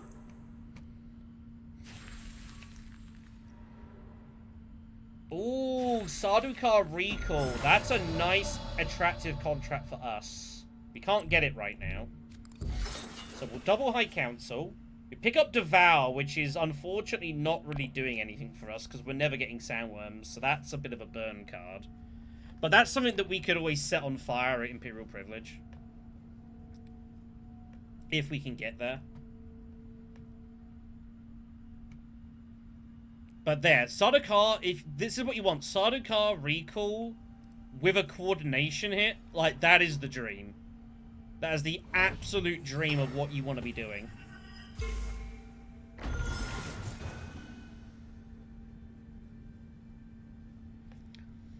Was there not already a trade dispute in this one? No, it was skirmish. Okay, I'm confused with the last game. But we are getting ourselves back into this match. Like, the one good thing... Alright, he's getting, like, tons of resources of this, but what he's not getting is he's not getting bumps. So at least there's that. Like, he didn't win that, and he didn't win that. So... You know... No! Take that one, I guess. No! Oh, man. I really wanted that. Wow, look at this. Both Highliner contracts out there now. It's the dream to get both of these off. 7 troops, 2 water. Alright, now, where on earth is Shaddam going with Public Spectacle here? Is he just going to bump Emperor? Or is he actually going to attempt to try to cause problems to Fade Ralpha here? I have no idea what he's about to do.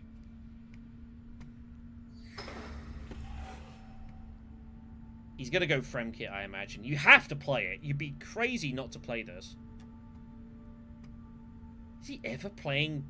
Pure Basin seems ridiculous.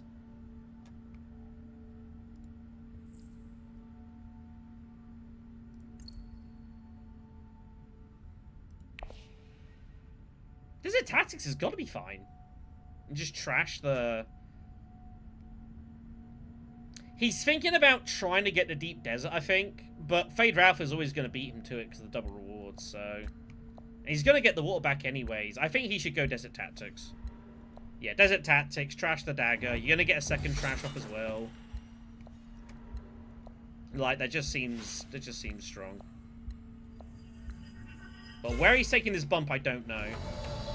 Oh, he didn't recall the spy. Oh, that's a bit spicy. Okay, we're going to take Cargo Runner just because it's a draw and it's half-decent access. Undercover Asset. Is that actually ever good to us here?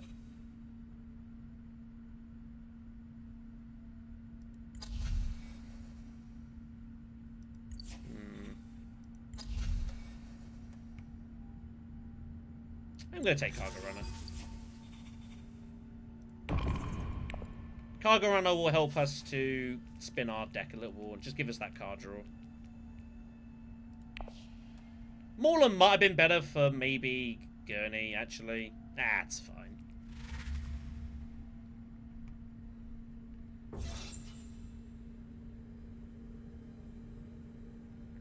We'll probably find a second water from, like, go and deliver supplies. We'll try to hit research station somewhere. Yeah, Mauler might have been probably slightly better, just because I've got Simply Stilgar, specifically. But it's like 2 Fremen cards and a deck of 15. It's not likely to draw both. And I might need him anyways to try and win a fight. If we don't win a conflict, we are never winning this game. So we are going to have to try and win something. So Stilgar's probably going to have to use defensively. We can play the game online. Go on to Steam. Look up Dune Imperium Digital.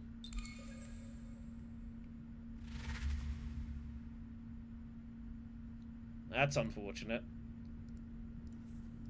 I mean, at least he's drawing. Funny enough, him actually not pulling the spy might actually be better for him. Because now he can actually threaten this alliance by going Fremkit and double bumping. So this is actually worse for Fade Ralpha, which is funny.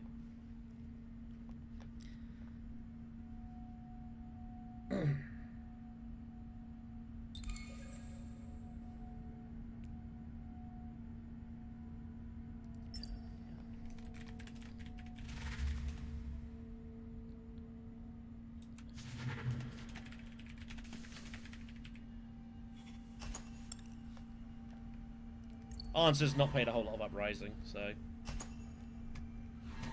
Yeah, not playing a lot of Uprising, taking Shaddam 2ek, that's a decision.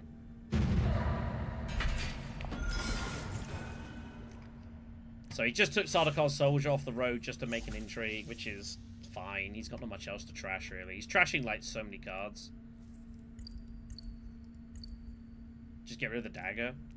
Seems fine.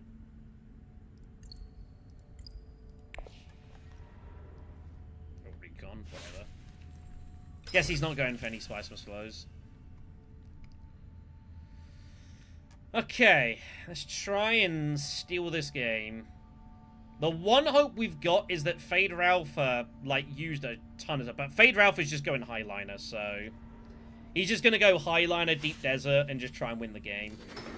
So we need this game to go another round. That's pretty bad. That's 3 victory points for him right on the spot. And... oh, man. Stilgar and overthrow.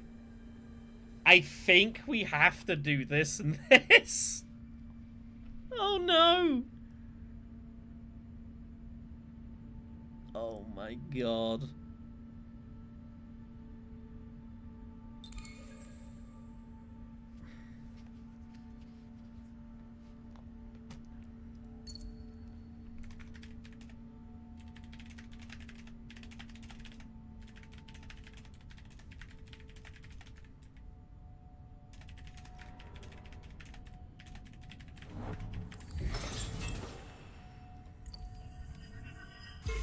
We have to do this. We've got to go Fremkit overthrow. There's no other way otherwise he just wins the game pretty much on the spot.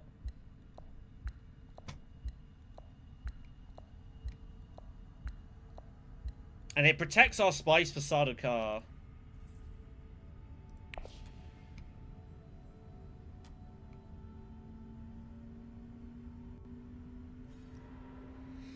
The problem is I have to work out, is this fight ever winnable? Like, he's going to have, what, 22 strength plus whatever it is here. Like, so we're not trying to win the fight. We just have to... We're not winning the fight. I mean... We'll see what we pull. If we pull, like, our diplomacy, then we could try.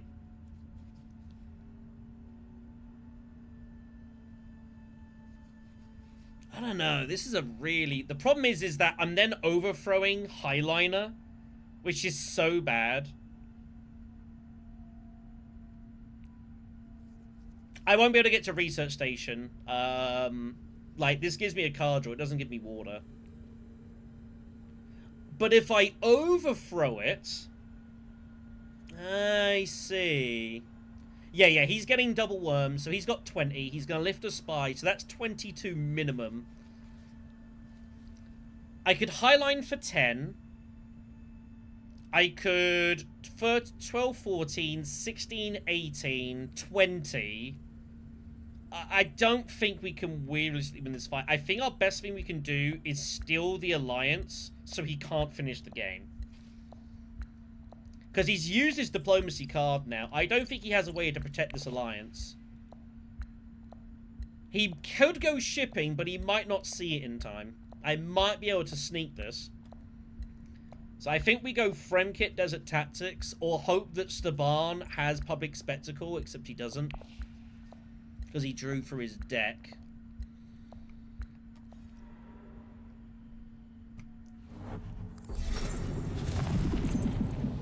Well, AI Staban has gone there instead.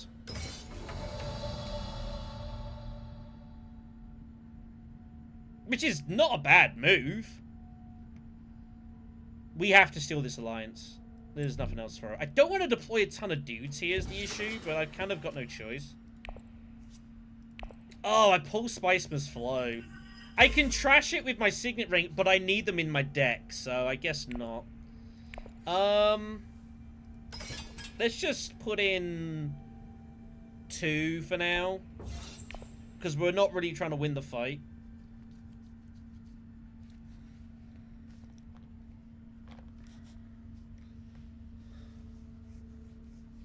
And yeah, we go for the steal. I mean, it's the best thing for us to do here. It's the only way the game keeps going. Because, yeah, he's going to get 3 points out of this minimum. He might even go Spice Refinery, is the problem. And then it's just like he skills all for it. It might not be relevant. But we wouldn't be able to win the fight anyways. It's just not really on. 8. Maybe I should have just pumped it in and just closed my eyes.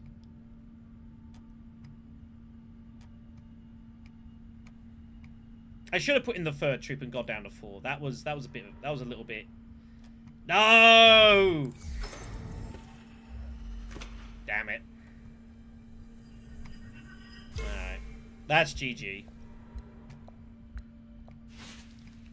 GG unless we rip Highliner now, isn't it? We have to rip Highliner. There's no other move.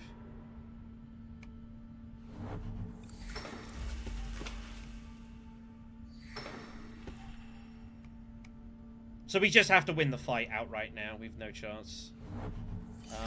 Does Amber have Highliner access? I don't know. I guess technically it doesn't matter. Oh, but now I can't get hold of the freaking... I can't get 6 Solari. This is so terrible. God damn this.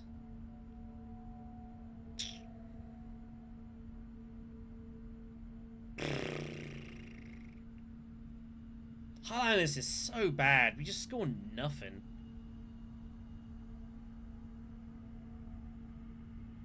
There's got to be a better route, right?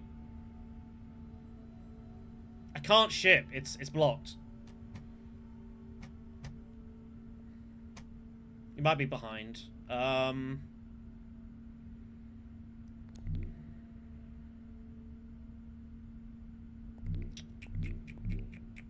Hope I get lucky, find, like, detonation. Hope I get lucky, find detonation.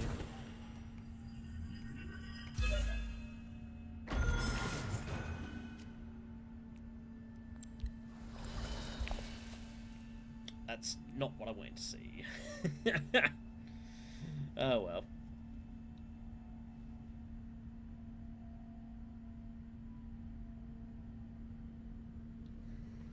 Never mind. I mean, Faye got such a crazy start in this fight. Like, I don't think he's ever really going to be able to do much about this, so...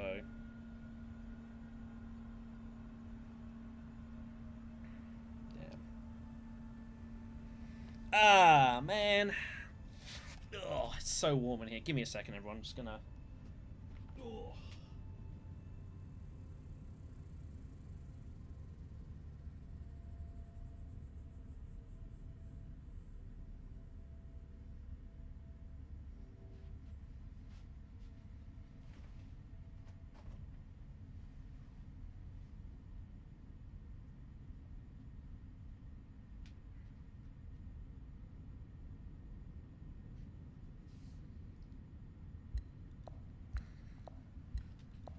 Whew, had to get the door open. The window open. I apologize. Very warm in here.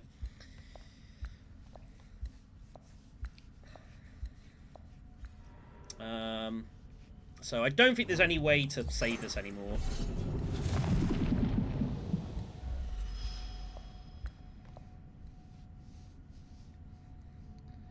Yeah, I guess that was also an option, but it's like it wouldn't have mattered because I basically my whole garrison. It wouldn't matter. Yeah, there's no point doing it because I was already producing my whole garrison here. Like I'm out of cubes.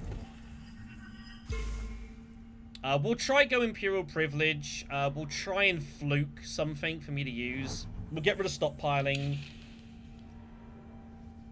We just gotta try and fluke something to get lucky at this point. I don't know what we could find that's gonna be good for us, but we'll try.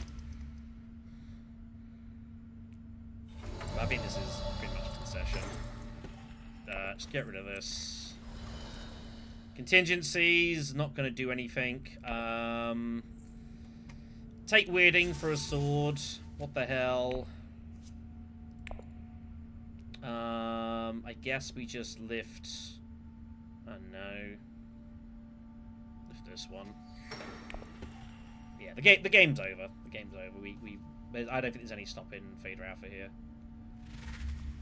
You know, if you were first to worms and it was basically uncontested worms all game, like, you just kind of win. So I think we can call this a day. There's no way to stop him here. We gambled. We missed. I was not overthrowing Highliner. If we overthrow Highliner, we're losing the game anyways because we just don't get the points. So I think it's just, yeah. We can happily concede. 10... 12, 15, yeah, I can't stop him. And Staban doesn't have the strength, so it's cool. Alright, I'm going to go find another game, everyone. Staban, Vader Alpha has won this convincingly. He's going to score all 4 points. We can't stop him. GG's.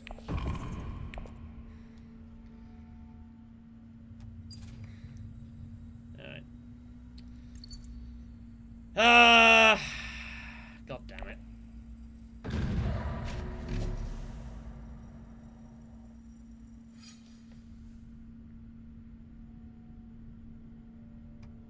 Go join the pain train. Okay, we might not be first. We had it in the other game where it was 3, 2, 1, 4, and it's actually drawing... Oh, it is Diz. So Diz is choosing their leader first, so we're actually in 3rd position. This graphic is not correct. It has the order, but it's not ordered properly. Okay, what do we got here? Opening row. Charlie's out there. Captured Mentat, I really do enjoy as a card.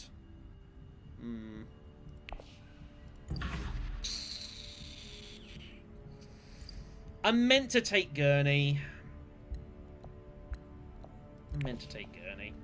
Yeah, they're both here. I saw the lobby, I was like, fine, we'll join. What the hell? To be fair, like, a lot of these guys, obviously they're very, very strong at Immo, but I don't actually think that many of them have played very much, Uprising. Like Diz and Ship It and that sort of thing. They came in, a lot of them, like, in the, you know, kind of the Immo days. Or, like, Immo Digital. So I don't think a lot of them have actually that much experience at playing Uprising. Not that that's helped us very much at the moment, but, you know. I tell myself that. Opening hand is...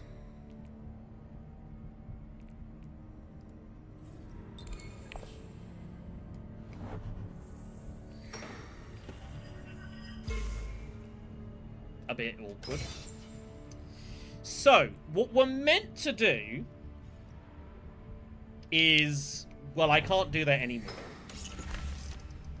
So I think we go Assembly Hall to get to 6, and then we target one of these 5-costers. I mean, that's the best thing we can do here. Getting intrigues at the start is really nice, because sometimes you'll find awesome intrigues like this. That's really nice. Sometimes early intrigues can, like, make you do really, really cool stuff. We'll give him a wave.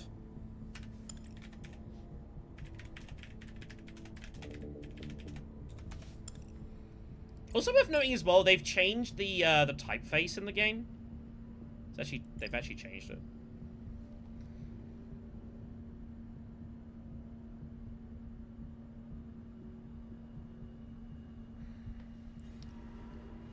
No one has faction access. Oh my god.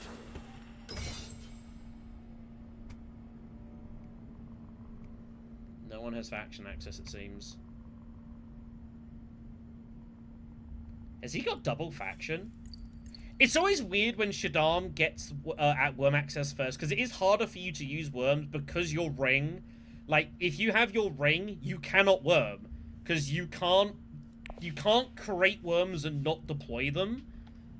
So with Shaddam's ring, he physically can't create them. Just goes to refinery. Just wants to get hold of some money. He might be going early high council here. That might be a potential target. She has tactics. And we're going to have a choice here of how much we want to commit to this fight. We are able to go in on Imperial base and save the water, which is great.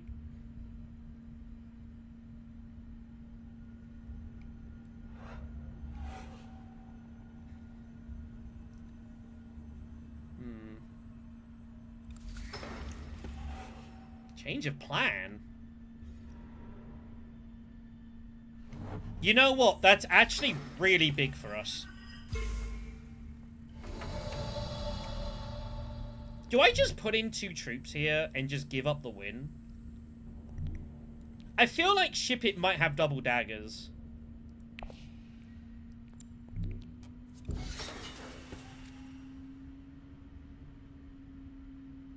But having the symbol is pretty damn nice. We'll put in 3. Means we're gonna have the +1 persuasion, which might matter. There might be a big 6 cost that comes out, like Steelgar or something. We'll see if Diz wants to put in more troops to win this or not. He might not. If he does, whatever, it's not a big deal.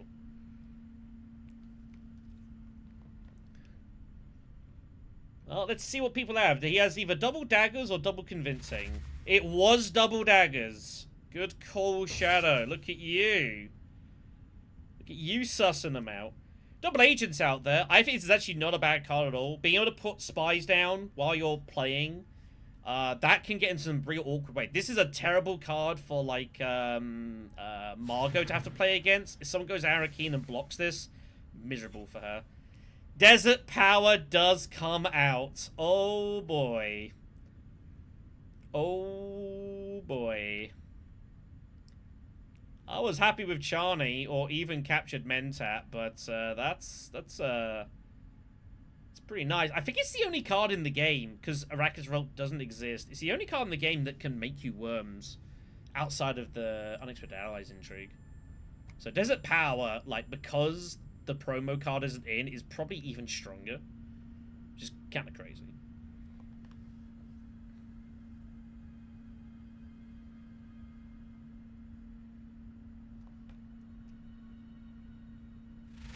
No! She's got 6. Damn it. Ah, fine. Charney's also pretty fine. Like, being able to retreat your troops and get the swords is great for Gurney. Because obviously, you're pretty good at making troops. And also just being able to, like, make intrigues as well. Like, Charney's just a really nice card. I do have a soft spot for Captured Mentat, though. Captured Mentat, if you can get this to Imperial Privilege, is just completely bonkers. The reveal's not bad, too. So we can actually reveal one of our cards and get in the way now, which is pretty strong. So let's go ahead and do this now. Take that, because no one can stop us, because we're in third place, and Irulan didn't go there, so... Let's go get Charney. Public Spectacle's out there, which is definitely strong, but... You know, Public Spectacle you will see in a lot of your games. Just because there's 2 of them in the deck for some godforsaken reason. And Diz is going to get it. But, you know, Muad'Dib is not really a spy leader, so it'll be tricky here. Anyways, so we get the win. Those 2 end up tying and neither gets the money, which is great for us. So that's a fantastic result. We'll get an intrigue. Winning Combat comes out, which is interesting one. Spice Freighters is pretty strong. We're not going to win the fight. We have to make a decision. Do we want to go Fremkit or do we want to go Tactics? I kind of want to go Fremkit because it just blocks Blue, who has got his diplomacy. Like, I don't really want to draw. It's not bad to draw into this.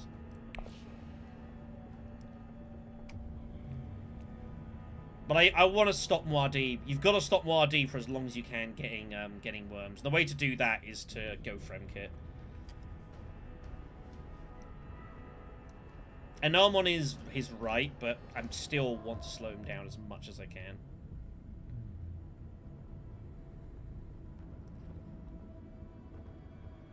We don't have to go Siege this round necessarily.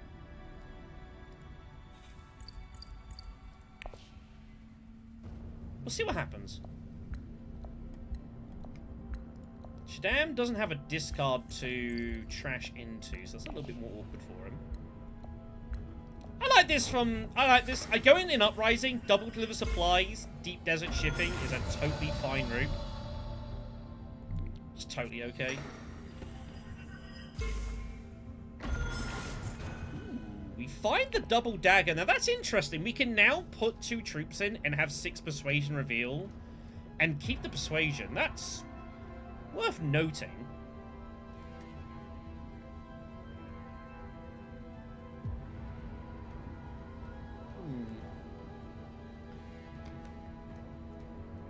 I need to get a drink, by the way, kids. Give me a second. I apologize. I should have gone before between the games. Be right back.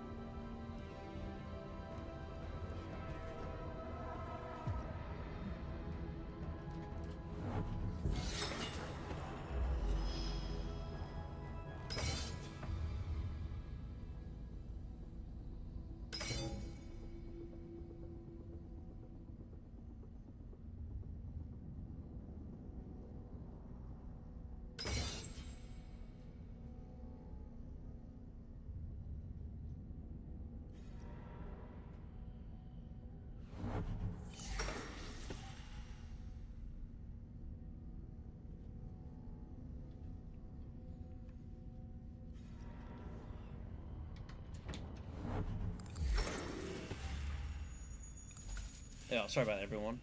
Can you guys hear me, by the way? Oh, I see. Okay, sorry. My OBS got updated recently, and there's some symbols I didn't know what they meant, and I've now realized what they meant. Yeah, I haven't put the camera back on. That's why. I thought I'd muted it as I'd walked out, but no, there's like 2 different features now. My OBS has changed. Let me get to some questions here. Give me a moment. There we are. Do you bump Emperor, assuming that you won't go there much or go for a Fremen alliance? It's an interesting call. I don't know, is the answer. The problem is with going Emperor here is that the contracts aren't that easy for me to achieve. Ah.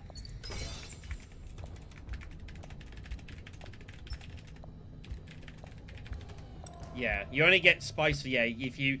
Yeah, Green was wondering why they don't get spice for trashing. It's got to be a card that you bought. Starting cards don't give you the spice. Yeah, you don't get spice for everything. That would be busting as hell. I feel like I should probably make a play for this. I've got Chani as well. Is he got his ring? I feel like he... I don't feel like Shippett's getting involved in this fight. But I could also go in and win this. I have got +3 swords. What's he doing? He's got his diplomacy. He's gonna use it, right? I think this is winnable. We'd have all 3 symbols, so we'd pair on anything in the future. It also gets us the alliance. What am I trashing, though? Yeah, I guess I hold off on diplomacy. We'll just do it this way. But we are going to go for this. Bit of clarification on how the rules work here. Yeah, Emperor just like, why am I not getting the spice? Yeah, if it costs 1 or more spice, we'll get 2 spice. Yeah. Yeah, starter cards like this have no cost because you started them. It's only cards that you buy that have a cost to them. Yeah. But this is, again, going to be the thing. Like, there's going to be a mix of people. Some people have played Uprising a lot. There's going to be a lot of folks that have played lots of XMO but have never played Uprising. And so they're going to be kind of new to all this. And that's going to be a thing you're going to find.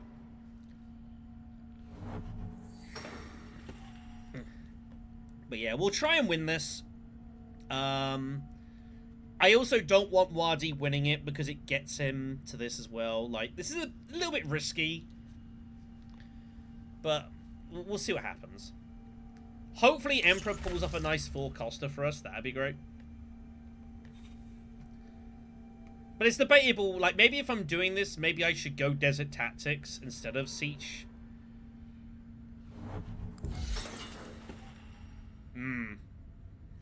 Okay. Well, this is going to be a bit of a mess. I wasn't sure if you'd actually do that or not. But I guess I left it open, so... Yeah, I probably should have just gone Tactics myself instead of Siege. Siege I could have done next round. Second place isn't bad. Like, second place is totally okay. This is kind of a weird spot. I don't know if I want to win the fight or not. Second place is kind of better for me. I need to see who might win this. Mauler Pistol comes off, which is good enough for me to buy. Ah, pull off BGO, damn it. That's a shame. So I guess we make sure Irulan doesn't win, because it's 2 points for her. And we make sure Muad'Dib can't win. So I'm like gatekeeping this fight? This is so weird. This is such a weird spot. But yeah, I guess I pass and see if either of them play battle cards, and if they don't, I take second place, right? Because second is kind of better for me. Winning's not a huge deal. I just need him and not to win, and preferably him not to win either. And if he has swords to win it, like, he might be made. So that's fine. So that's crazy. So we both got second. Muad'Dib and Irulan get nothing because they tied third place. That is crazy. Oh my god. That's nuts. Oh. It's Arakeen. We're gonna have to siege and blow this, like, especially with Charney as well. Yeah, this looks pretty like I just gotta shut my eyes here. There it goes. No one else has hooks. Don't think anyone else can get water. There's only one intrigue in the game that gives water, and that is you have to have High Council for it. So that's one thing you just got to bear in mind when you're playing. There's only one intrigue in the game that can get you water. That changes a bit in Bloodlines, I think. But in base Uprising, there's only one. You have to have the High Council seat. So we've got an interesting spot here. What we could do is we can either play Charney directly to get an intrigue, or what we should probably do is play Dune Desert, and then we can retreat our troops that are in the combat but maintain the swords, and because we've got the worms still applies units. We don't lose the swords here. So I think we use Charney to save our troops here. Much as I would like the intrigue, I think saving the troops here is pretty important. The garrisons are interesting. We're going to then be stocked for like the next couple of rounds. Is going to be great.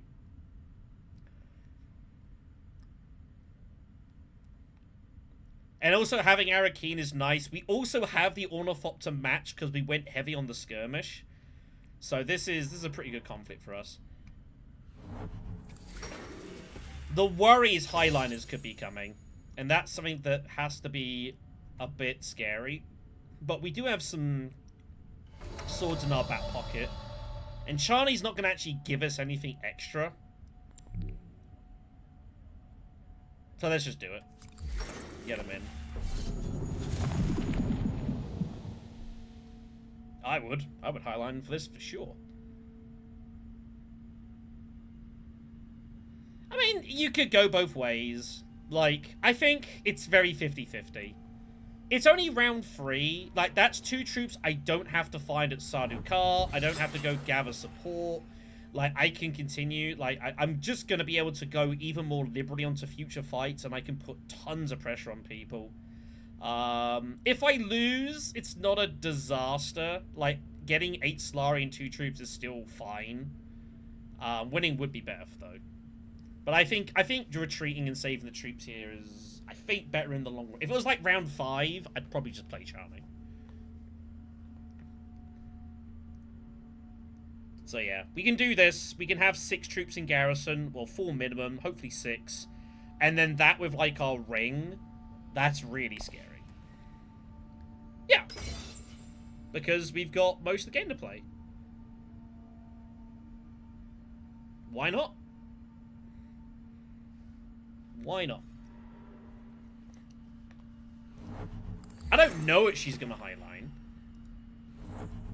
She also hasn't got a diplomacy, so I don't think she can get there. I have not paid any attention to what she's bought in this game. She's just shipping. There you go.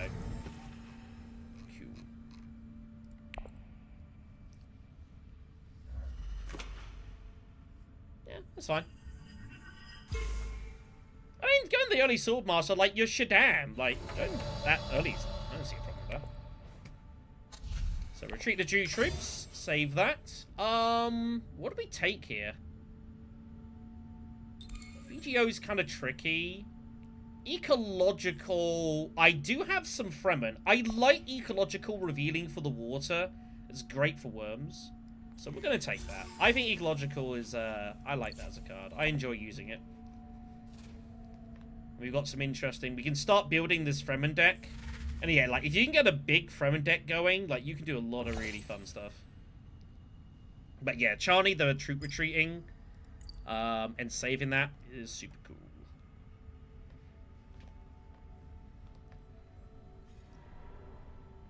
So this is the spy. Should probably get it there or there. Okay, takes it to... I think either's fine. With Public Spectacle, you got no spice. Like, this is okay.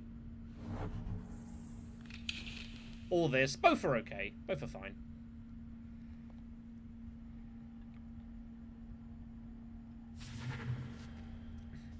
BGO will help him a lot. Spirits Guild favor. Nice card there. Good reveal. That's an and, by the way. That can do some real powerful things. It's expensive, but I think it's very cool. Wait, first time seeing the Holy Straight Fleet. Guess what ship it's going for? Very devastating card. Very devastating card. Yep, holy, or maybe unholy. Irulan can't get it. She's short. She'll take the Truth Trance. Ship it. Does he have 5? Does he have 5? That's the question. No, he doesn't. Tried to find a card draw, missed it. So that's a big card to just be sitting out there like that. Interesting.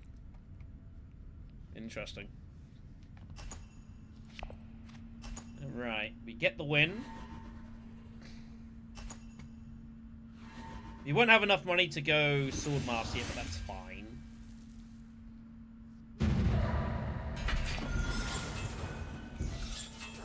But yeah, we just have so much. We can. This is very scary. It's the right term security. Okay, I like seeing the correct one. Oh no, I pulled ecological on its own. Oh, what? That hurts. Oh man. Oh, I'm never getting to Siege either. Ah.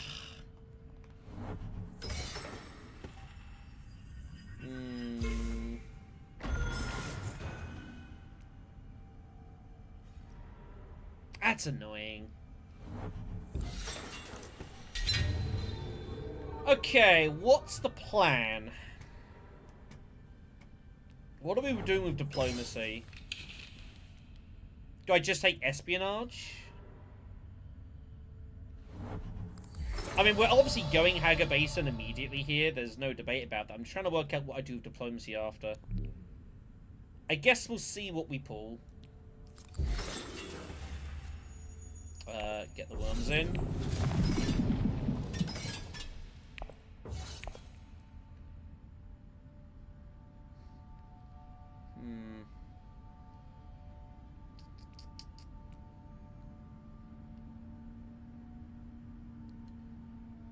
I can't even justify Sardaukar because I'm going to get troops out of this. I'm going to have my garrisons be completely full.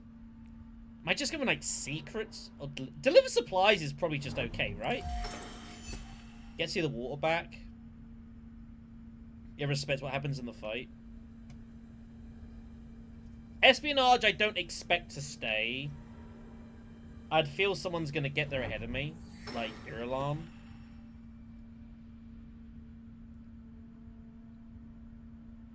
I think Deliver is a good backup. Takes his Sardaukar contract. Looks pretty good. Ugh.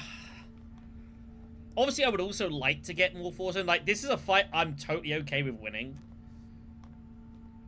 Doesn't match, but it's bumps that we need. Maybe I go secrets.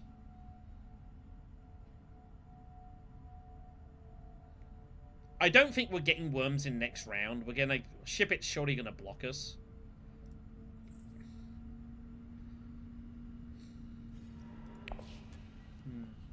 Second shipping. Okay, espionage is left open. I guess I just spy the observation then, right? Gets an intrigue for this. She's looking to open up Imperial Privilege.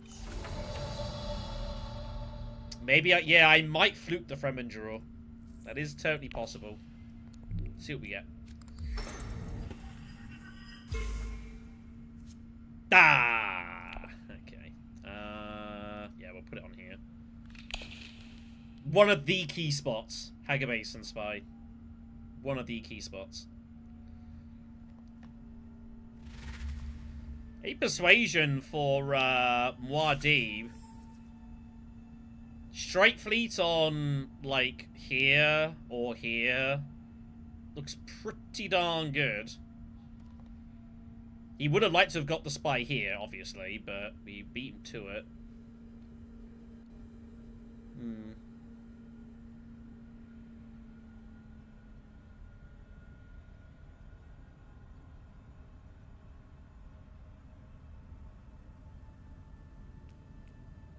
Is he thinking about Subversive?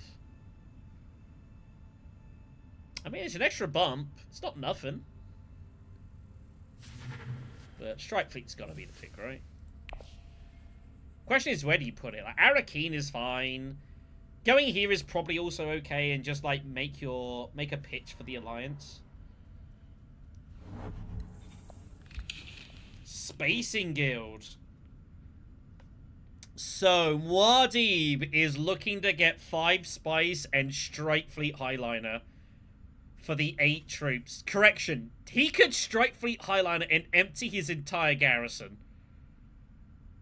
And just produce 10 troops. That is very scary. That is very scary. I hope he doesn't achieve that.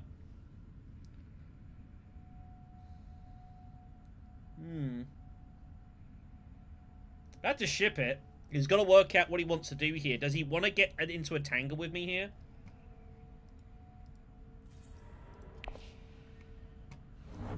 No, he's going to just take the garrison, which I think is the right call.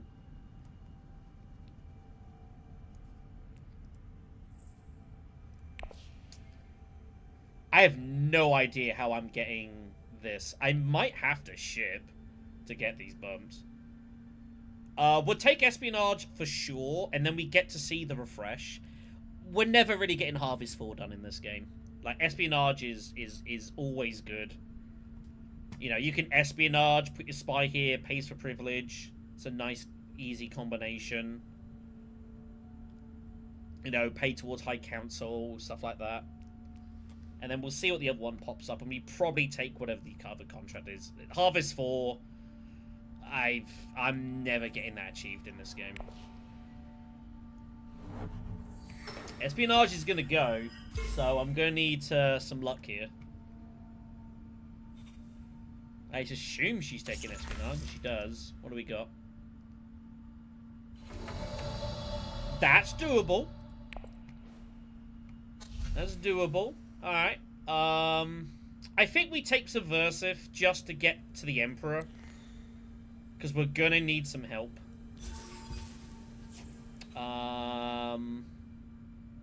Yeah, I don't see how I'm getting these bumps really otherwise.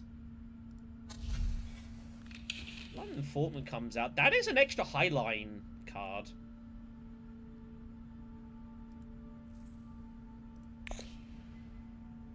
But it's less Fremen.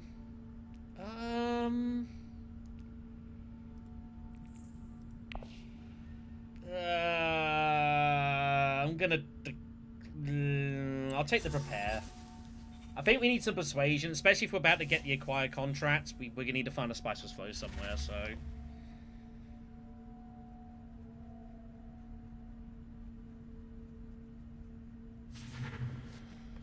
I do like Reliable Informant. I think it's not a bad card, but I don't think it's the right time for us.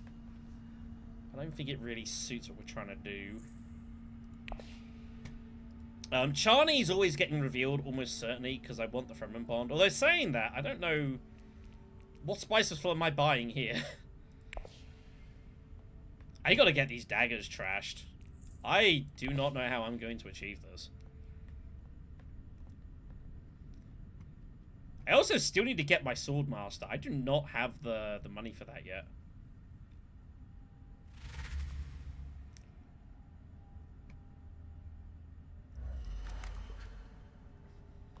Watermaster, maybe? I like Northern Watermaster. Watermaster is a great card for a Fremen deck. Revealing for 2 spice, something with the bond. Wonderful.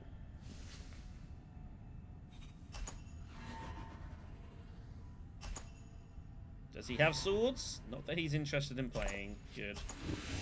Take it down.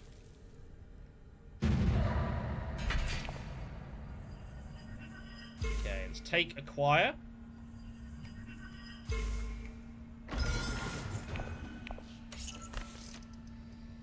Fine.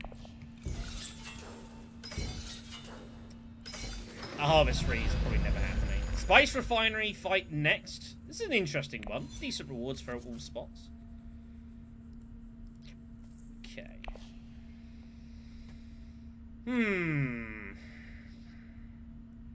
So, do we ship? Or do I just go like Spice Refinery?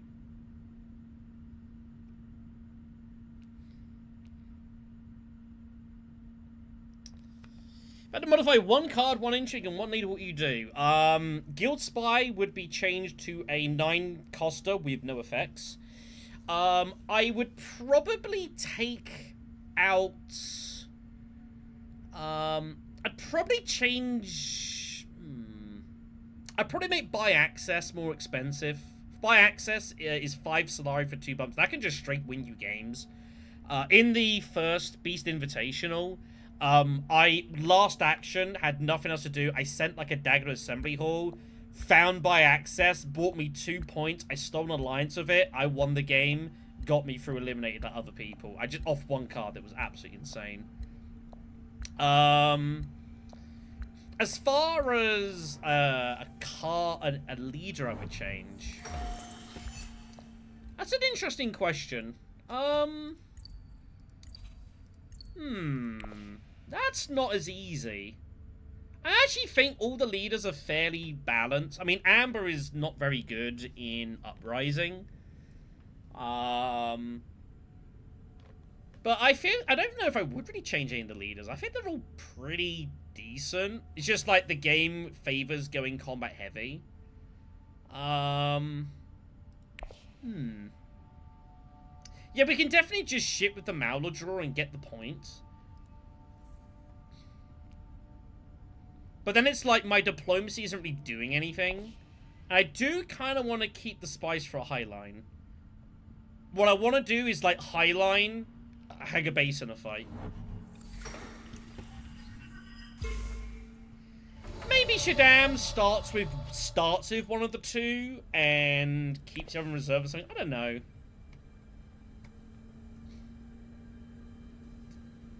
I am gonna get spice off this fight though, right? Because I am gonna put some dudes in. Or try to put some dudes in.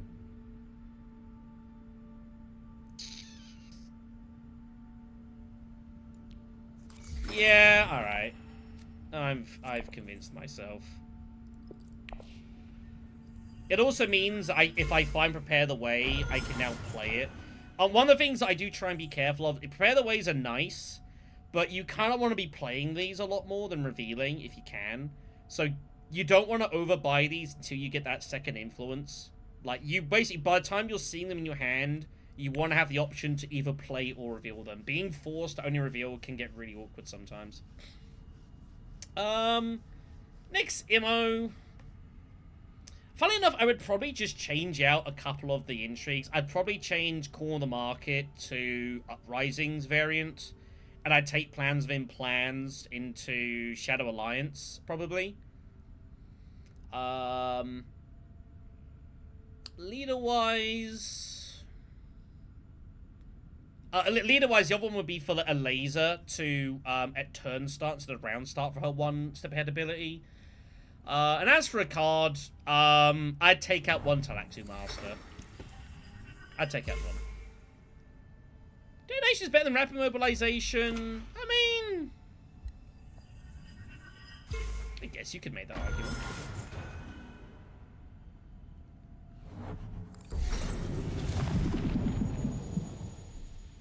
Here comes Ship Its Worms. The man wants some spies. The only problem is this isn't a battle match for him. That's why the scoring's quite low. Rapid, though, is like... The problem is with Rapid is when you got a lot of troops and then you pull it and then you're able to just stockpile even more and there's nothing it can do. But if you pull it, like, really early or you pull it, like, super late, like, it's not always that meaningful, so...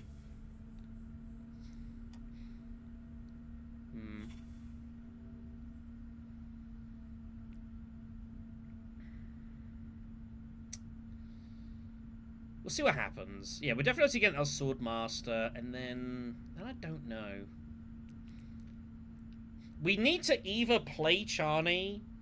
The problem is I'm gonna have to play Charney because if I can't retreat my 2 troops because I'd have 4 swords, and then I would have no troops, so I'd have no swords. So we actually do need to play Charney to like siege, preferably. I don't know how likely it is I get there though. Because Muad'Dib has yet to go siege himself. He's probably going siege here to get his hooks. Yeah, Detonation is still very strong, though.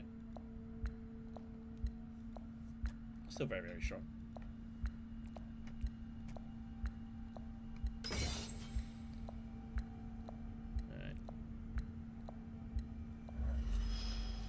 The only other issue as well is putting in 3 troops on this fight's not the best feeling in the world.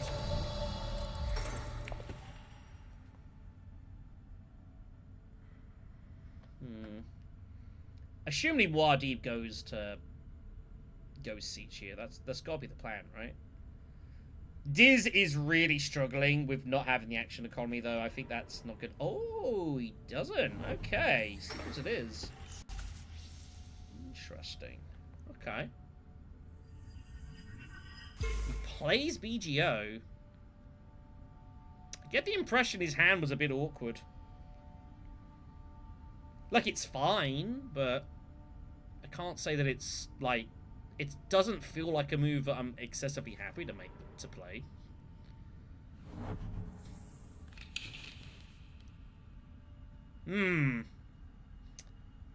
That tells you some stories.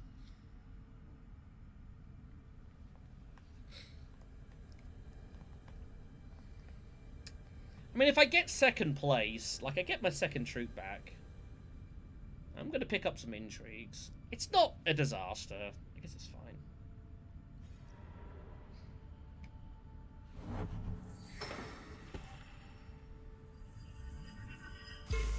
This is a really weird game, though, for Ship It. He's got 3 bumps here, and he has nothing anywhere else. Like, this is very awkward.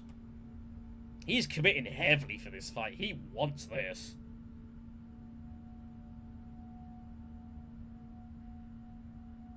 Yeah, going gather support, actually, if Siege had gone, is actually a pretty decent move. I was thinking either that or Assembly Hall, like you just play the dagger and do something. Only problem with gather support is that would have left me 6 in garrison, which could have been a bit awkward. Looks like we're going to be fine, though. We'll get siege in.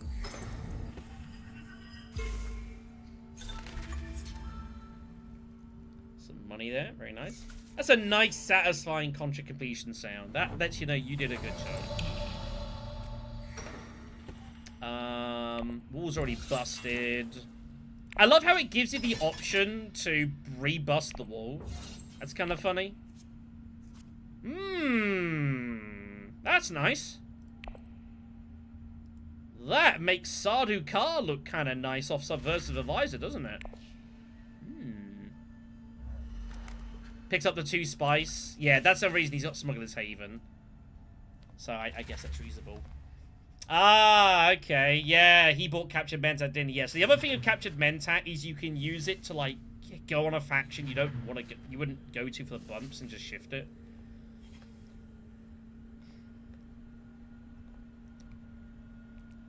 Okay.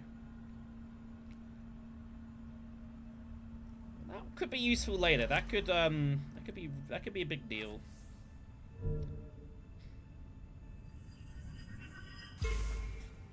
Yeah, I don't hate that. I don't hate that.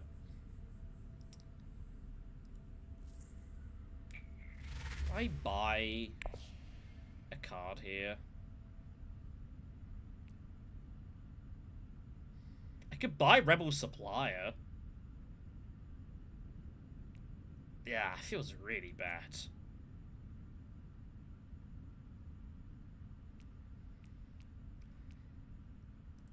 This is kind of difficult. Like, I do want to buy, but I'm also a little bit scared. Like, nothing fits great. Unswerving for the extra Fremen and the extra troop is not bad, by the way. I could talk myself into unswerving loyalty. But the problem is that we have trashed no cards.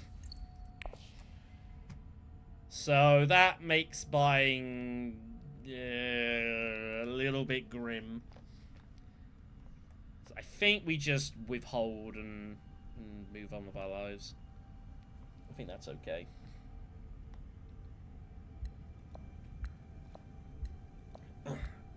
Emperor is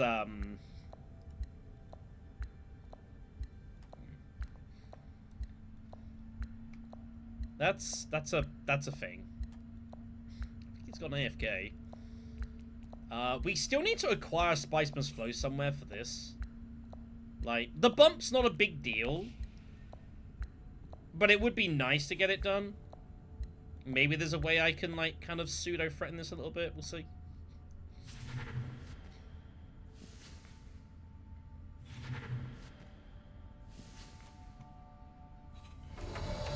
Cannot buy that. We'll just,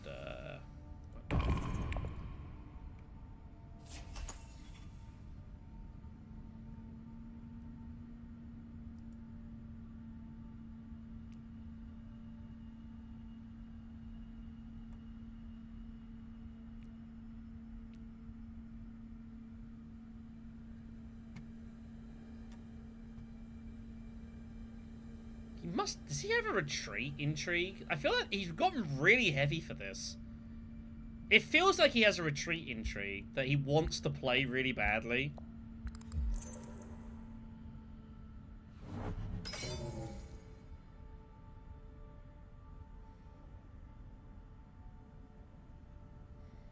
What a bait that is. Oh my god, do we play it? Oh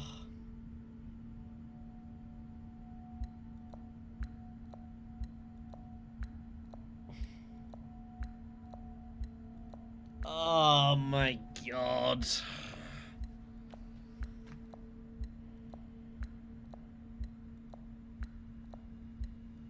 I have to play this, right? It is a match. I think he's just got the Free Sword 2 coin intrigue. I feel like that's what he's got.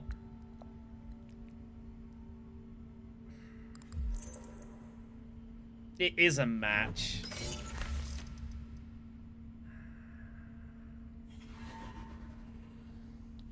I gotta do it. If he's got me beat, it's fine. It is what it is. That was a very greedy retreat. I have to play the swords. Oh, he's Devour. Okay. So he trashes as well. It is what it is. I'll be honest, I'm not unhappy to see that gone. I'm not unhappy to see that gone. That's 4 swords I don't have to worry about later.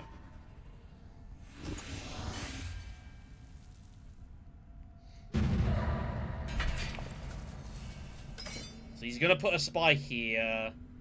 And he'll put a spy probably there. Yeah, you got Devour, you got Devour. It's okay. We're not really getting the third bump on this that often, I don't think, so I feel like it's not a bad free sword to give up. He spent 4. Oh, yeah. So that's they have changed. Yeah, they are going to different now. Pick up Imperium Politics. That's pretty neat. Ooh. Okay. Shadow Contest. How heavily am I getting invested in this fight? I guess the answer is pretty heavily. Like, it's a good fight to win. It's not a match is the only issue. But it feels ridiculous not to get involved here, right? Double intrigue. This alliance is probably just safe a lot of the time, and this takes some pressure off elsewhere.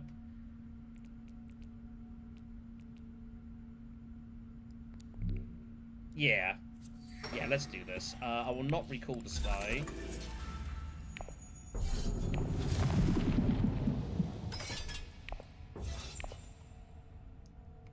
Pulling the dagger was a little sad, I'm not gonna lie. That's a very poor pull. Now, interesting thing, by the way, with Charney is that I can actually play her to, like, something like accept contract or even shipping if I wanted to. I would still get the intrigue because I've got 3 or more units in the conflict. So that's something you gotta note. With Charney, you can do some weird, like, shipping routes of her, even though she's a battle card. It's kind of funny.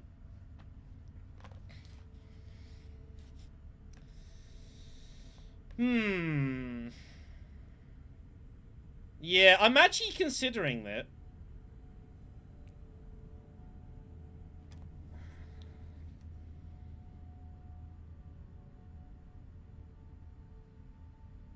I'm considering it. Or I could even Charney shipping and take the extra intrigue. And then Signet Ring. Because I'm not going to be able to buy Spiceless Flow here. And we're at the bottom of our draw pile. Like, we have nothing here, so... Buying here is not really doing anything for us. Unless it's a Spiceless Flow, and we ain't getting it. So I honestly actually think Charney Signet Ring is probably stronger.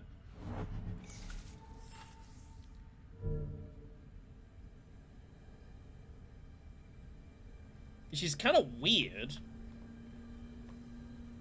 But I think just on this specific situation...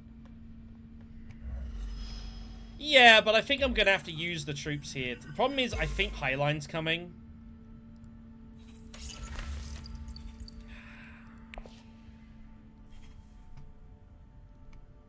I don't know.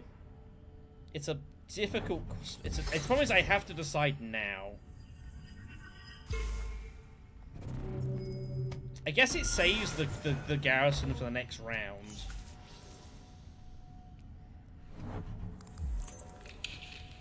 But then, like, I want the spice for Sardaukar, right?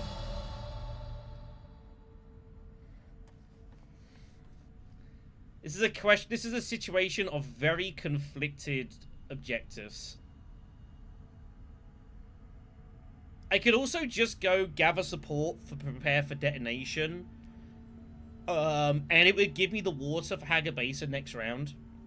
Which is something I do need. I think I'm playing Charney. And I'm going to go gather support.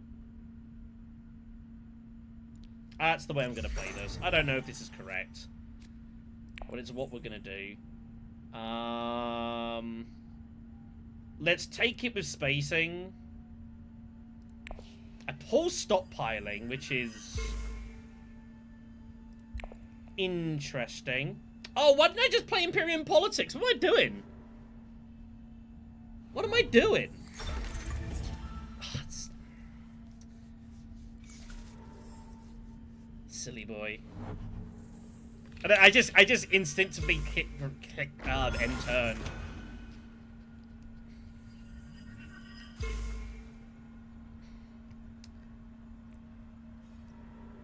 It's a bad time to pull strategic stockpiling.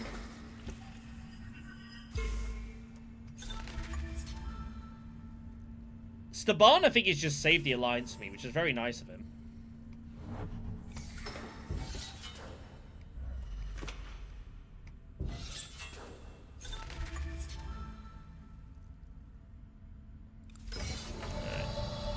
Let's do this now. That was a silly miss. And then, yeah, we'll go gather support and we'll just garrison up some dudes, I think. What do I go for? I mean... Am I high getting Spiceless Flow? There's 2, 4, 6, 7, 8, 9, 10. I would need High Council to have any chance. Alright. Alright, we'll do High Council now. Fine. I guess I can always use my dagger to gather support. And then we can go in with Dune Deserts. So it's probably like Subversive, the Emperor, gather support, and then Haga Basin and just try and put as much stuff in as I can. Something like that. Irulan's gone in fairly heavy. She has no intrigues, though. But it's going to be hard to beat her here, unless she has literally no swords. Yeah, can also potentially do that and re-hit High Council. That actually might be better. It's the case, obviously, like having the water for Haga Basin to double reward is good. Like, you don't really want to be going to round 7 with no water, unless you've got an easy way to get it. So Shibit's going to use Captured Mentat here, which is always really nice. Just a Hollow Projectors, and you get a an intrigue while you're at it, which is always great. We can win the fight. We can win the fight by going Detonation. We win it by 1 dagger. Oh, I hate my life.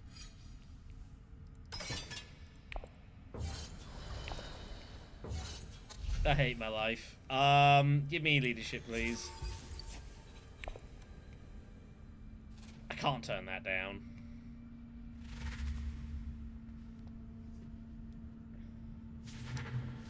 Well, Shipit's finding his points and his bumps. He's getting there.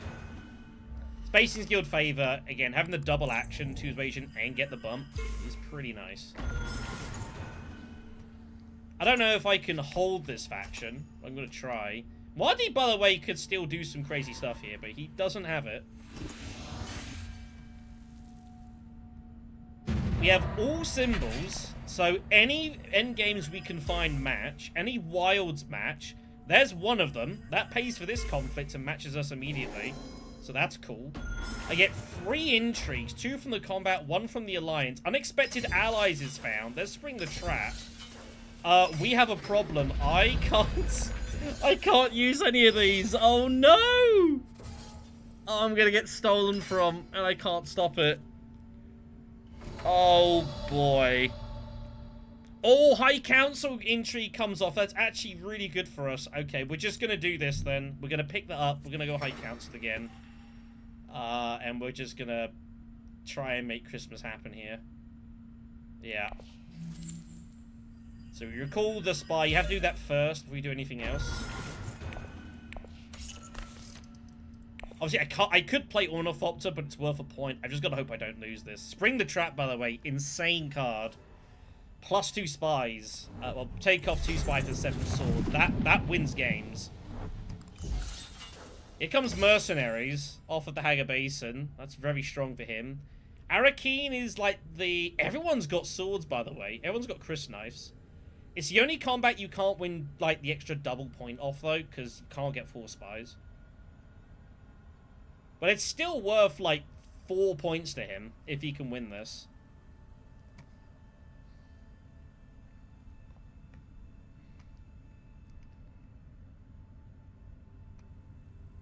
I'm gonna have to go Imperial... Oh, if I go Imperial Privilege, though... We could go Imperial Privilege, and the idea being that we hope someone goes Arakeen and gives us the 5th coin, so we can go High Council. I guess.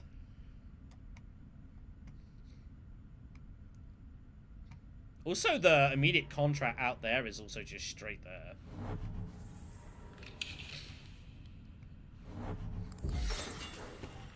Come on, someone go Arakeen, give me the money. Okay. We have to lift that. Let's get rid of stockpiling. I don't think we're ever going to get any value out of that.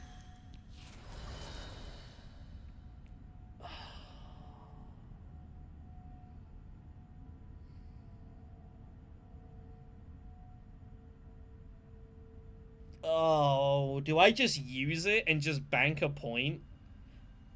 I think the answer is no. No, it doesn't. It costs you money. You have to pay 2 Solari to do it. What do I lose? There goes opportunism. That's unfortunate. The idea was considering to use it in case it got stolen. Is what it is. I got no way to get this going. Yeah, is what it is.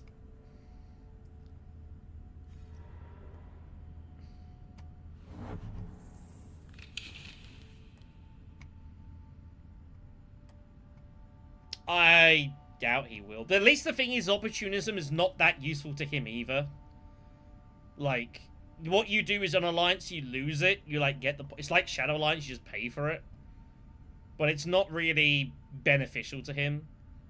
Yeah, he's gonna go for the steal. He has to try and steal from me. He's got so many goddamn intrigues. That's so ridiculous. The problem, again, this battle's worth 4 points to him.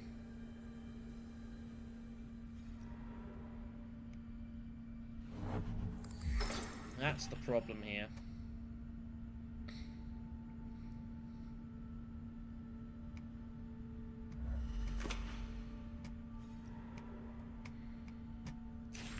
So are we looking gather support and then just hag a base in? I feel so sad.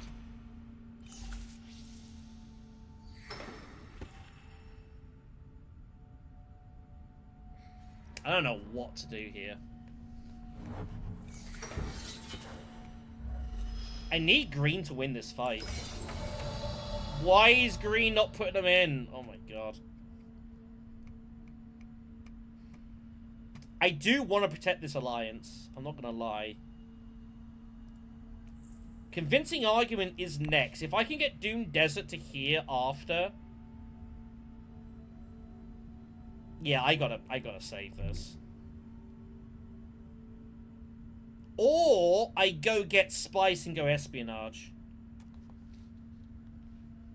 That's an alternative. I could just go get Spice on Basin and just go and try to get to Espionage.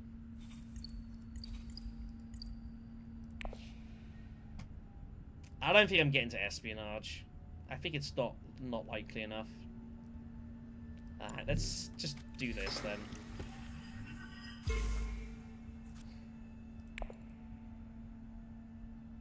Yeah, I don't think I get to Espionage off. I think Ship It just gets there before me too often. Oh, he is going to play Opportunism. He is going to play it because he's like, well, this wins me, this will end the game.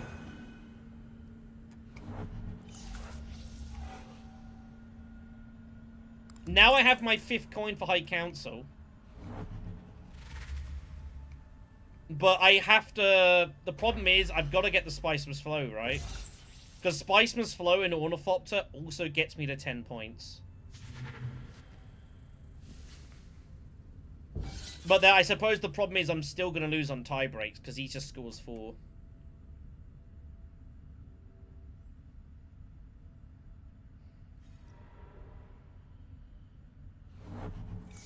How does it... Oh, no, I don't have enough strength. I'm on 8. I'm on a hard 8 here. I don't have 6 strength here. Like, I lose 2, and then I gain 2. I've already got the High Council seat. Like, I'm at 8, and I'd still be at 8. I could Doom Desert accept contract and get it that way. Thank God. Just rip it in, please, AI. Thank God for that. Okay, now I can do this pretty safely. By the way, that is that's 4 contracts in hand. It's kind of cool. But yeah. Thankfully, the AI just ripped everything in. Which I'm glad that they did. Hopefully that's enough to, like, win this freaking fight. But Wadib has 5 intrigues. It's very scary. But we have Spring the Trap, and if he has to play the Lift a Spy for 5 Swords card, he can't end the game. He'd only be able to score 3 points, so he has to win it without that. Intrigue-wise, like, Weirding's out, Devour's out. Spice's power is the concern. He could have free Spice for 6 swords. That's the scary one, but he needs stuff on top.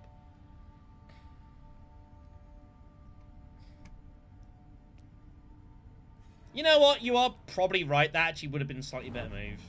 But I wanted to also get the money. It's fine.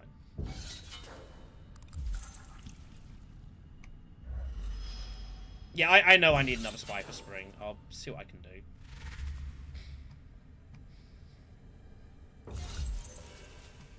Change allegiances. Oh, no. Oh, what's she doing?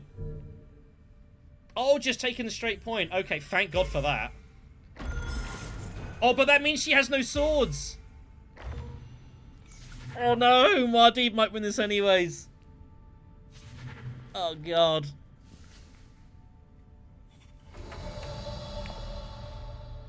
He might win this anyways.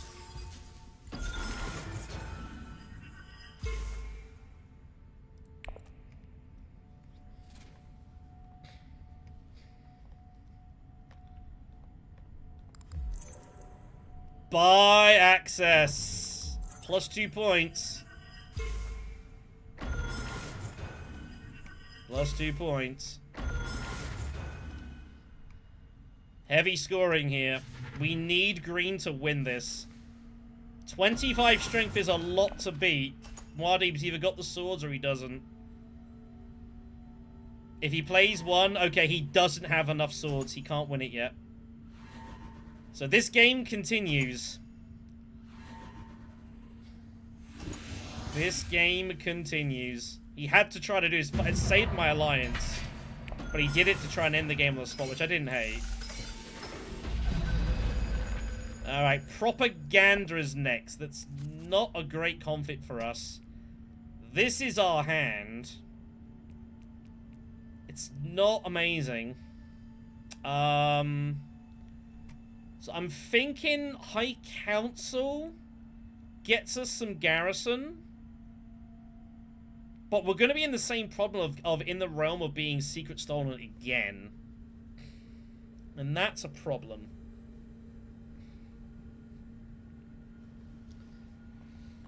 Alternatively, we could go gather support to get the second water and try to get to research station. And if I don't get to research station, it gives me unexpected allies worms anyways. So I don't have to go Haga Basin.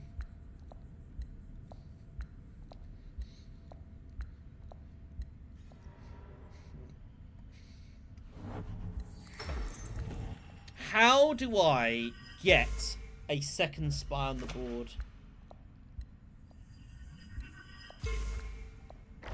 I might lose this alliance anyways. It's just crazy. So he's saying he's highlighting. Ship it's going deep desert.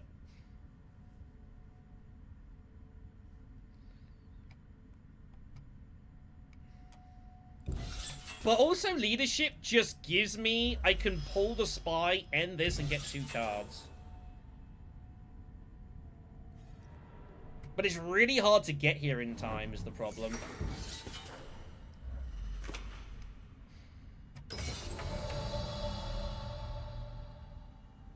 This is really tough to know what to do.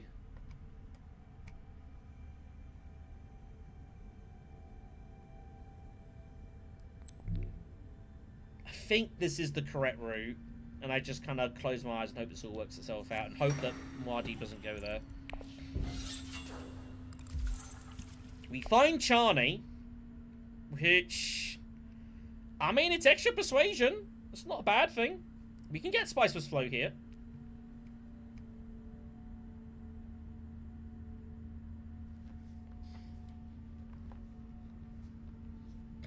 Charney actually is a pretty good pull, just for the Fremen Bomb. The troops retreating isn't really a big deal. One thing that's really cool you can do with Charney is, like, retreat the troops to get the swords and then use, like, a detonation and just put them straight back in. That's very fun.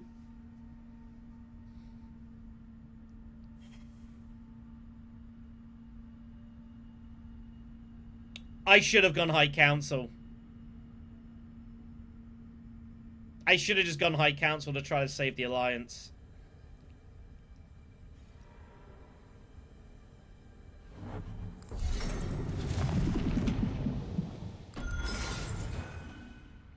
I might still go High Council to save the Alliance.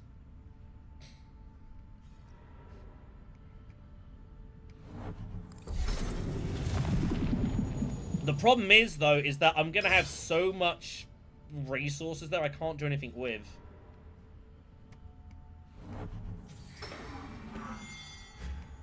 Maybe the Alliance is safe. I don't think he's got anything on reveal that takes the bump.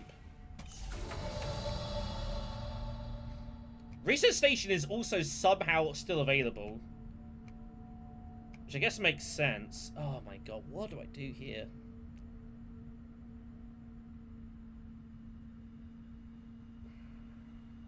Privilege is also still open. I just sack off Spring the Trap at this point? I guess. Yeah, do that. Trying desperately to save this. Find Diplomacy. I don't know if that's good or not. Desert and Mouse is another point. We now have 2 endgame matches. If we were to somehow win this fight, we'd match all 3. Swords are off Strike Fleet. Diz has really struggled with not ever getting the Sword Master. That's really hurt him in this game. He had like a very action-heavy sort of deck. And just hasn't had the actions to go with it. He misses his Spiceman's Flow at the end there, which is unfortunate.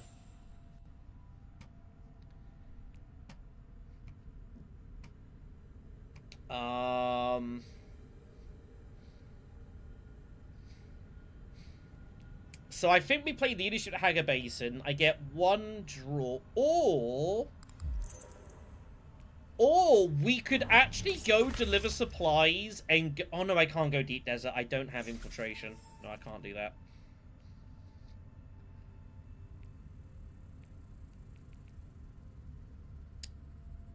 This is really weird. Is there better options that I can take that doesn't involve me? I could go Desert Tactics for sure. If I go Research Station, though, I get no worms, and I should really have some worms here. Like, worm still gives me the Fremen point.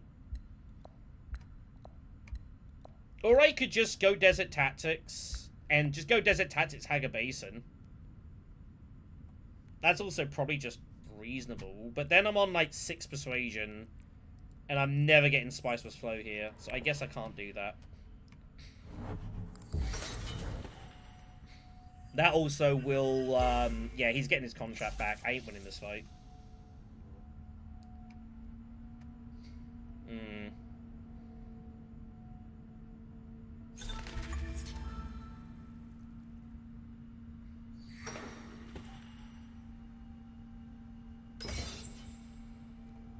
What do I do here?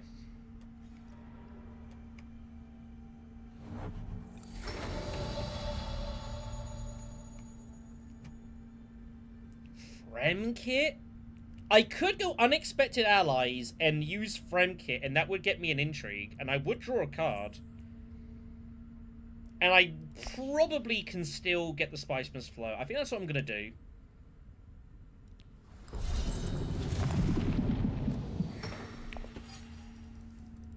Gets it played. It's a bit of an unusual way to play it. Gives me distraction. That's a guaranteed spy wherever we're going. Right, where am I going next? Where are we going? I guess I'm going Assembly Hall. Or I go back to High Council with the dagger. What's the odds that I don't draw Persuasion? Too high.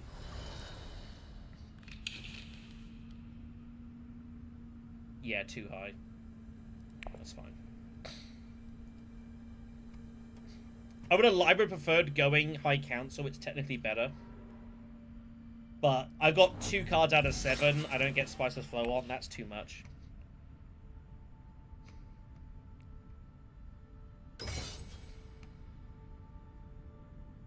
We are probably going to have like 12 victory points though, which is probably enough to win this fight, win this game anyways.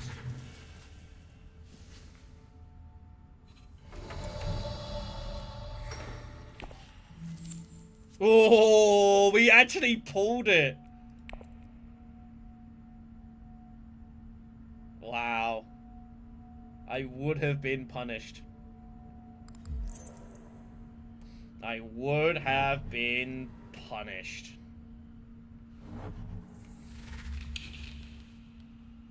Oh yeah, I have the 6 combat. You know what, you're right. Yeah, I should have gone high cancel then. Again, it's like it doesn't add it on. Yeah, that needs to be added on once that's applicable. Never mind, it's not a big deal. It's not going to make a huge difference. The in-trip you pulled is not relevant, so... it's fine. We have 12 points. How many swords has he got? 3? Oh, he had both contingencies, so that's 6. 9? He had all the 3 of them in the deck? 11. He has to buy a card. 11 swords. Damn.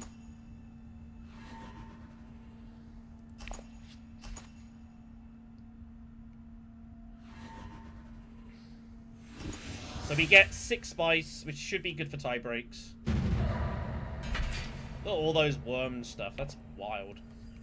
Green loses a point here, so red scores 2. He now has an endgame match as well, so he's at 10. So he gets double points. He's at 10 minimum, but double. This is going to get us over the line here. It's going to power us over. This is a wild, wild match. This is a wild game.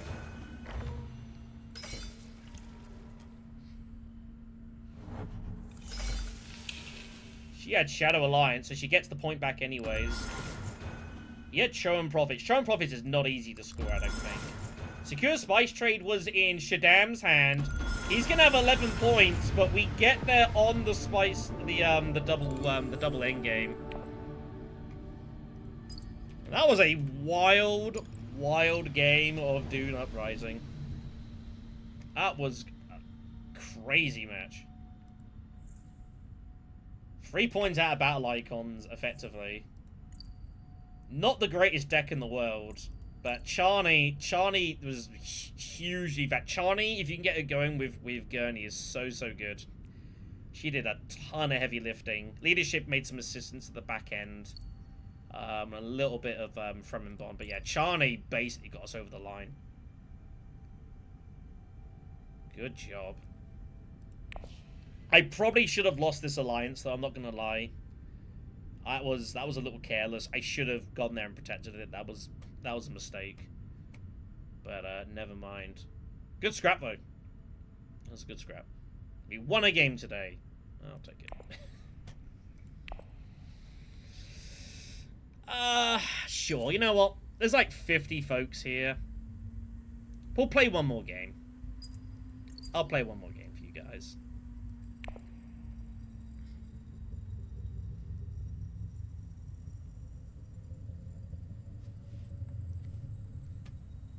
I say, when you get a good game of Uprising, and it's like, that was pretty nip and tuck, like, it's really good, but you do also sometimes get kind of like the fairly heavy blowouts because of the way the deck drawing comes out, so it definitely is a bit to and fro.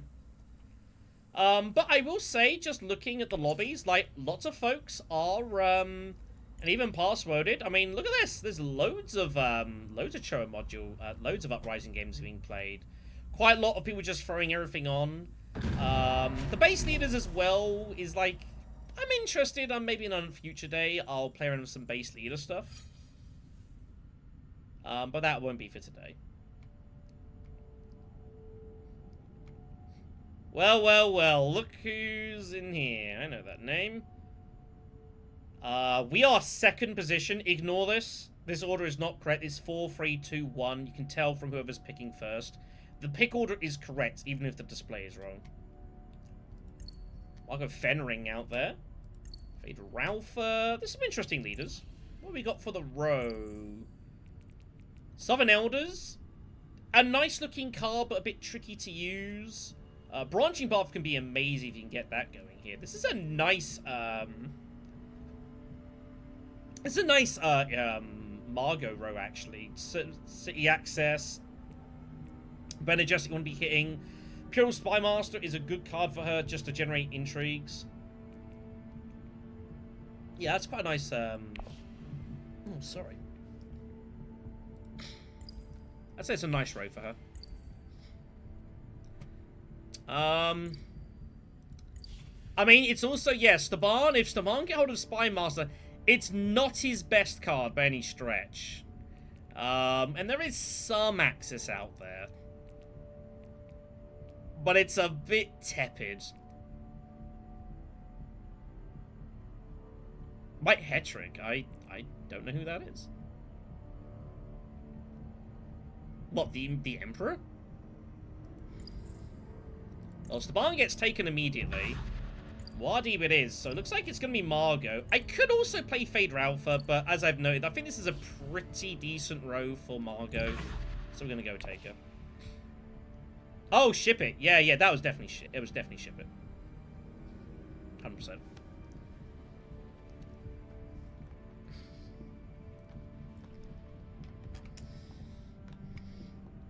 I didn't know what his real name was. I had no idea. So yeah, so Margot, I think she's really strong because she's nice and straightforward. Her ring, just straight putting I hate that I see it in here. Putting a spy on a city is great. Arakene's spy spot is absolutely fundamental to your game. You must get this and you must protect this. If someone blocks this just to troll you, it's a bit of a miserable experience. So try and avoid that. Other than that, though, yeah, obviously getting to the Bene Gesserit early is pretty nice because that 2 spice early, that pays for spice. That pays for spice refinery. That pays for like some, you know, like other bits and pieces, espionage as well. Try and get that pretty quickly. Okay, so I think what we're going to do is we're going to play Desert Tactics early. It's not a matching conflict, but there is a lot of... this is tricky.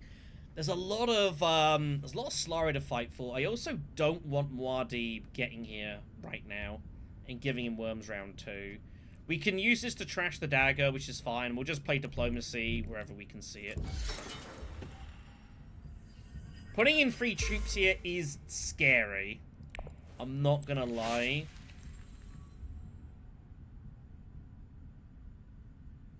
But I'm gonna trust that they're gonna basically all block themselves up here. There's only 6 deploy spots at the start of the game. And no one really wants to go Spice Refinery without going to one of these spots. So it's like these 2, Arakeen, Imperial Basin. People don't really want to go Haga Basin straight away, and people don't really want to go Spice Refinery straight away. So going heavy like this, I probably get some money out of this. All I need is some. Except contract taken. The Arakeen contract is pretty damn good. Ooh, Spice Refinery double draw is out there. That's another really good card. So, Shaddam doing what Shaddam should do. Go Imperial Basin, put the spy here, make the transfer for some early money. Pretty natural. Yeah, occasionally you do see that. Deliver supplies to research station. It's incredibly committing, though, is the problem. And the problem is like, you can't get any big... You're probably better off doing it, like, round 2 or round 3. And you can try and set up to, like, get, like, a big 7 or 8 cost. But round 1... Like, you've only got 1, 2, 3, 4... You've only got 9 persuasion in your deck. So, unless you get the dream draw, you ain't getting a 7 coster, so... Duel for service goes, sadly. That's a little unfortunate. But I'm gonna go secrets. I prefer to get the intrigue here. Also, I want to make a push on Bene Gesserit for our influence here. So I'm gonna do this over Deliver Supply. I mean, well...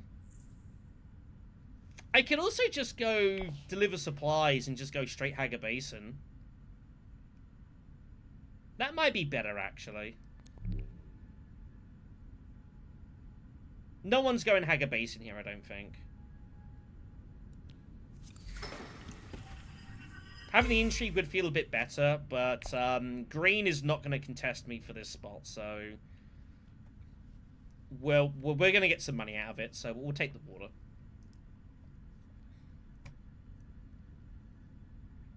And then we can take Hager Basin. What we could do actually is we could go Hager Basin with our here's an interesting video. So we go Hager Basin with our ring, and then go Spice Refinery, and we're gonna have like 6 or 7 cash. Looks like we're gonna just straight win the fight. I didn't actually expect to win this. That was kind of surprising. Southern Elders goes, which is fine. Smuggler's Haven. I probably meant to take that. I need to get to Espionage. And just put a spy down on a maker spot and just let it produce points on itself. I can't really give that up. Spy Master's nice, but it's just a better card. And that's going to be the plan. We'll try to get Espionage somewhere. We'll just put a spy down either here or maybe here or something. And we'll just use it to give us stuff here. 5 from Muad'Dib. Leadership's a great card for him, but he's got to get the sandworms going, which he's going to commit to. And I suspect Shaddam has 5 as well. He has 4. Imperial Spy Master is going to be the card he wants. And use that to try and, like, ship his faction access as he goes. State still 10 here. Still 10's not a bad card, by the way. Just revealing for water. It's pretty good. Takes prepare away early. Fine, I guess.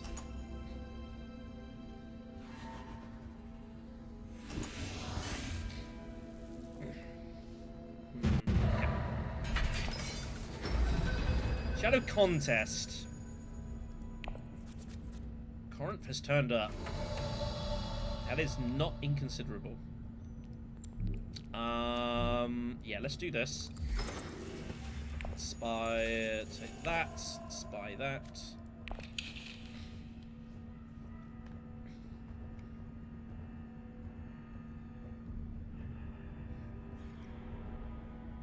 The only issue is, like, we're kind of going to be back-ish of the queue of Swordmaster.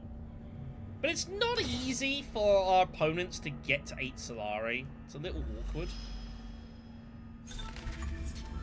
Arakine's contract completed is really nice, so he can get the spy. I don't know where he puts it. Fremen? I feel like Fremen is a good spot here. Yep.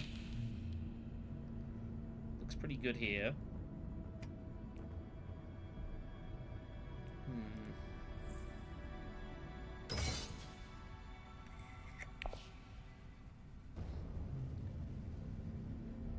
I think we have to go Refinery. I think it's just... I can't really turn it down. Guess he's going High Council. Yeah, he's getting... I assume he's going High Council. He might just straight rush High Council for Corinth here. I think that's the plan. Refinery gets taken in front of me, which is unfortunate.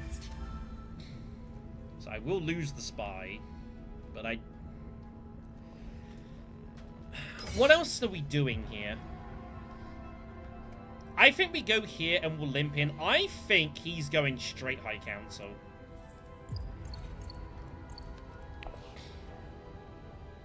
I don't think he's going to use his troops here. I think we can limp in and get our spies back. I mean, I think we manage it enough of the time. So, Fadedrath actually pays for the trash there. You don't see that all the time.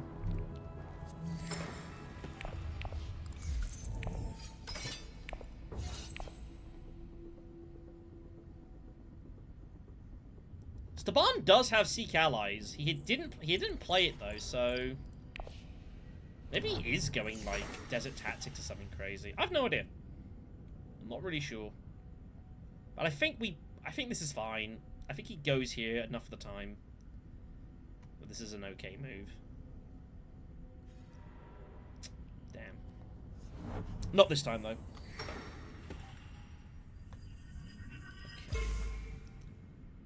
Gotta get Haven going. I've gotta find a way to Espionage somehow. I don't know how I'm gonna manage it.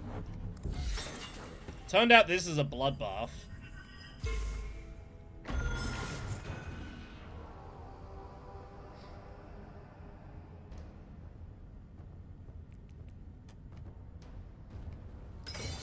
That's multiple trashes from him.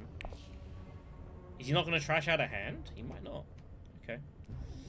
So I'm looking at Steel 10 just for the water. The water I think is pretty decent. But I guess if I'm setting up for BG, I should probably get the Prepare the Way.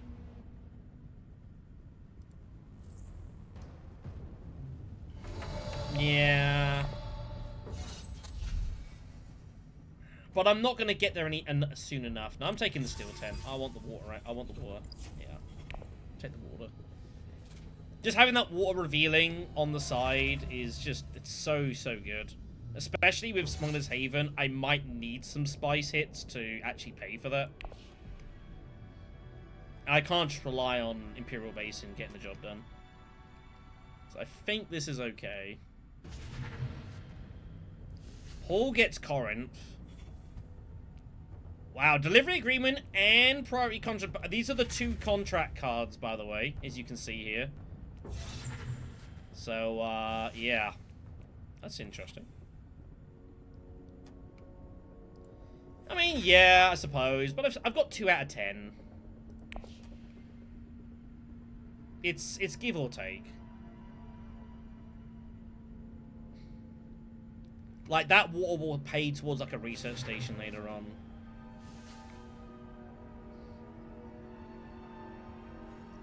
There's not... If 2 out of 10 is enough, like, 2 out of 10 instead of 3 out of 10, and it's not a massive difference. What did he pick up? Oh, in high places. In high places, he didn't take the BG spy? What? Oh, he just lifted it for 2 strength. Wow, he just wanted to get hold of the intrigue. Okay, that is a decision that was made.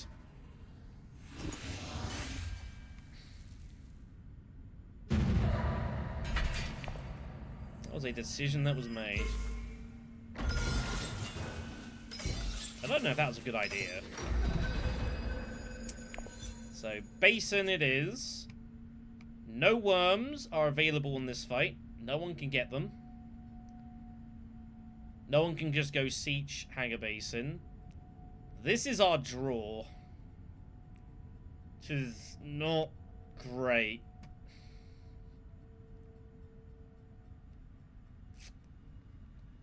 It's not good at all.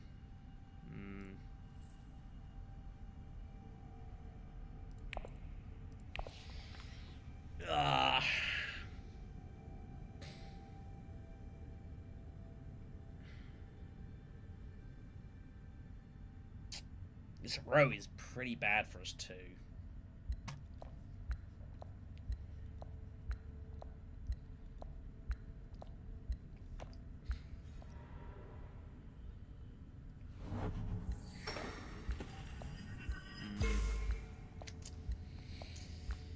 Okay, we're not going to get to Swordmaster in time.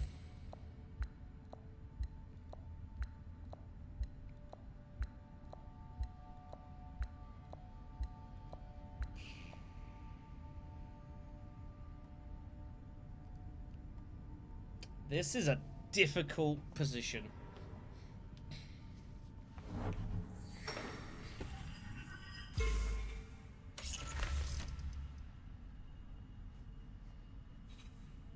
So he's looking to do that for that next round. Oh wow, we are gonna get there in time. I thought someone was going Spice Refinery before me for sure. Well, I'm not complaining. I'm not gonna look a gift horse in the mouth. I am surprised that I've got there. We might not have a third action. Like, this and this might both be gone, but... I did not expect to get to Spice Refinery. I was really... I assumed someone was going to go in ahead of me.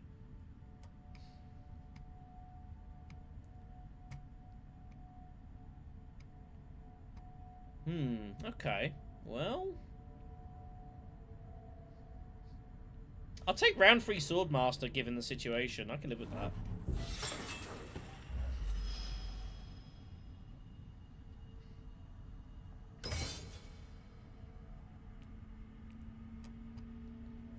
Is Staban Tuek eyeing up these contract cards?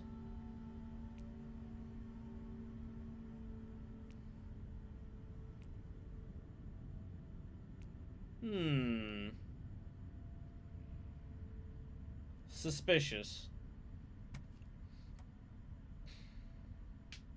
Suspicious.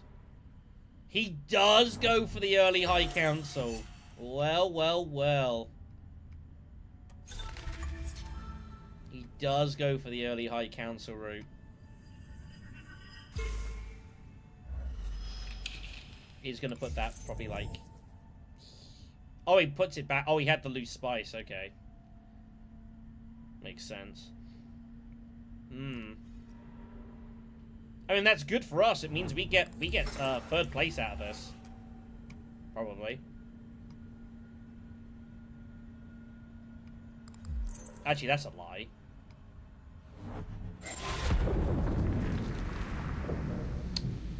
That's pretty strong. To have detonation this early in the game. That's pretty damn strong.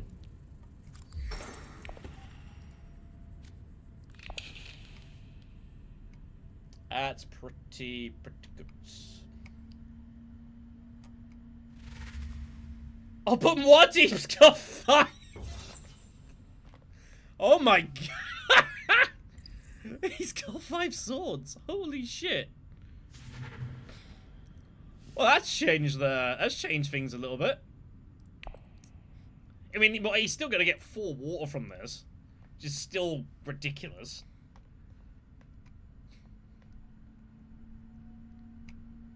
Damn. And Staban has 8. This is a terrible row for 8. I think he has to go delivery agreement. He's gonna go branching just for access. Tread and Darkness is found afterwards. There is some degree of synergy there, but it's not much. I think he's meant to go delivery agreement. He's already cashed 1, right?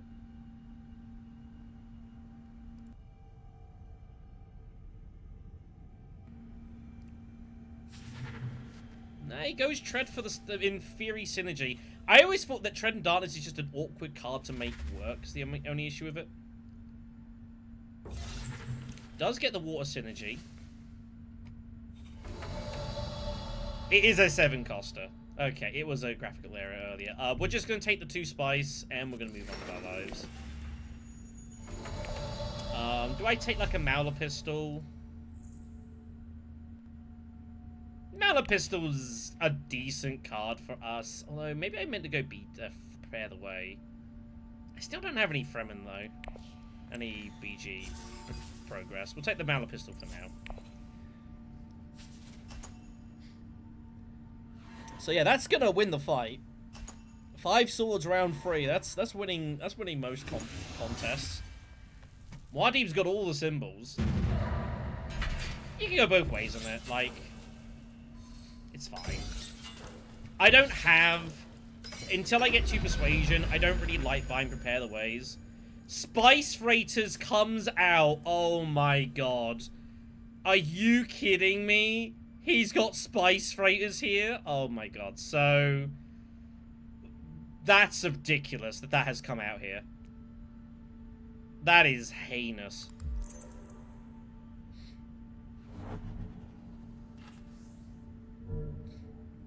He's gonna use this to ambush Siege Tabba, but, like, that's disgusting. Okay, Smuggler's Haven is ready to go. So we're gonna get to Espionage, or try to get to Espionage, and hope we manage it. Spice Raiders on that? Oh my lord, that is disgusting.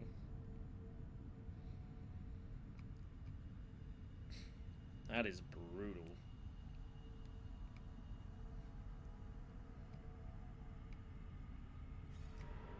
Espionage does go, damn it. Alright. We probably just straight play Smuggler's Haven then. I think what we do is we play Steel Tent to Basin. And then we'll look to try to get Haven to deliver supplies. I think that's... because everyone's got water here. So I don't think anyone's going to deliver supplies right now. So let's try and make this work.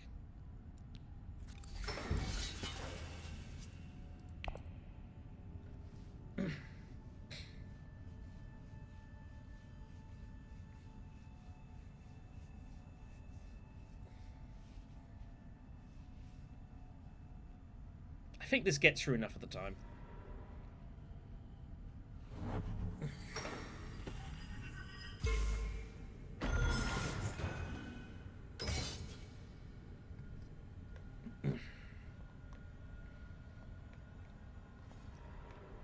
Assembly hall, yep, it's reasonable.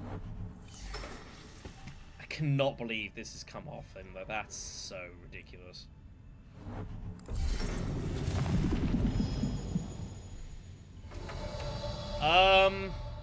Yeah, but if this doesn't get played, I mean, I guess I can be placed to accept contract now.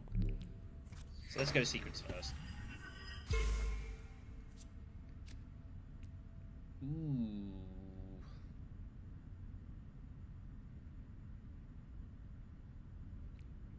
I'm scared of that getting out, but I'm not going to do anything right now.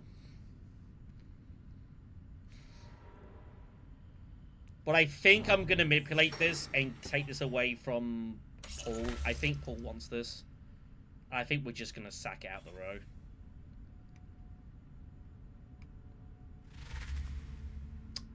He has 7 persuasion? Wow. Okay. Prices of Object comes out next. That's another card we're going to have to just get out of there. Yes, the barn is now looking very scary. He got the cards he wanted.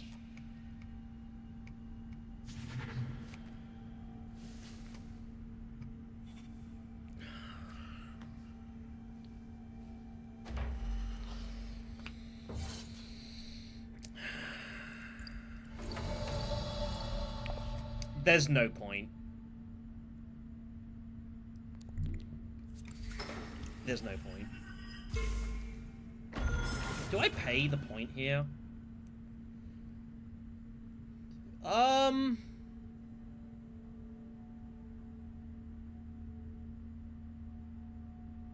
Yeah.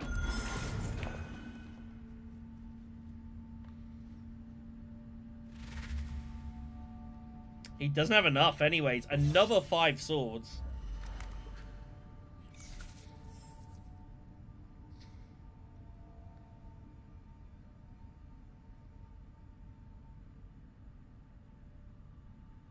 I was just trying to think, like, am I likely to get spice back? But between here and here, I probably get the spice back. Now I'll take a prepare.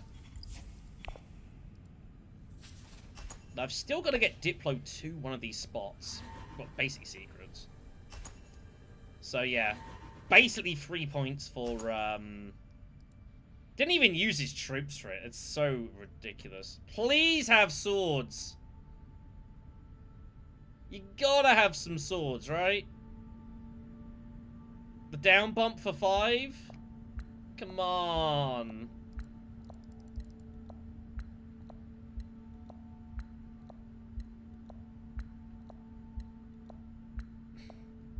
Well, the option is also go Hager Basin if it's left open, but I don't know that it's going to be left open. That's the other issue I've got. I do not know what's going on here. I have no idea why nothing's being played.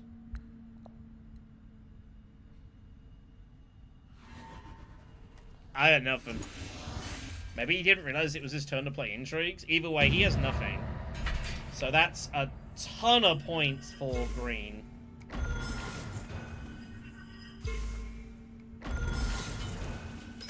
Such a dirty conflict. Spice Refinery is next. Alright.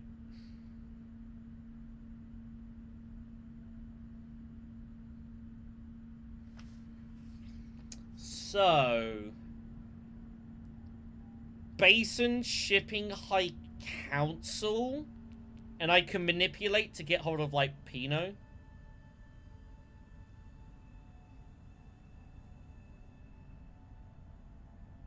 kind of like that.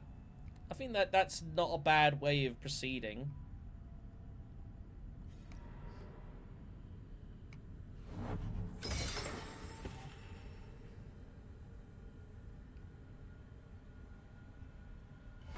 And I think we have to go Hagen now. If we leave it, someone's just going there.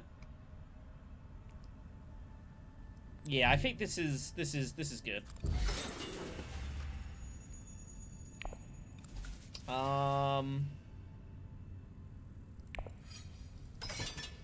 Yeah, I think we put the troops in. We get at least 3rd place out of this. I think enough of the time. Of course, that's just a guaranteed immediate completion. He gets 2 contracts he can take. 1 from the space, 1 from the card. So takes Highliner. Research station comes off. Oh yeah, he already took the accept contract, didn't he? The immediate one.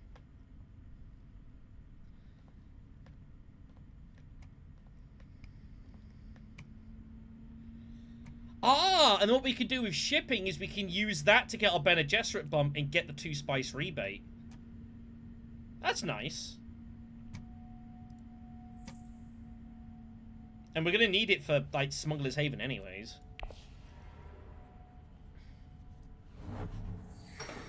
Not the best use of that, but he's just going. He's just gathering up these harvest contracts. He might legit just try and harvest spice the hard way, just to complete those. Hidden Missive Valley. Look at that, incredible.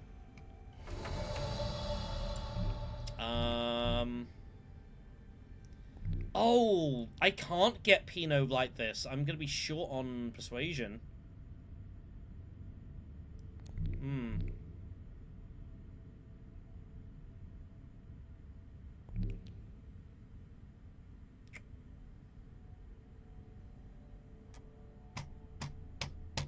Yeah, alright, well.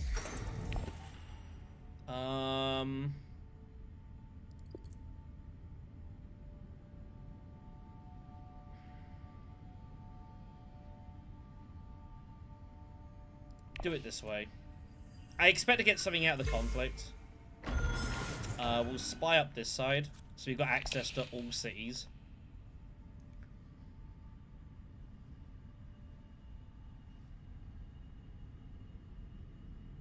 Yeah, I didn't think about that. My council gets blocked ahead of me, which is unfortunate.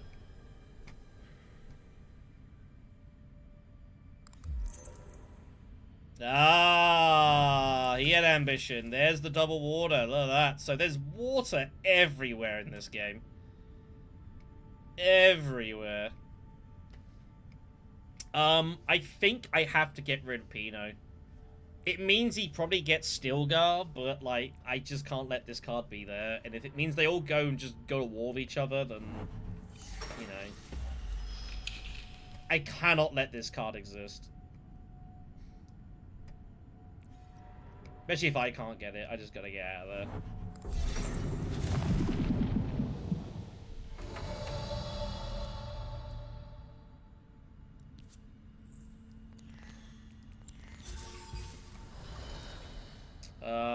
Man, I have, like, nowhere to go.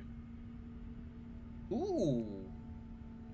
Maybe I legit reveal for Spy Network just to get the Benny Spy. You know, I quite like that. I think that's worth it. I wouldn't normally do this, but just for the straight spy on a very important outpost, I think that's worth it. Just get it in there, because otherwise I'm going to lose that. That gives me guaranteed access to, like, Smuggler's Haven spies, gives me access to espionage.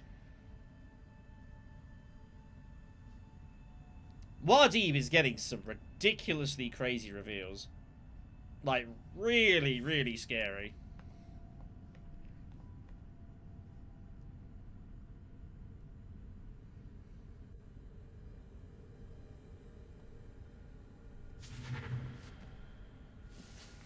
Yeah, he has to take Stilgar. Oh, no.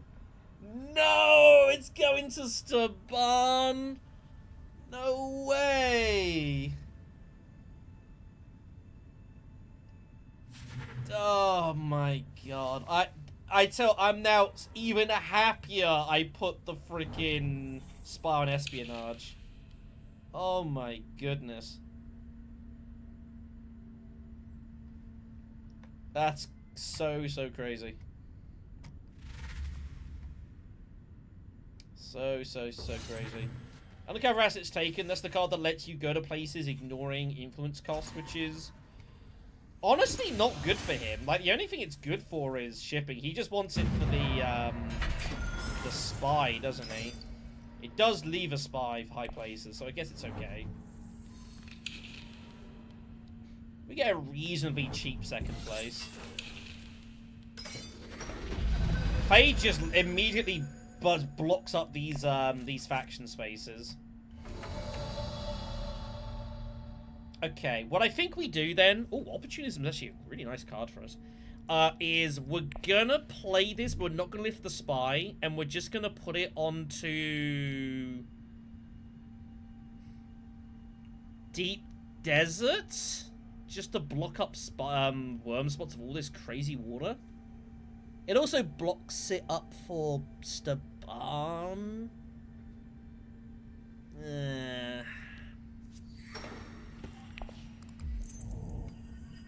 No, I should probably put it on Imperial Basin.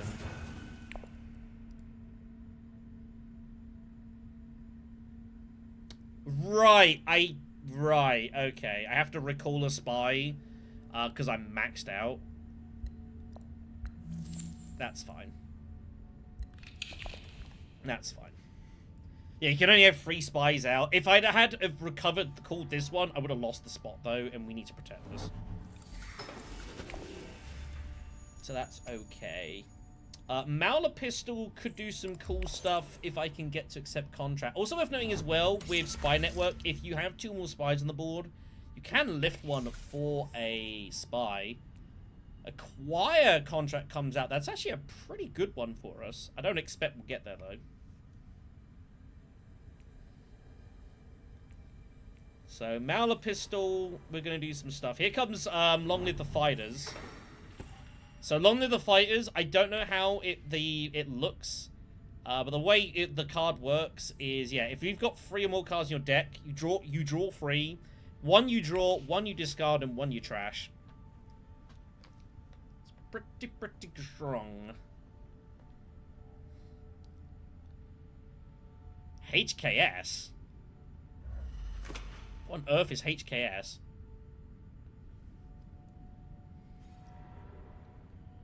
Discards Tread. Wow. Oh, yeah, I do need to get Siege, but I want to get the Spice Must Flow first. So I want to go here and double draw and grab this. Like, there's no rush of getting hooks. When am I going to get worms in this game? Like, I'm not getting worms in anytime soon.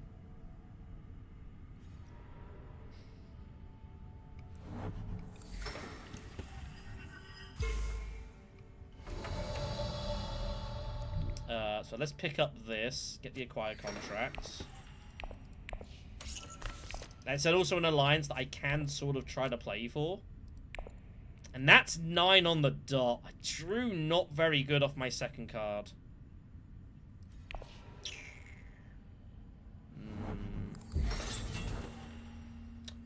Could prepare the way assembly hall. 3 out of 5, though, I don't get the Spice Must Flow, and that's a problem. Oh, I haven't taken High Council yet. What am I talking about? I for some reason thought I already had High Council. I'm sorry. Yeah, High Council then. Why did I think I already had that? I've been streaming a long time. I've been streaming like 6.5 hours, kids. Like, I'm getting tired. Glad someone's paying attention. Cheers, Forge.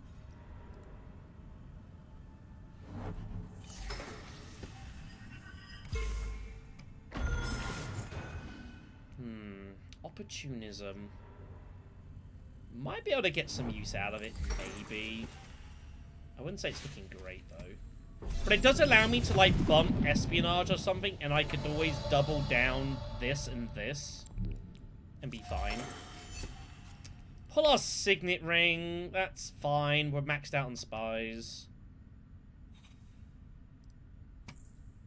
That's our next hand, though. That's not good. Interesting decision what we could... Ah, now here's something we could actually do. We could actually go down on opportunism early. One thing that's very cool about Margot and Irulan is whenever you reach 2 influence, you get the bonus. That means you can go for 2 influence, go down to 1, and then go back up to 2, and you can actually re-hit it. So what we can deliberately do is we could go down on opportunism and like another faction, like the Spacing Guild or whatever else. We can bump, and then we can take the bump back and get our 2 spice rebate. Which is pretty cool. Oh, Public Spectacle comes out. Oh, this is such a good card for us.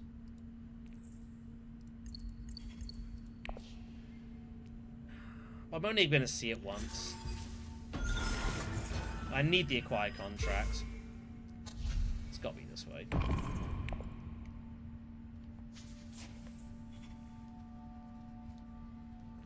And currently, like I say, we're still the only people that get to shipping. Like, Fade, I think it was, is never going shipping this game, I don't think. So the contract cards are split. No, he has got both of them, priority and delivery. So that's pretty strong for him. There's 2 points he's going to cash in.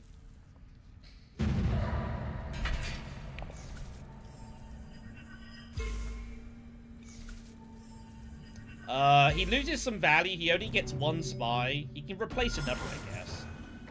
He'll probably just lift this spy and put it somewhere. Not a lot of spaces to go, though, honestly. Not a lot of spaces.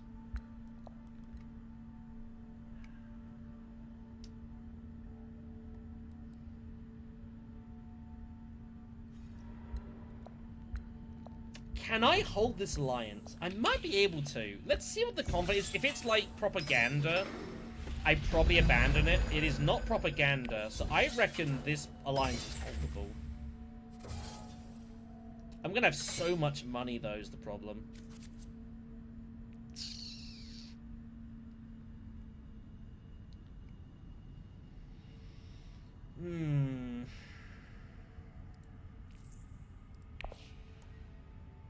Not a very good hand. Spy network, we can lift a spy, and, like, this spy can be lifted now. I don't really need it anymore.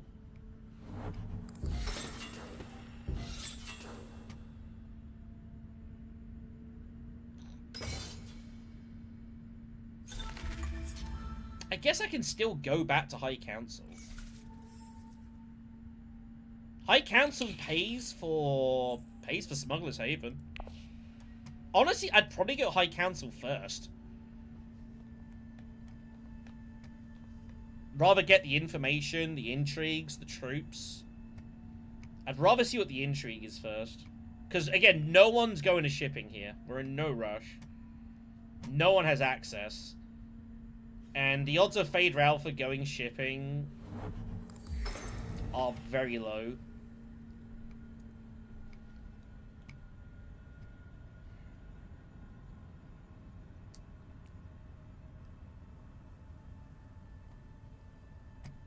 There's only 1 card in the deck that gets him there. I'd be stunned if he went there.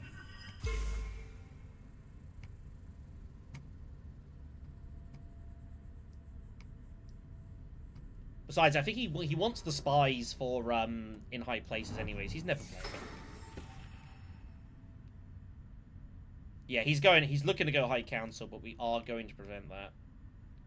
Is he using his ring? He might spy it. We can at least deny him a card draw.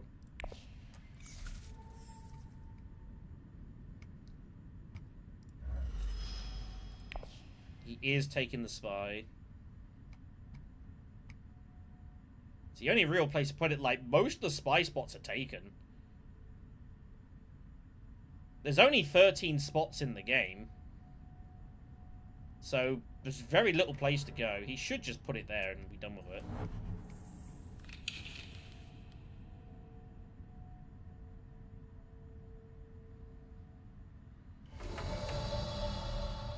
I'm calling his bluff. Contingency plan.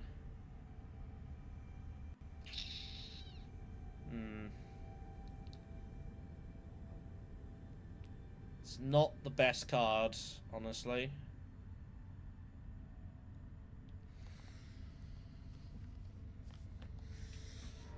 Not the best card.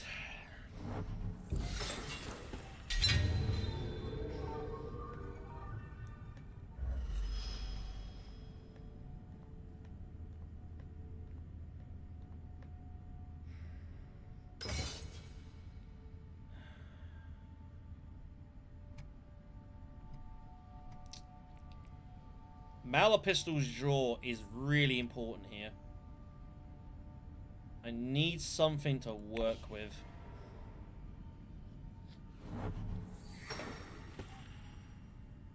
I need something to work with here. Have any chance to win this game.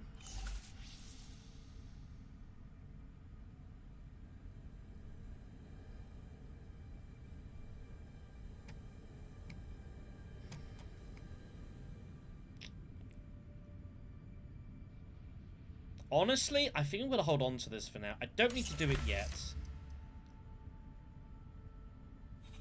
I don't need to do this yet. I can also just go espionage and just down bump before I go espionage and get it back then. Buy access, doing what buy... Stepan got buy access? Oh my god, that's so ridiculous. That's just so absurd. What a ridiculous pull that is. What the hell, man?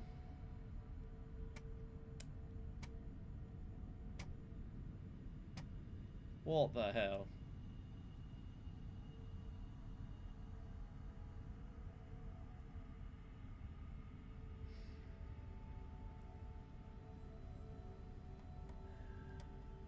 So it's either Arakeen or I ship.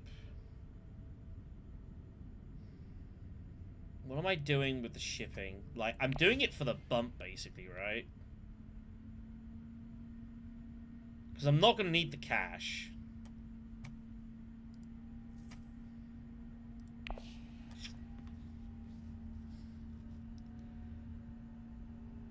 But I do need some money to play Opportunism, so...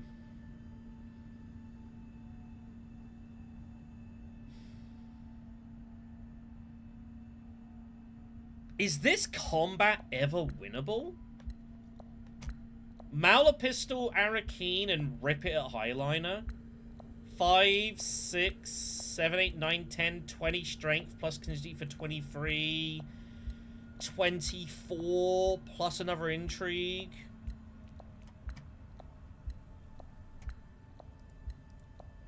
It might be winnable.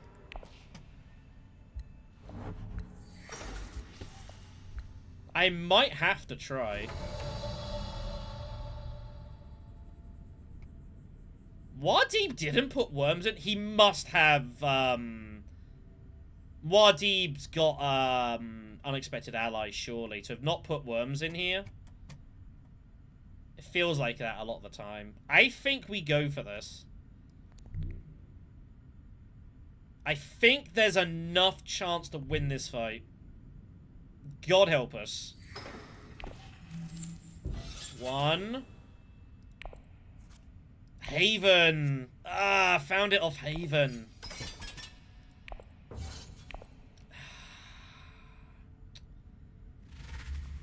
Found it off Haven. Shoot. But if we win the fight, we win the game. Spice must flow, alliance, point, match point. And that's 10, and that does the job. So I think we have to close our eyes and hope you win this battle. No worm is uncomfortable, but I think we just gotta do what we gotta do here.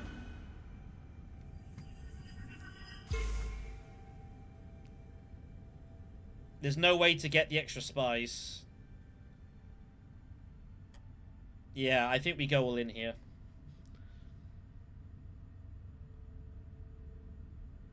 Also, Muad'Dib as well is going to score a ton of points. He's got delivery agreement. He's waiting for his other card to come through, which is in here. Yeah, if we're ever going to win this game, we're going to win it now. This is the moment. It's a scary moment. But we're going to have 24 strength. It should be enough. Plus another random intrigue. Unless something crazy happens. Imagine Fade, like, picks up a spice off his intrigue and goes highliner. Can you imagine that? Oh my god. He doesn't. Yeah, Spice Must Flow is in hand. We drew pretty good out of our cards. We found our 2 persuasions. I was not expecting to find double 2 and faction access. This is a pretty insane draw.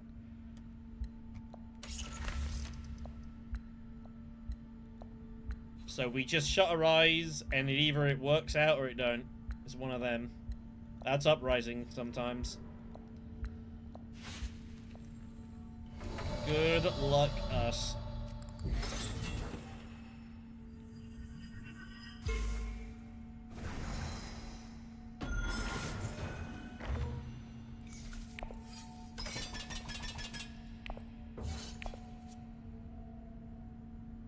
So we have 2 spies on the board, so we can lift this one and take the bonus intrigue, which might matter.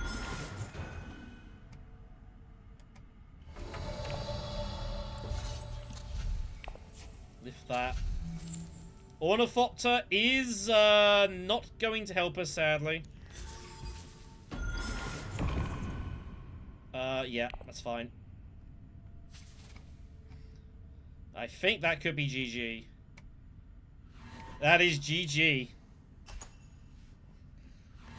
Malapistol triple draw gets us there. Very big. I did not anticipate going for that battle at all, but he should have gone in heavier. If he'd have gone in heavier, I might have gone for it.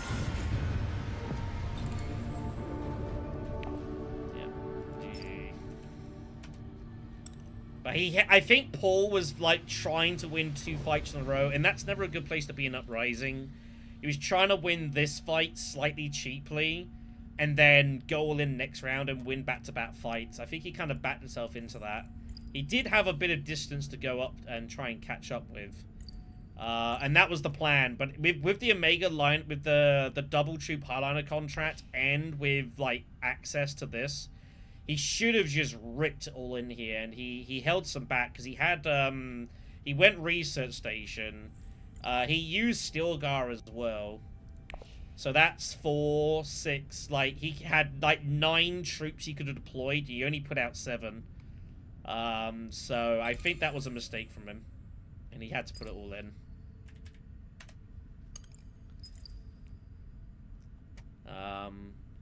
Yeah, like trying to win back-to-backs, I get it, but it's like you're gonna be going for highliner. Like you gotta just back yourself that you're gonna be able to do it with the extra troops. So I'll take that.